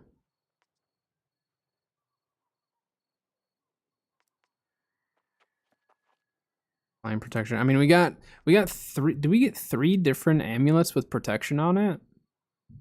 Well, hold on. We might try selling that just cause.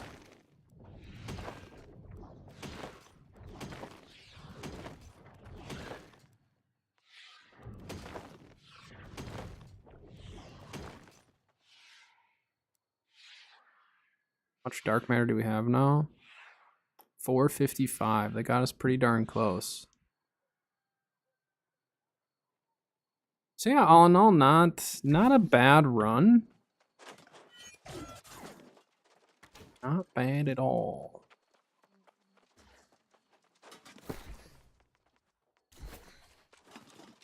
Oh yeah, let's before I forget, let's go check this flail.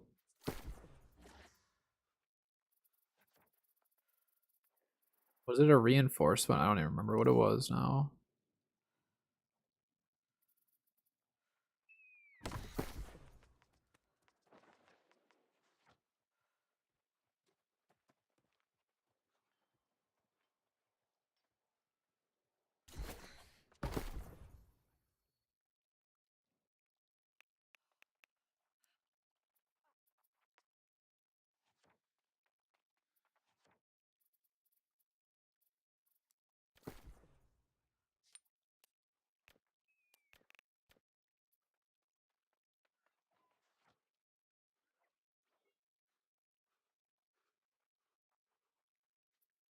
Steam.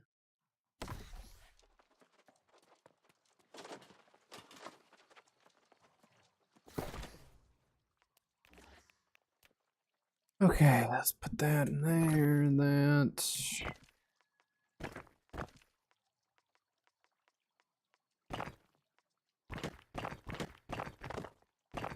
Do I have water glyphs already? I didn't even look. How many water glyphs we had? I already had 12 of them sitting there. Or we just put what? 3 of them in there?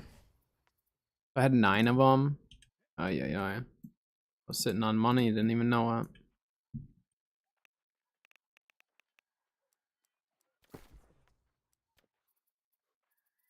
Look, the price is still 250, right? That's what it was before? Yeah.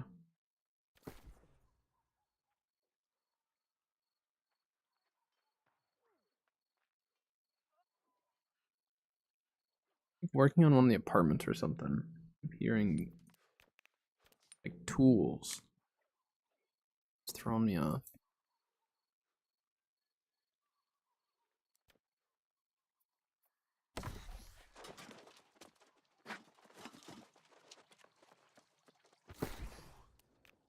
How many globs am I sitting on right now?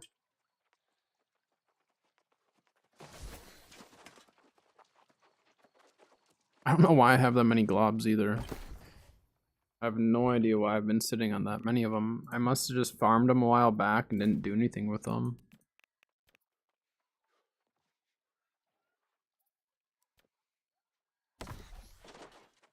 Buy orders were at 140, so there is a chance that people will just buy from the sell orders or whatever. Okay, put that in there. That in there.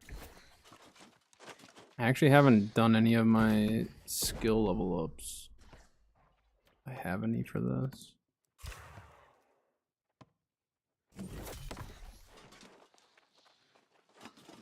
Forgot that these were a thing that you could do. I mean, might as well use these.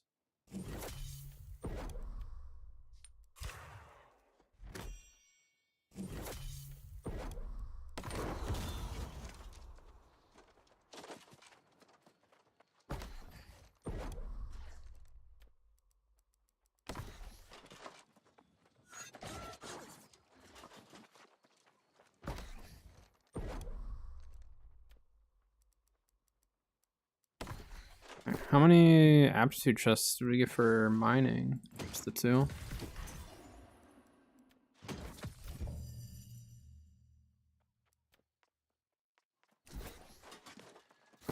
And did we get timeless shards? We got 1. 2. I wish they would change the colors. Like make timeless shards gold or something like that. They need to change the color from those to differentiate them. It's very, very annoying not knowing which ones they are. I know you can search for them, but they should really just make the UI so it's a lot easier to just know right away which one's a timeless shard, which one's not. Doesn't need to be gold, but just any other color really would be nice. Just makes it quicker for us to actually clean out our inventory. Otherwise, like, either have to search it or hover over each one just to know. And again, it's not a huge deal, but it is something that if they changed it, it would be noticeable. Oh, we have to check the, whoops. We have to check that recipe as well. Which one was it? That one.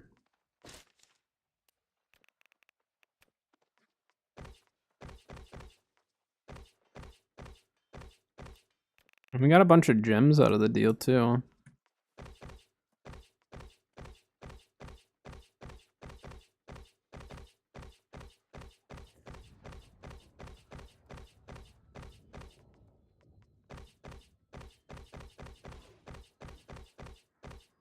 Alright, got all those put away.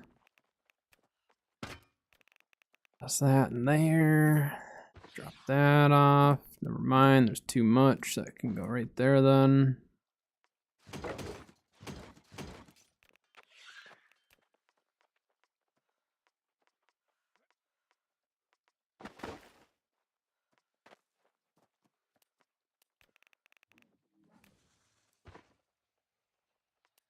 Honestly, I might go on a sugar run.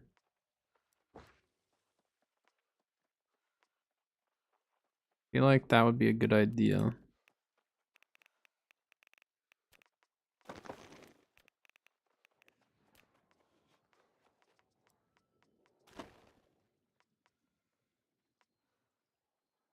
So much random gear that we have right now, I'm just not gonna worry about it. Let's go check this recipe and then we're gonna go do a quick sugar run, because why not?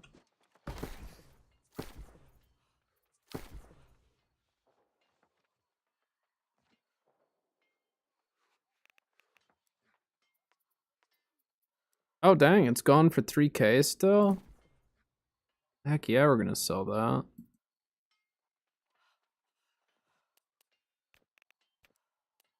Let's do 7 days. Recipes sometimes can take a little longer to sell.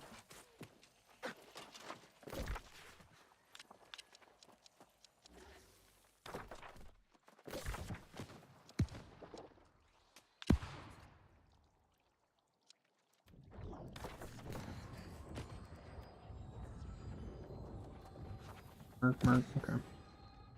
I mean, we can do a solo Imperial run, but you end up skipping so many of the provisions because the provisions are in really stupid spots there, at least for a solo. So we'll just start with the normal sugar route. Since a lot of people are liking the sugar run anyways, I might as well keep running it. Because sugar is handy. We're gonna actually need a bunch more because I think I might be getting... I don't know where I'm at with my banana parfaits. Banana parfaits are 48 con food, so it'd be nice to craft a bunch more since I use them. Please don't, you jerk.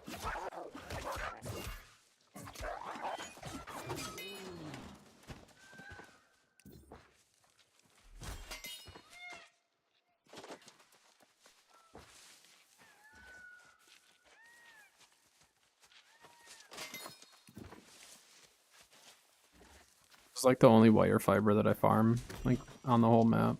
There's a little bit over in Reek Water, South Reek. That's really easy because it's right next to a shrine as well. Alright, we move on. We're gonna open that aptitude chest, see if we happen to get the pattern. Question is though, if I pull the patterns for the harvesting gear, do I keep it or do I sell it? Part of me wants to sell it. But I also know that there'll come a day where I'm looking for it and I won't have it. Yeah. Didn't drop anyways.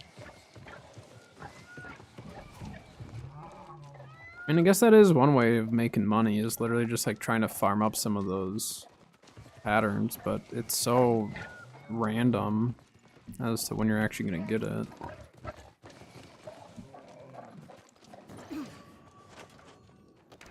Don't mind me. Just here for the sugar. There wasn't even any sugar in that one.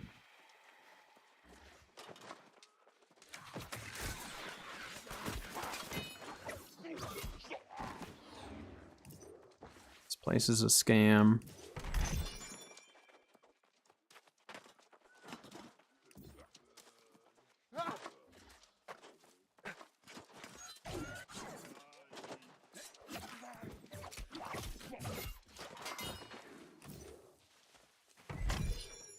The heck? I mean, it's never a guarantee, but sometimes you just hope that it is.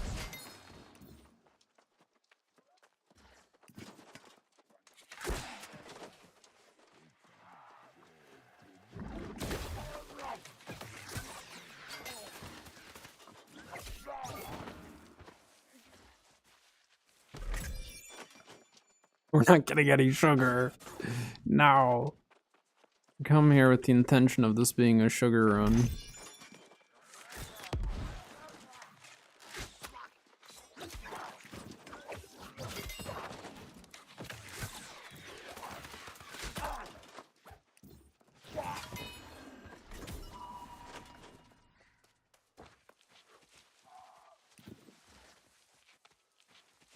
This won't have any sugar in it.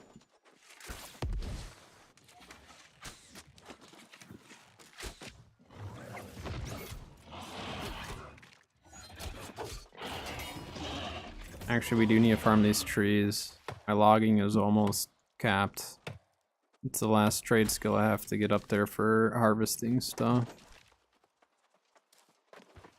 So we'll farm the wood, I guess.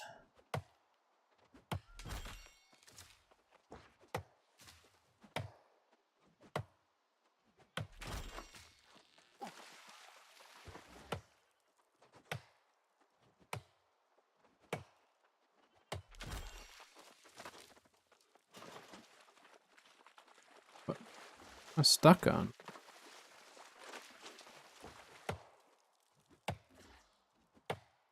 These trees are almost always here. People don't farm them that often.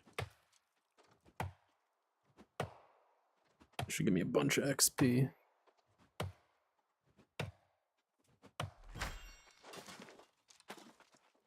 Those big ones give you a whole bunch of XP.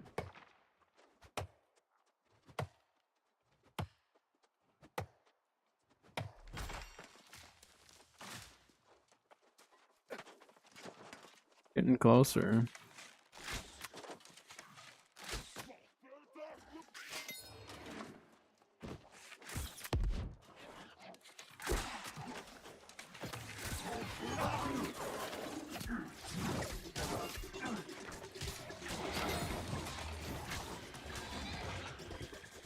Alright, please.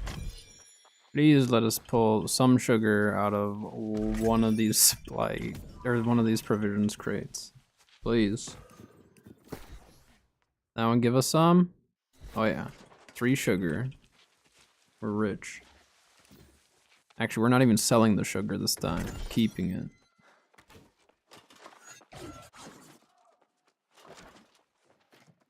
I'm telling you, anytime, if you want to actually farm sugar and not go out of your way to farm it, like this, anytime you see an Imperial run, just go and run it. Even if you've gotten the elite chest, just go run the Imperial run with the group, because it's free loot. And you can get a whole bunch of sugar in Imperial Palace.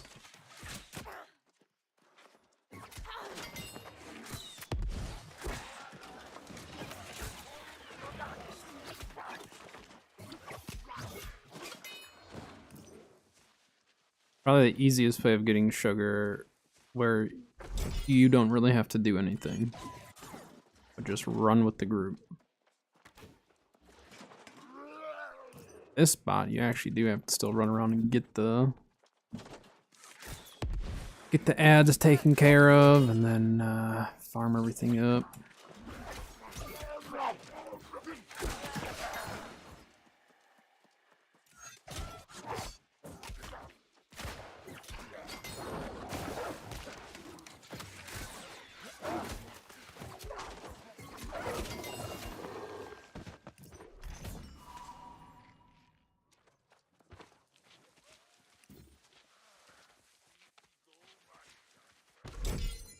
I'm gonna have to go through my gear and see what I have for luck gear. I know I've been saving some just in the off chance that I wanted to test luck. So to see what the gear score is, but I want to try to get as high a gear score as we can. I'm gonna have to rock luck bags, which the luck bags are gonna probably not be very high gear score. We'll stack as much luck as we can. So I just need a plan for that next week. Try to get some New World time in this weekend. Is that? Ah. I don't remember what Fortifying Sacred Ground is, but that one can be worth a decent amount.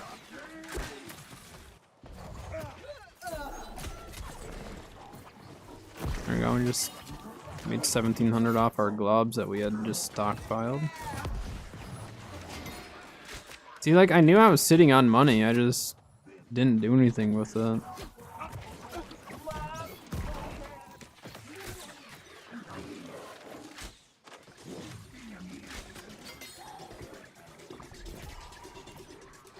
That's gonna be low gear score just because of the area we're in.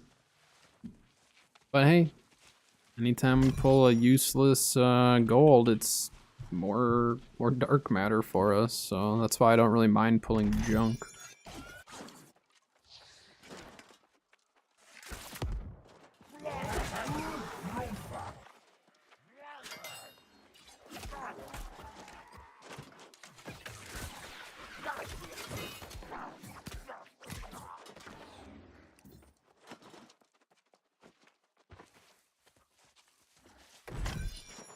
Or sugar, just sugar out of that one, that's crazy.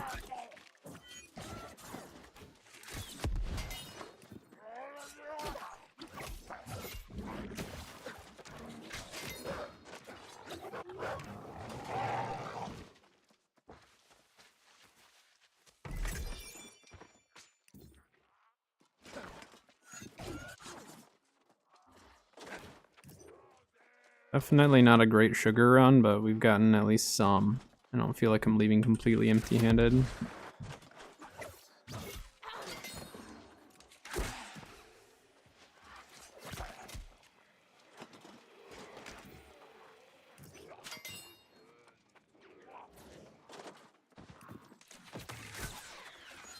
Quit moving, guy. I thought you were gonna keep going.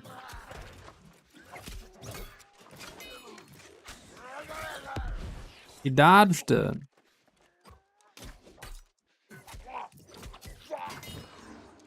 You fool.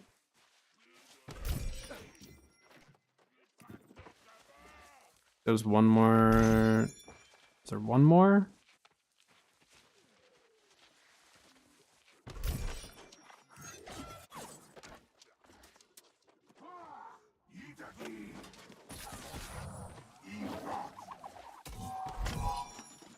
think there's one that I technically missed back there somewhere, maybe. It's bothering me that guy's so low health.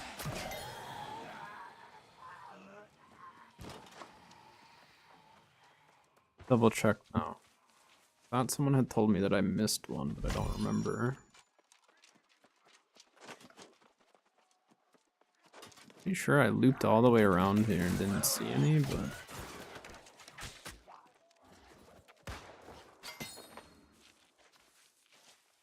Or spin fiber, which it's worth nothing, but...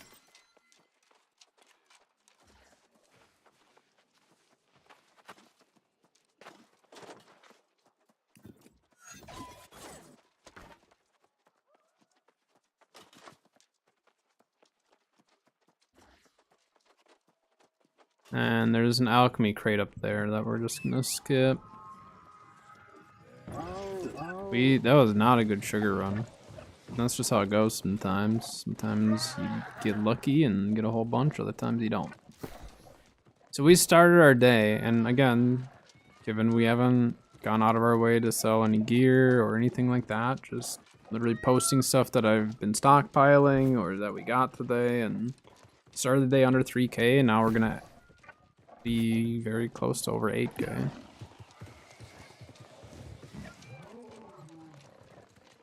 So again, not making money fast, but I'm enjoying the content that I'm doing. Like, I'm having fun just running around, going to different territories, doing different looting. Like, we haven't even done any PvP today, and that would also bring in a little extra money as well.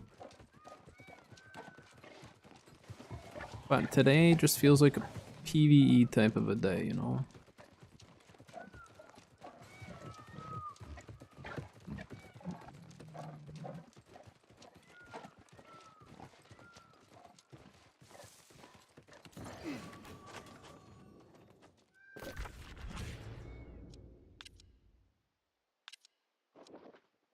Go check water glyphs again, because we posted all of our glyphs for sale.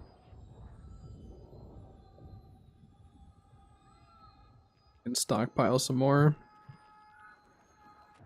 Yeah, water glyphs are selling for a good amount. It's definitely worth farming them.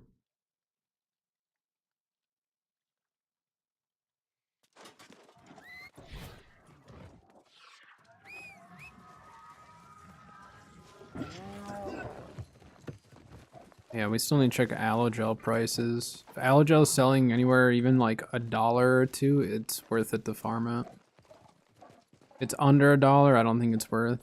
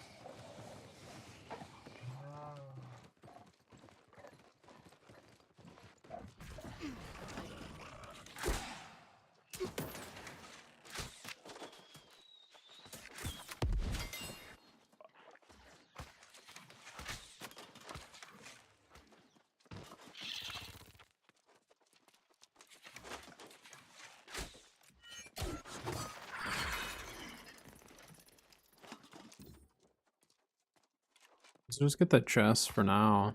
I mean, that may be the way to farm these too, is just come here once an hour. So yeah, look, there's $250 we just pulled out of that chest.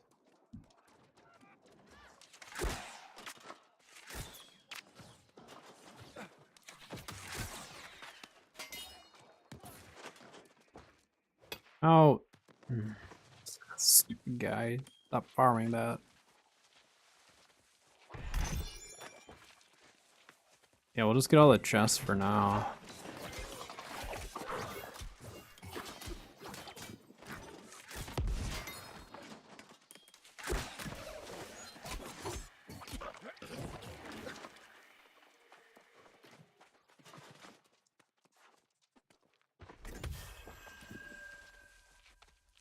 Interesting, you can pull the syncretic stuff here too.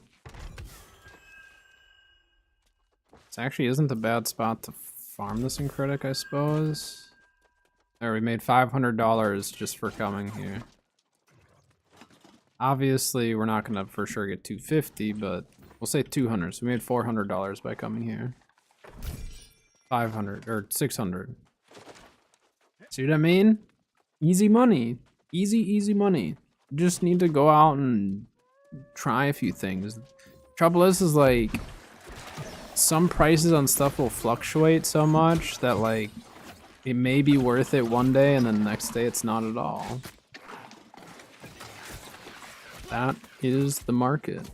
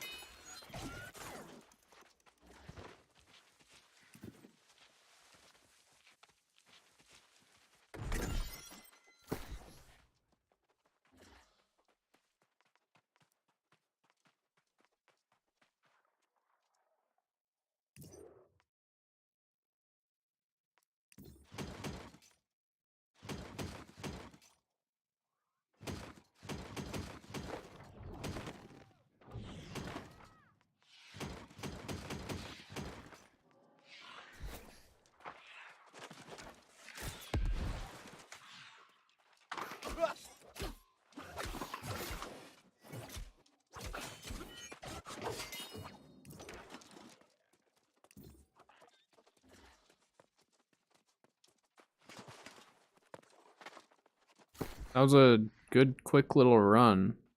We came out with 3 water glyphs at $600. I don't know if these guys are farming water glyphs. It doesn't seem like it. If you're farming water glyphs, normally you just run around, you just keep kiting everything. You just keep killing. Kite, kill, kite, kill. That's how you do it.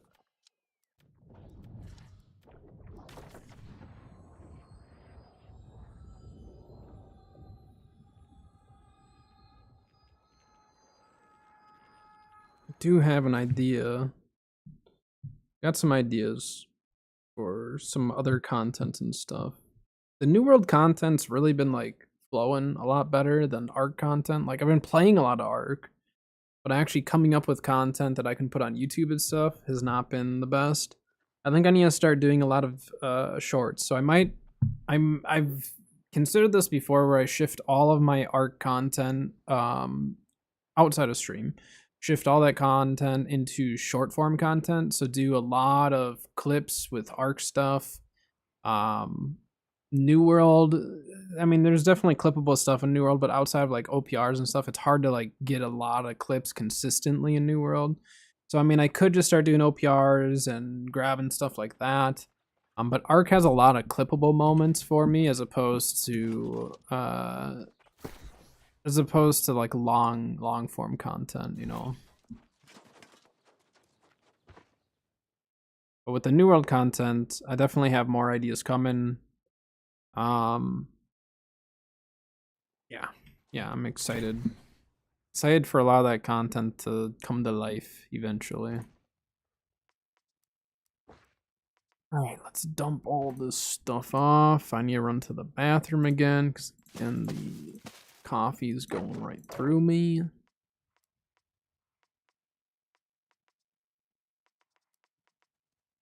Get anything? Oh, look, new music sheet.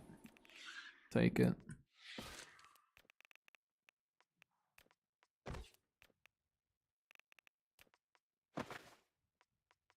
Now we actually have stuff up for sale that would bring us, you know, some money. What is this? Oh, harvesting luck. Okay.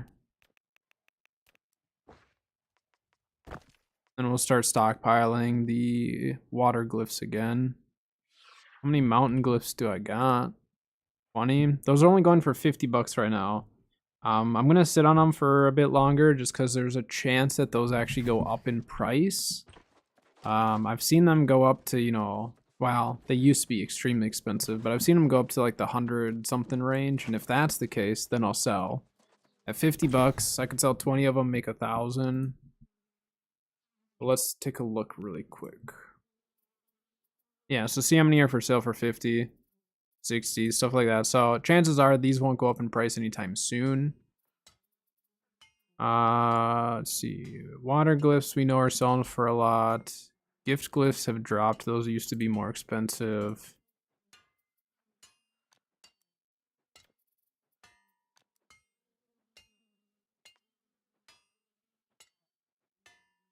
Sun glyphs are selling for more than what they have in the past. Above glyphs are always cheap. On glyphs we already looked at 50. Shadow glyphs 62. Where do the shadow glyphs drop again? Oh wait, shadow glyph, that's beds, isn't it? River glyphs 140. I think water glyphs might be the most expensive right now. Night glyphs used to be a lot more. Night glyphs are a pain to farm. That's why I haven't sold mine, because if there comes a time where I need them, I don't want to go farm them. So it looks like, yeah, river and water glyphs are the two glyphs worth selling. Definitely worth selling those. Sulfur chunks. I think sulfur chunks might be worth selling raw over refined. Lodestone's pretty cheap. Petrified fragments. Flint. Stone's down in price, which is actually really nice. It sounds kind of strange, but stone sometimes can be really expensive. And sandstone block. Which, how much is charged sand? Because if it's less than 50, then you're better off selling raw.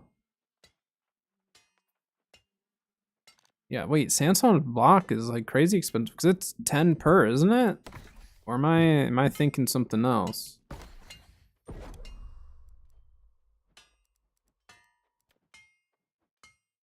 No, it's 5. Oh no, you need 10 charged sand for the rune glass. That's what I was thinking. All right, I need to run to the bathroom really quick. I will be right back.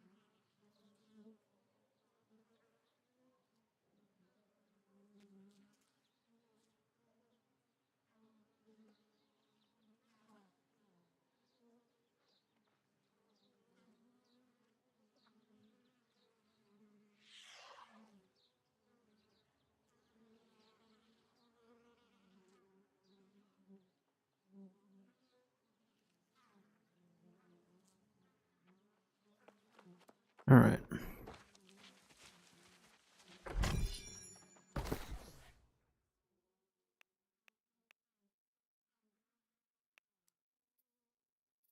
Eldrill's only going for 41 cents, probably not worth it.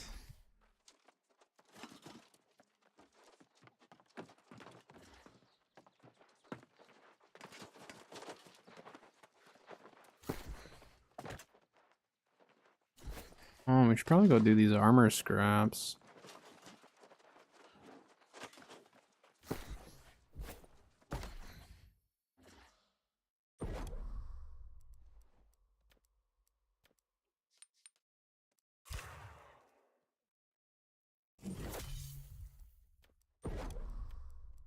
Like, I don't know why they made it so we just, like, don't get any of these anymore.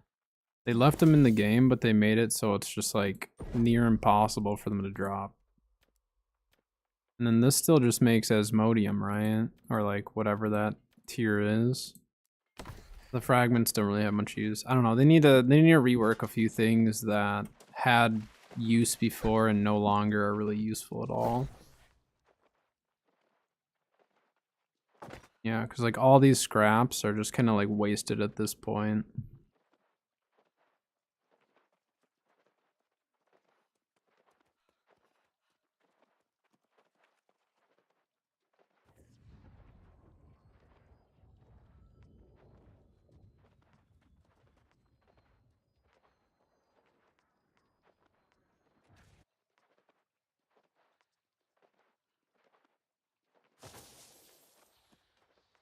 See if Kat could use those. I don't know what she's missing for her fit. And these are bind on equip. These for a musket would be really nice, actually. Look at that, we pulled multiple fire harnessing with dex.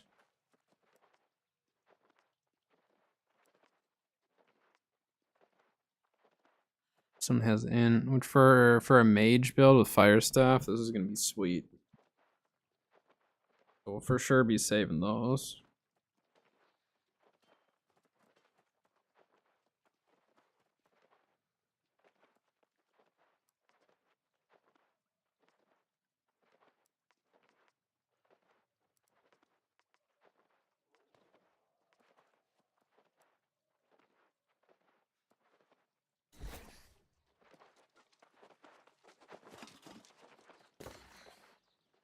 All right, let's see. Is there anything?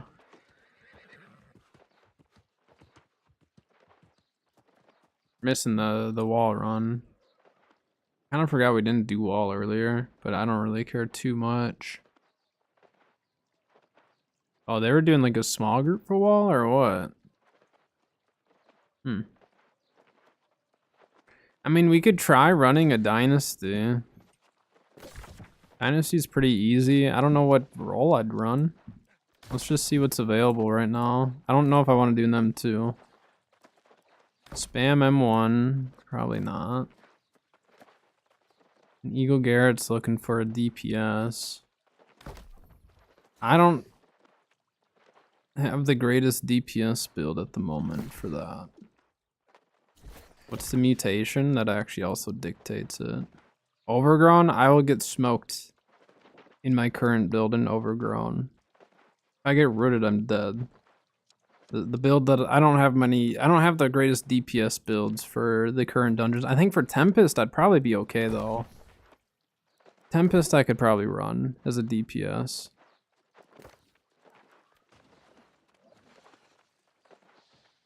Is this person actually searching for people or are they just waiting for people to join? Oh no, they are. DPS and tank.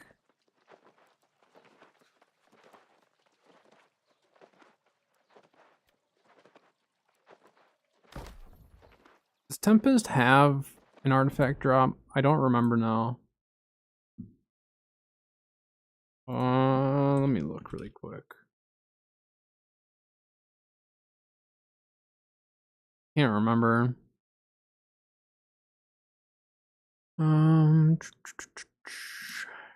Come on, database. Because that's not...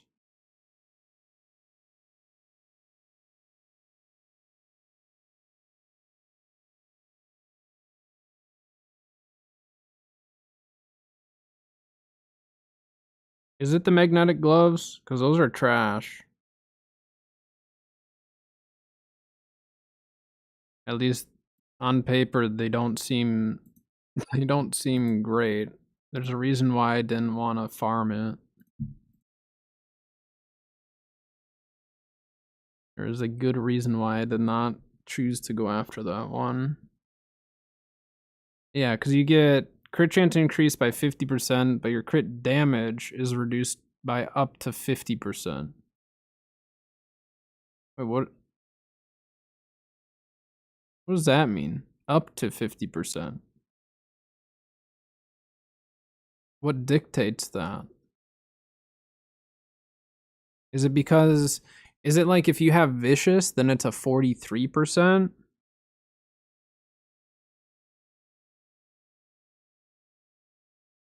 Like, would... I'm just wondering if vicious would, like, change that, you know?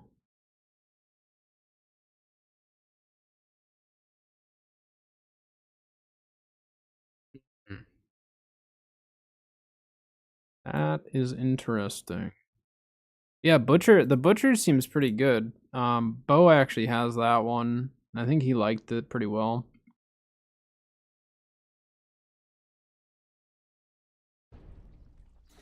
No, I don't think magnetic gloves are worth farming though at all.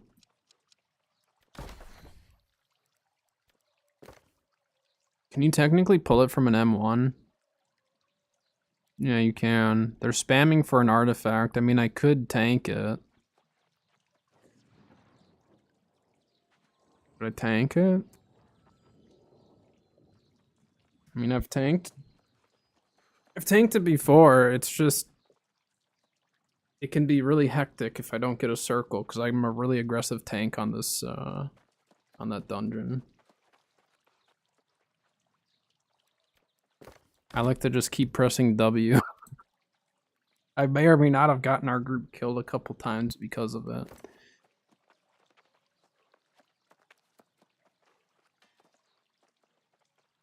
They just like, is he struggling to find someone or are they waiting for someone? I think he's waiting. I don't know, do you want to run a dynasty, Sayo?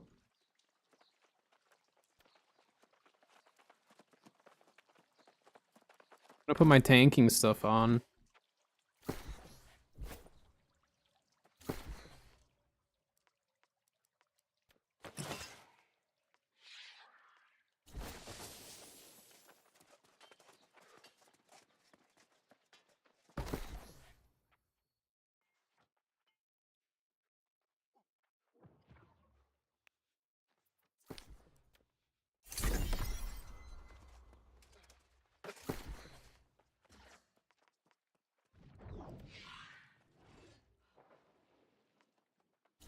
Hit diamond.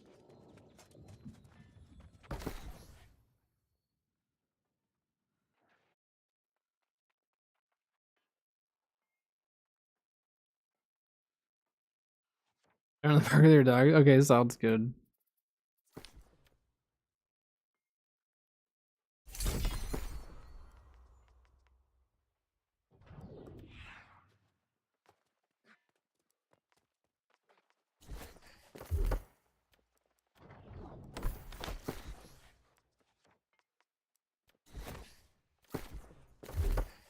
Get my guy all prepped.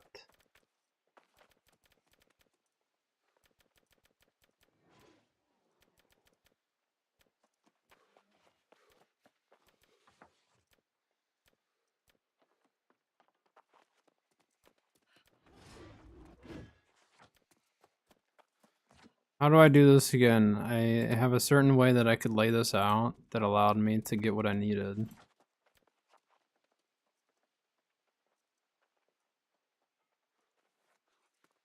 Wait, is it because I have one extra point? Okay, it's going into focus. I mean, That's like the easiest way I can do this with... Yeah, it's the easiest way I can do this with the magnify. This is with my consumable going. We're gonna have to run six. We're gonna have to run 6 focus. Oh wait, no. Do I want to do 300 or 350? Hold on. Maybe we can. Hold on. Hold on. Hold on. That's right. I've been running 350, but I think it still won't let me unless I do this.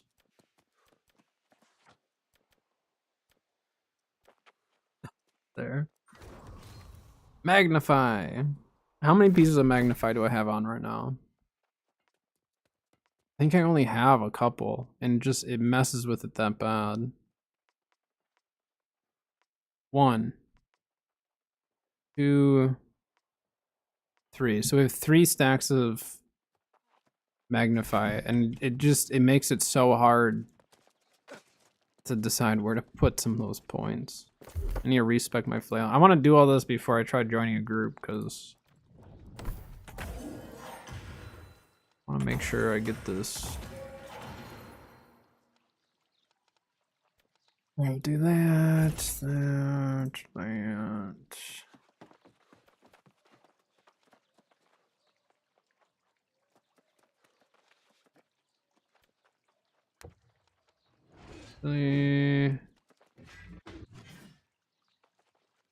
That and that.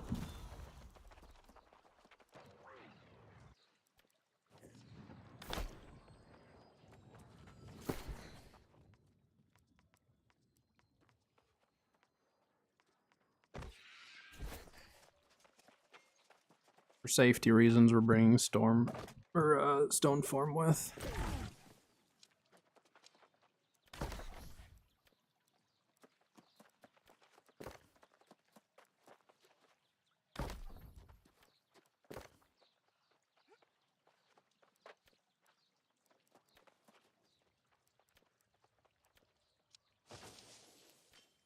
Tank. I'm a tank.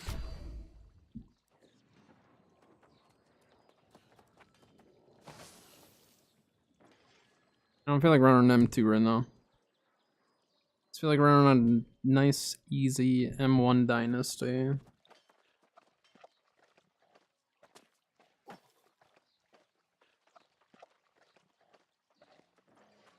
Alright.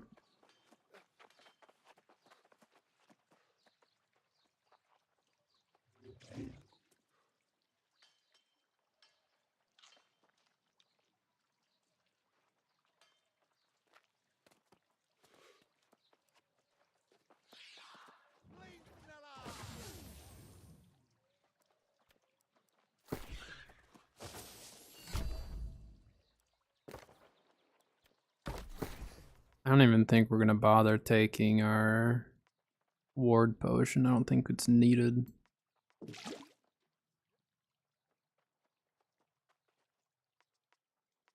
There are too many potions on me.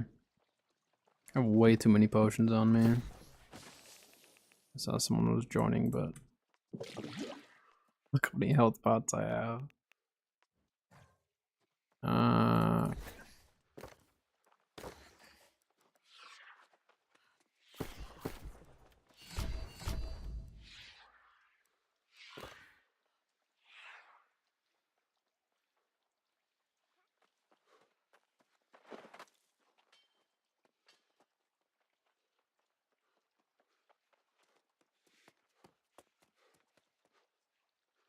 It's an M1. I don't care.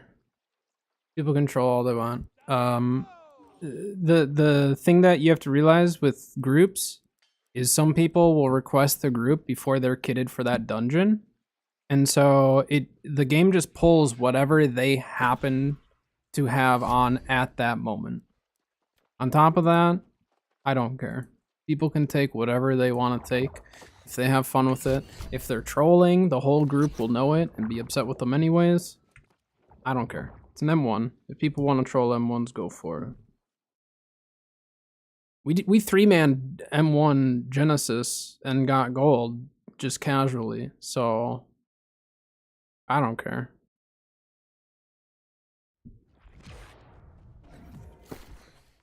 Some people just like to be that guy, you know? Sure, we'll pop that. Why not?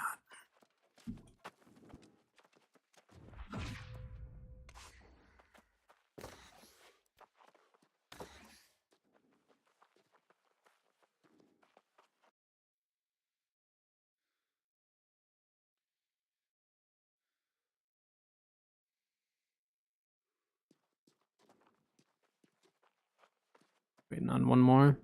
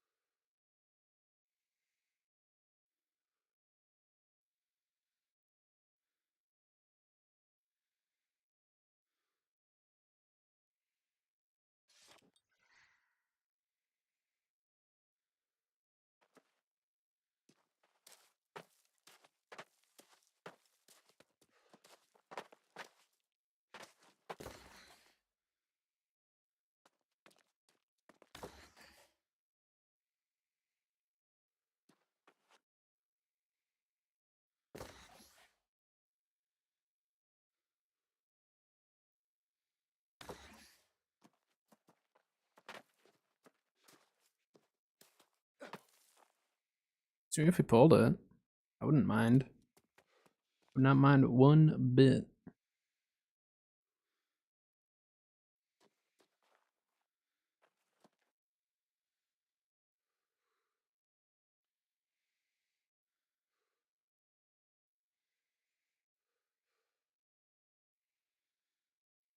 Hope the DPS get the PvE. If not, then it sounds like I'm pulling the ads to the PvE.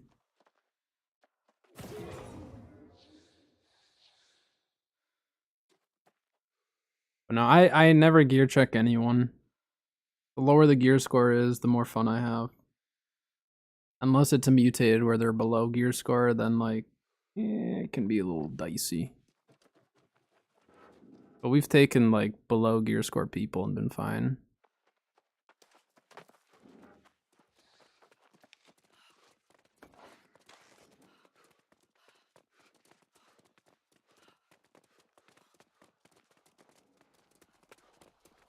Do it.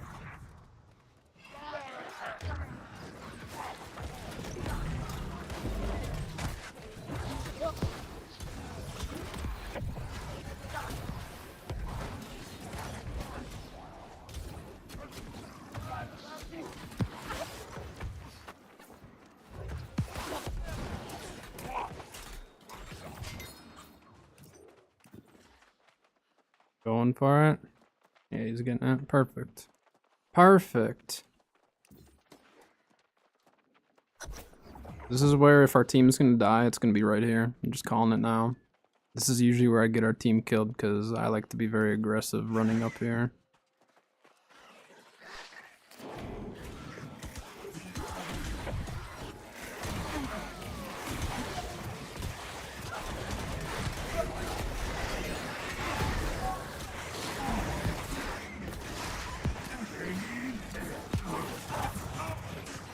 Oh, this group's fine.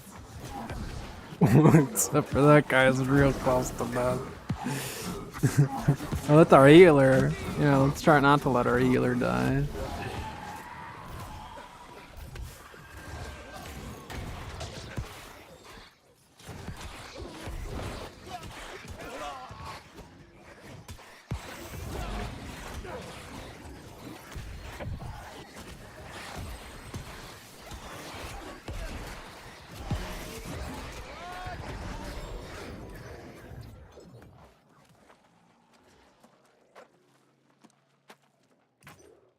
Do you have an ad starting on Twitch in like 3 minutes? Just a heads up.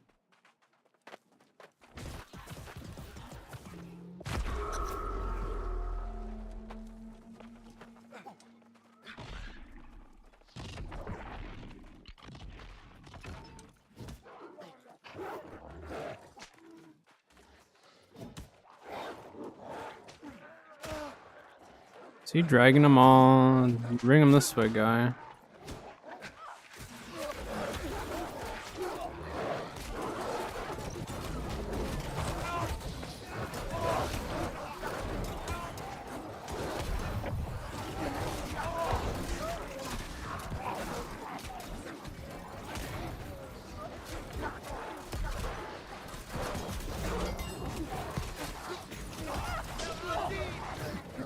Grab aggro off our healer.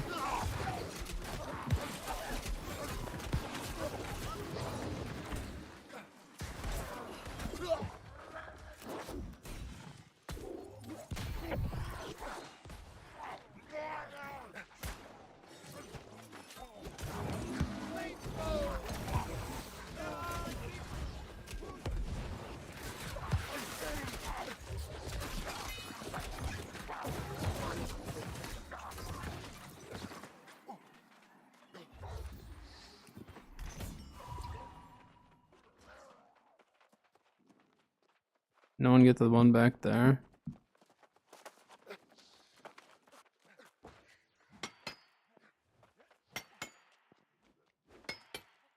There's like one little lad running around. Poor guy got got ignored. I'm coming.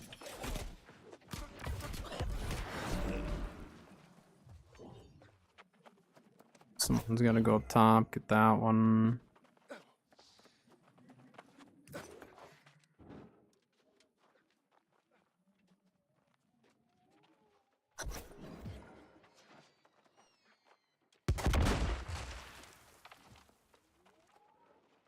We got everyone with us.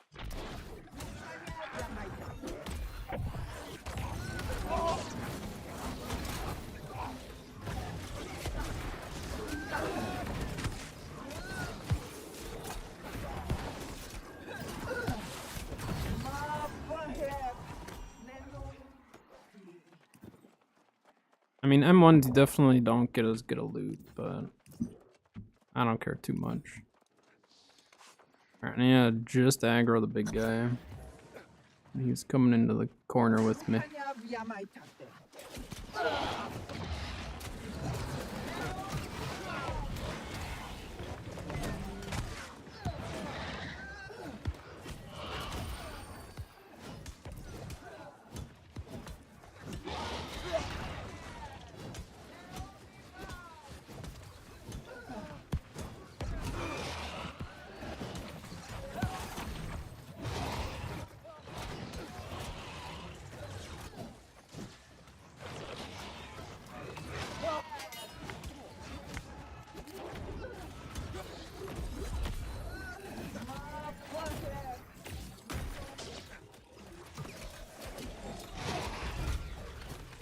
Okay, got all my rend on him.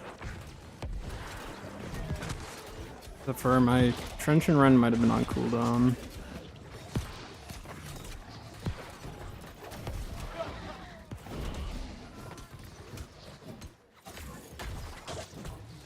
Tether to the other DPS. He's gonna get some empowerments from it.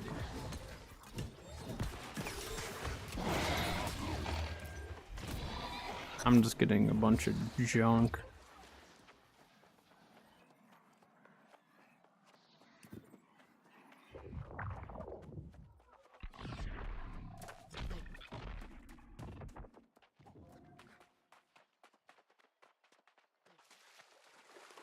I don't know. If they're not farming the PvE, I don't know if we'll be able to get this or not. As long as we don't team wipe, we'll probably be fine.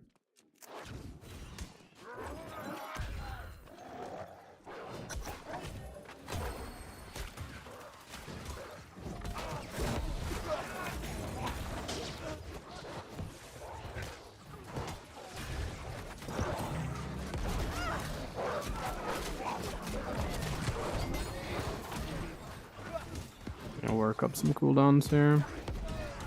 Get my taunt.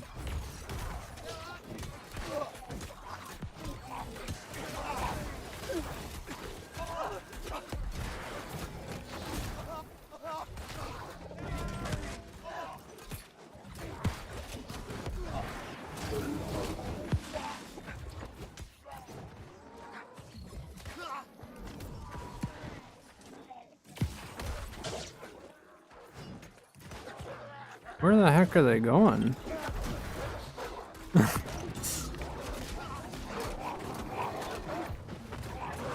I have that guy taunted.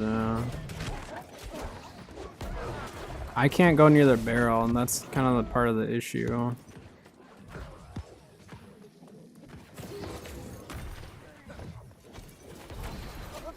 If I go near the barrel with my taunt, they'll end up going to it.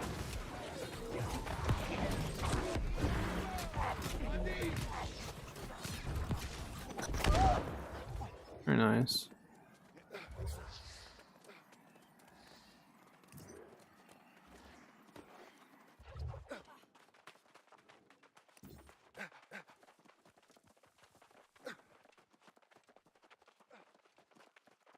Who's farming the PvE? Yeah, that person is. There. It's like we need to farm some of the PvE at least. We don't need all of it probably, but some would be nice. I missed.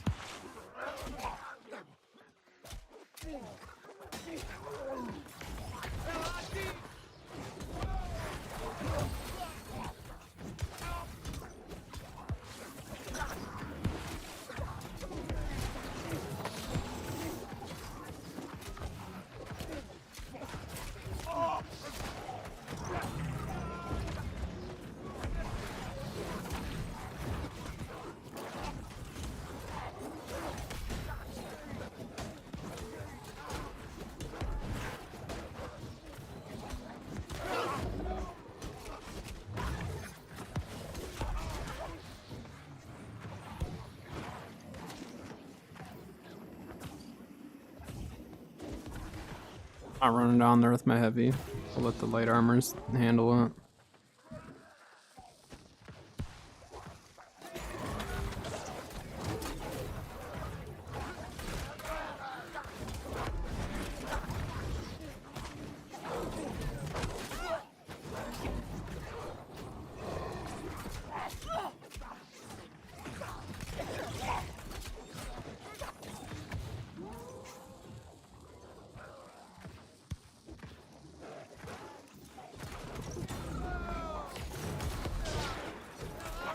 Quite get that guy with my taunt, so we had to use both of them.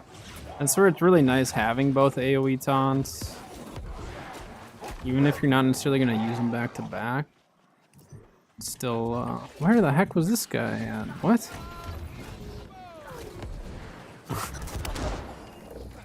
That was weird. Yeah, having two AoE taunts is it's not bad. I ran it in the past with Greatsword and with Hatchet, the Sword and Shield, and it's worked just fine.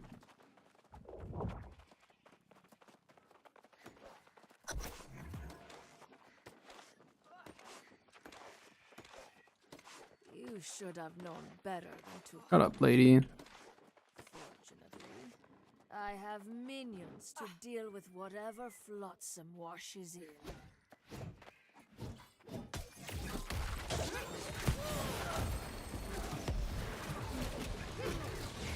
And all of our rend. There we go. 3 stacks of rend on her with that.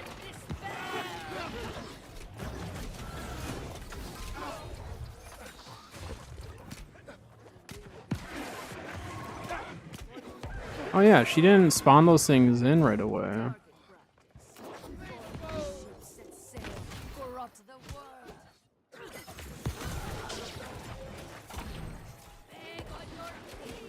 No, I won't.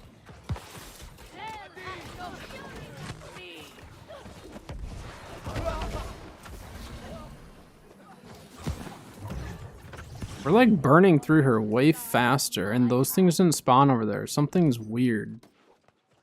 I keep them hungry for just such an occasion. Please taunt. Please work.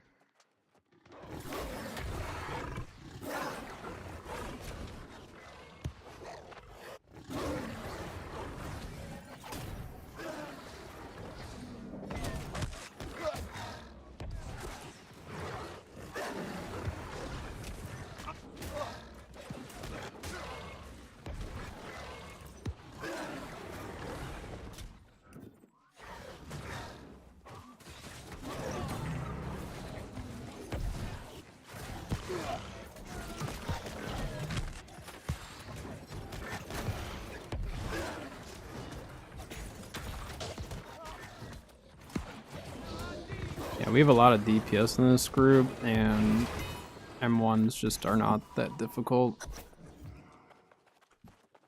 So some people run this a little different than we do.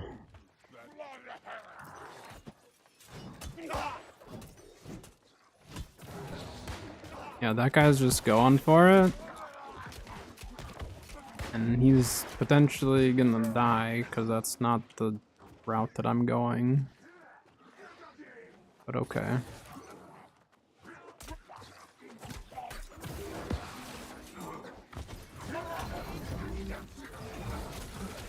There are some DPS who definitely make better tanks, but they don't like not doing damage. But I do think some DPS, because they like taking leads and stuff, would be really, really good tanks. I don't know why they don't. Some of them.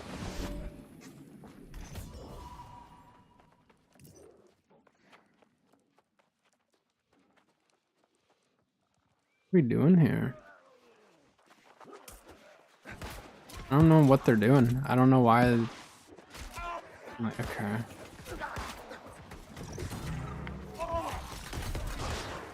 Yeah, we're split up. I don't know why she's way over there. Like, I know that there's resources, but you don't really need to get those. If you just get the 2 on the side and you kill the ads up top, you will get enough points to get gold just fine. We've done it the same way every single time we run it. And yeah, we've ran Dynasty a lot. But everyone does, you know, little things a little differently at times, and then public groups makes it kind of tricky, and that's why, like, if I'm DPS or a tank or a healer, I will follow the tank to a T. They're the one who's gonna keep stuff off of me, and yeah.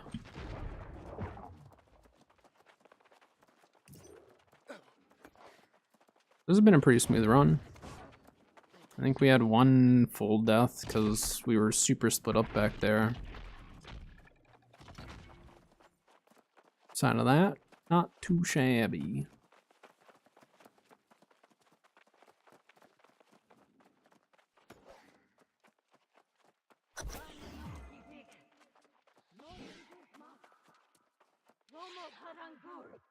Hopefully they stack on this side, otherwise I'm gonna have to kite her over to wherever the towers end up not being.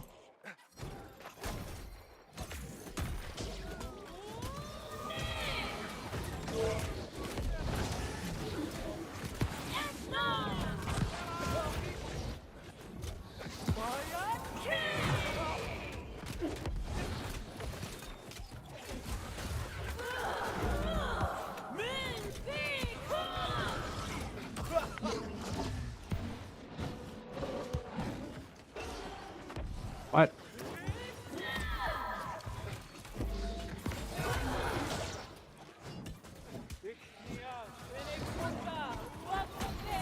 I bet that bow player is gonna play out there. Yep, they're gonna play out there for some reason. Can't do that. Gotta play on this side. Well, you don't have to, but it makes it way, way easier if everyone plays over here. So if you ever do this in your range, I know it seems weird, but like, don't play on that half. You can just stay on this half. Aaron Spotty, thank you for the follow. Welcome, welcome. Appreciate it. But yeah, see how we can get all these to stack right here? 4 or 5.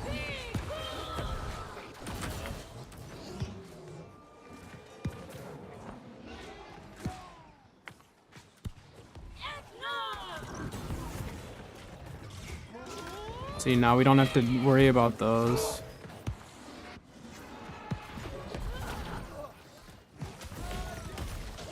Now we can just freely sit here. Watch me farm sulfur on YouTube. Nice, appreciate it. Yeah, I was doing a scarab run. Sulfur prices are up, so why not, you know? Can I charge at her while she's doing that? I think I can.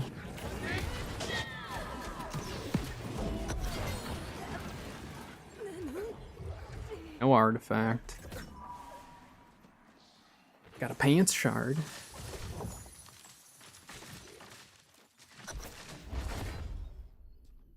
So let's just see. I just want to see the points, because then I know where we can shave stuff off and all that. So yeah, see, like, you can skip the gatherables. To be honest, you could probably just skip those gatherables and just go straight for ads. 3 chests on this one. Genesis only gives you 1 or 2 chests.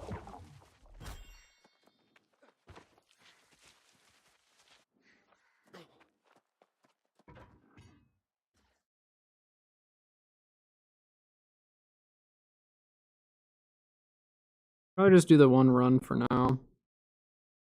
I've got a few things that I gotta get done around home and stuff anyways before Cat gets off work and comes home. So I think I'm gonna tell the group I'm not running more.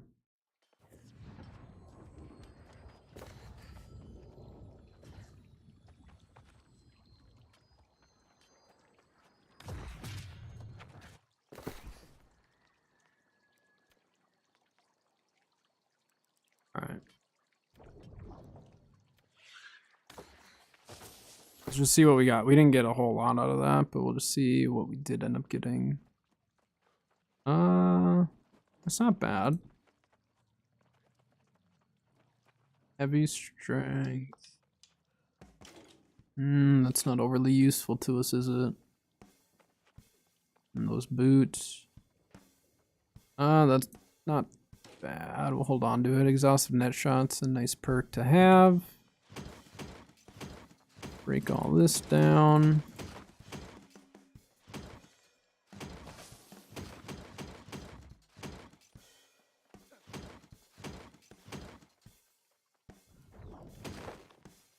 Oh, we pulled some 700 boots. I didn't even see that.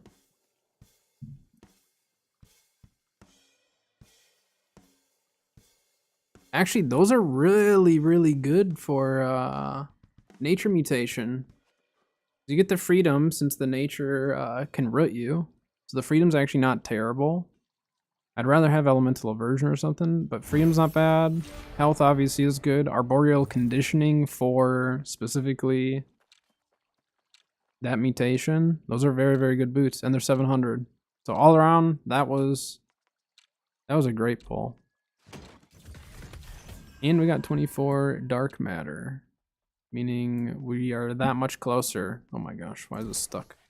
That much closer to getting our rapier leveled up, because I think that's what we'll do next, is probably rapier. Maybe? I don't know yet. All right, I think I'm going to wrap up stream there for the day, though. Nice 5 hours today. I was pretty tired yesterday, so we cut a little bit short, but tomorrow is a video day, so definitely check out the YouTube tomorrow or keep an eye out. If you're not subscribed over on YouTube and you do want to get notified on those videos, definitely go subscribe to the channel so you are notified. I'm going to try to get a couple videos ready for this week, so we'll get one out tomorrow for sure. And then I'm going to try to get a second one ready for Friday. I've been trying to get a couple videos out. Art content, I still need to do some thinking on. But for New World, I should have a couple videos coming out this week. So definitely go check out the YouTube for that. But yeah, that is going to do it for today. So thank you again to everyone who's hanging out. Follow, subs, all that fun stuff. Hope you have a great day tomorrow. And I will see everyone on Thursday then for Thursday New World stream. So have a good one. We'll see you Thursday.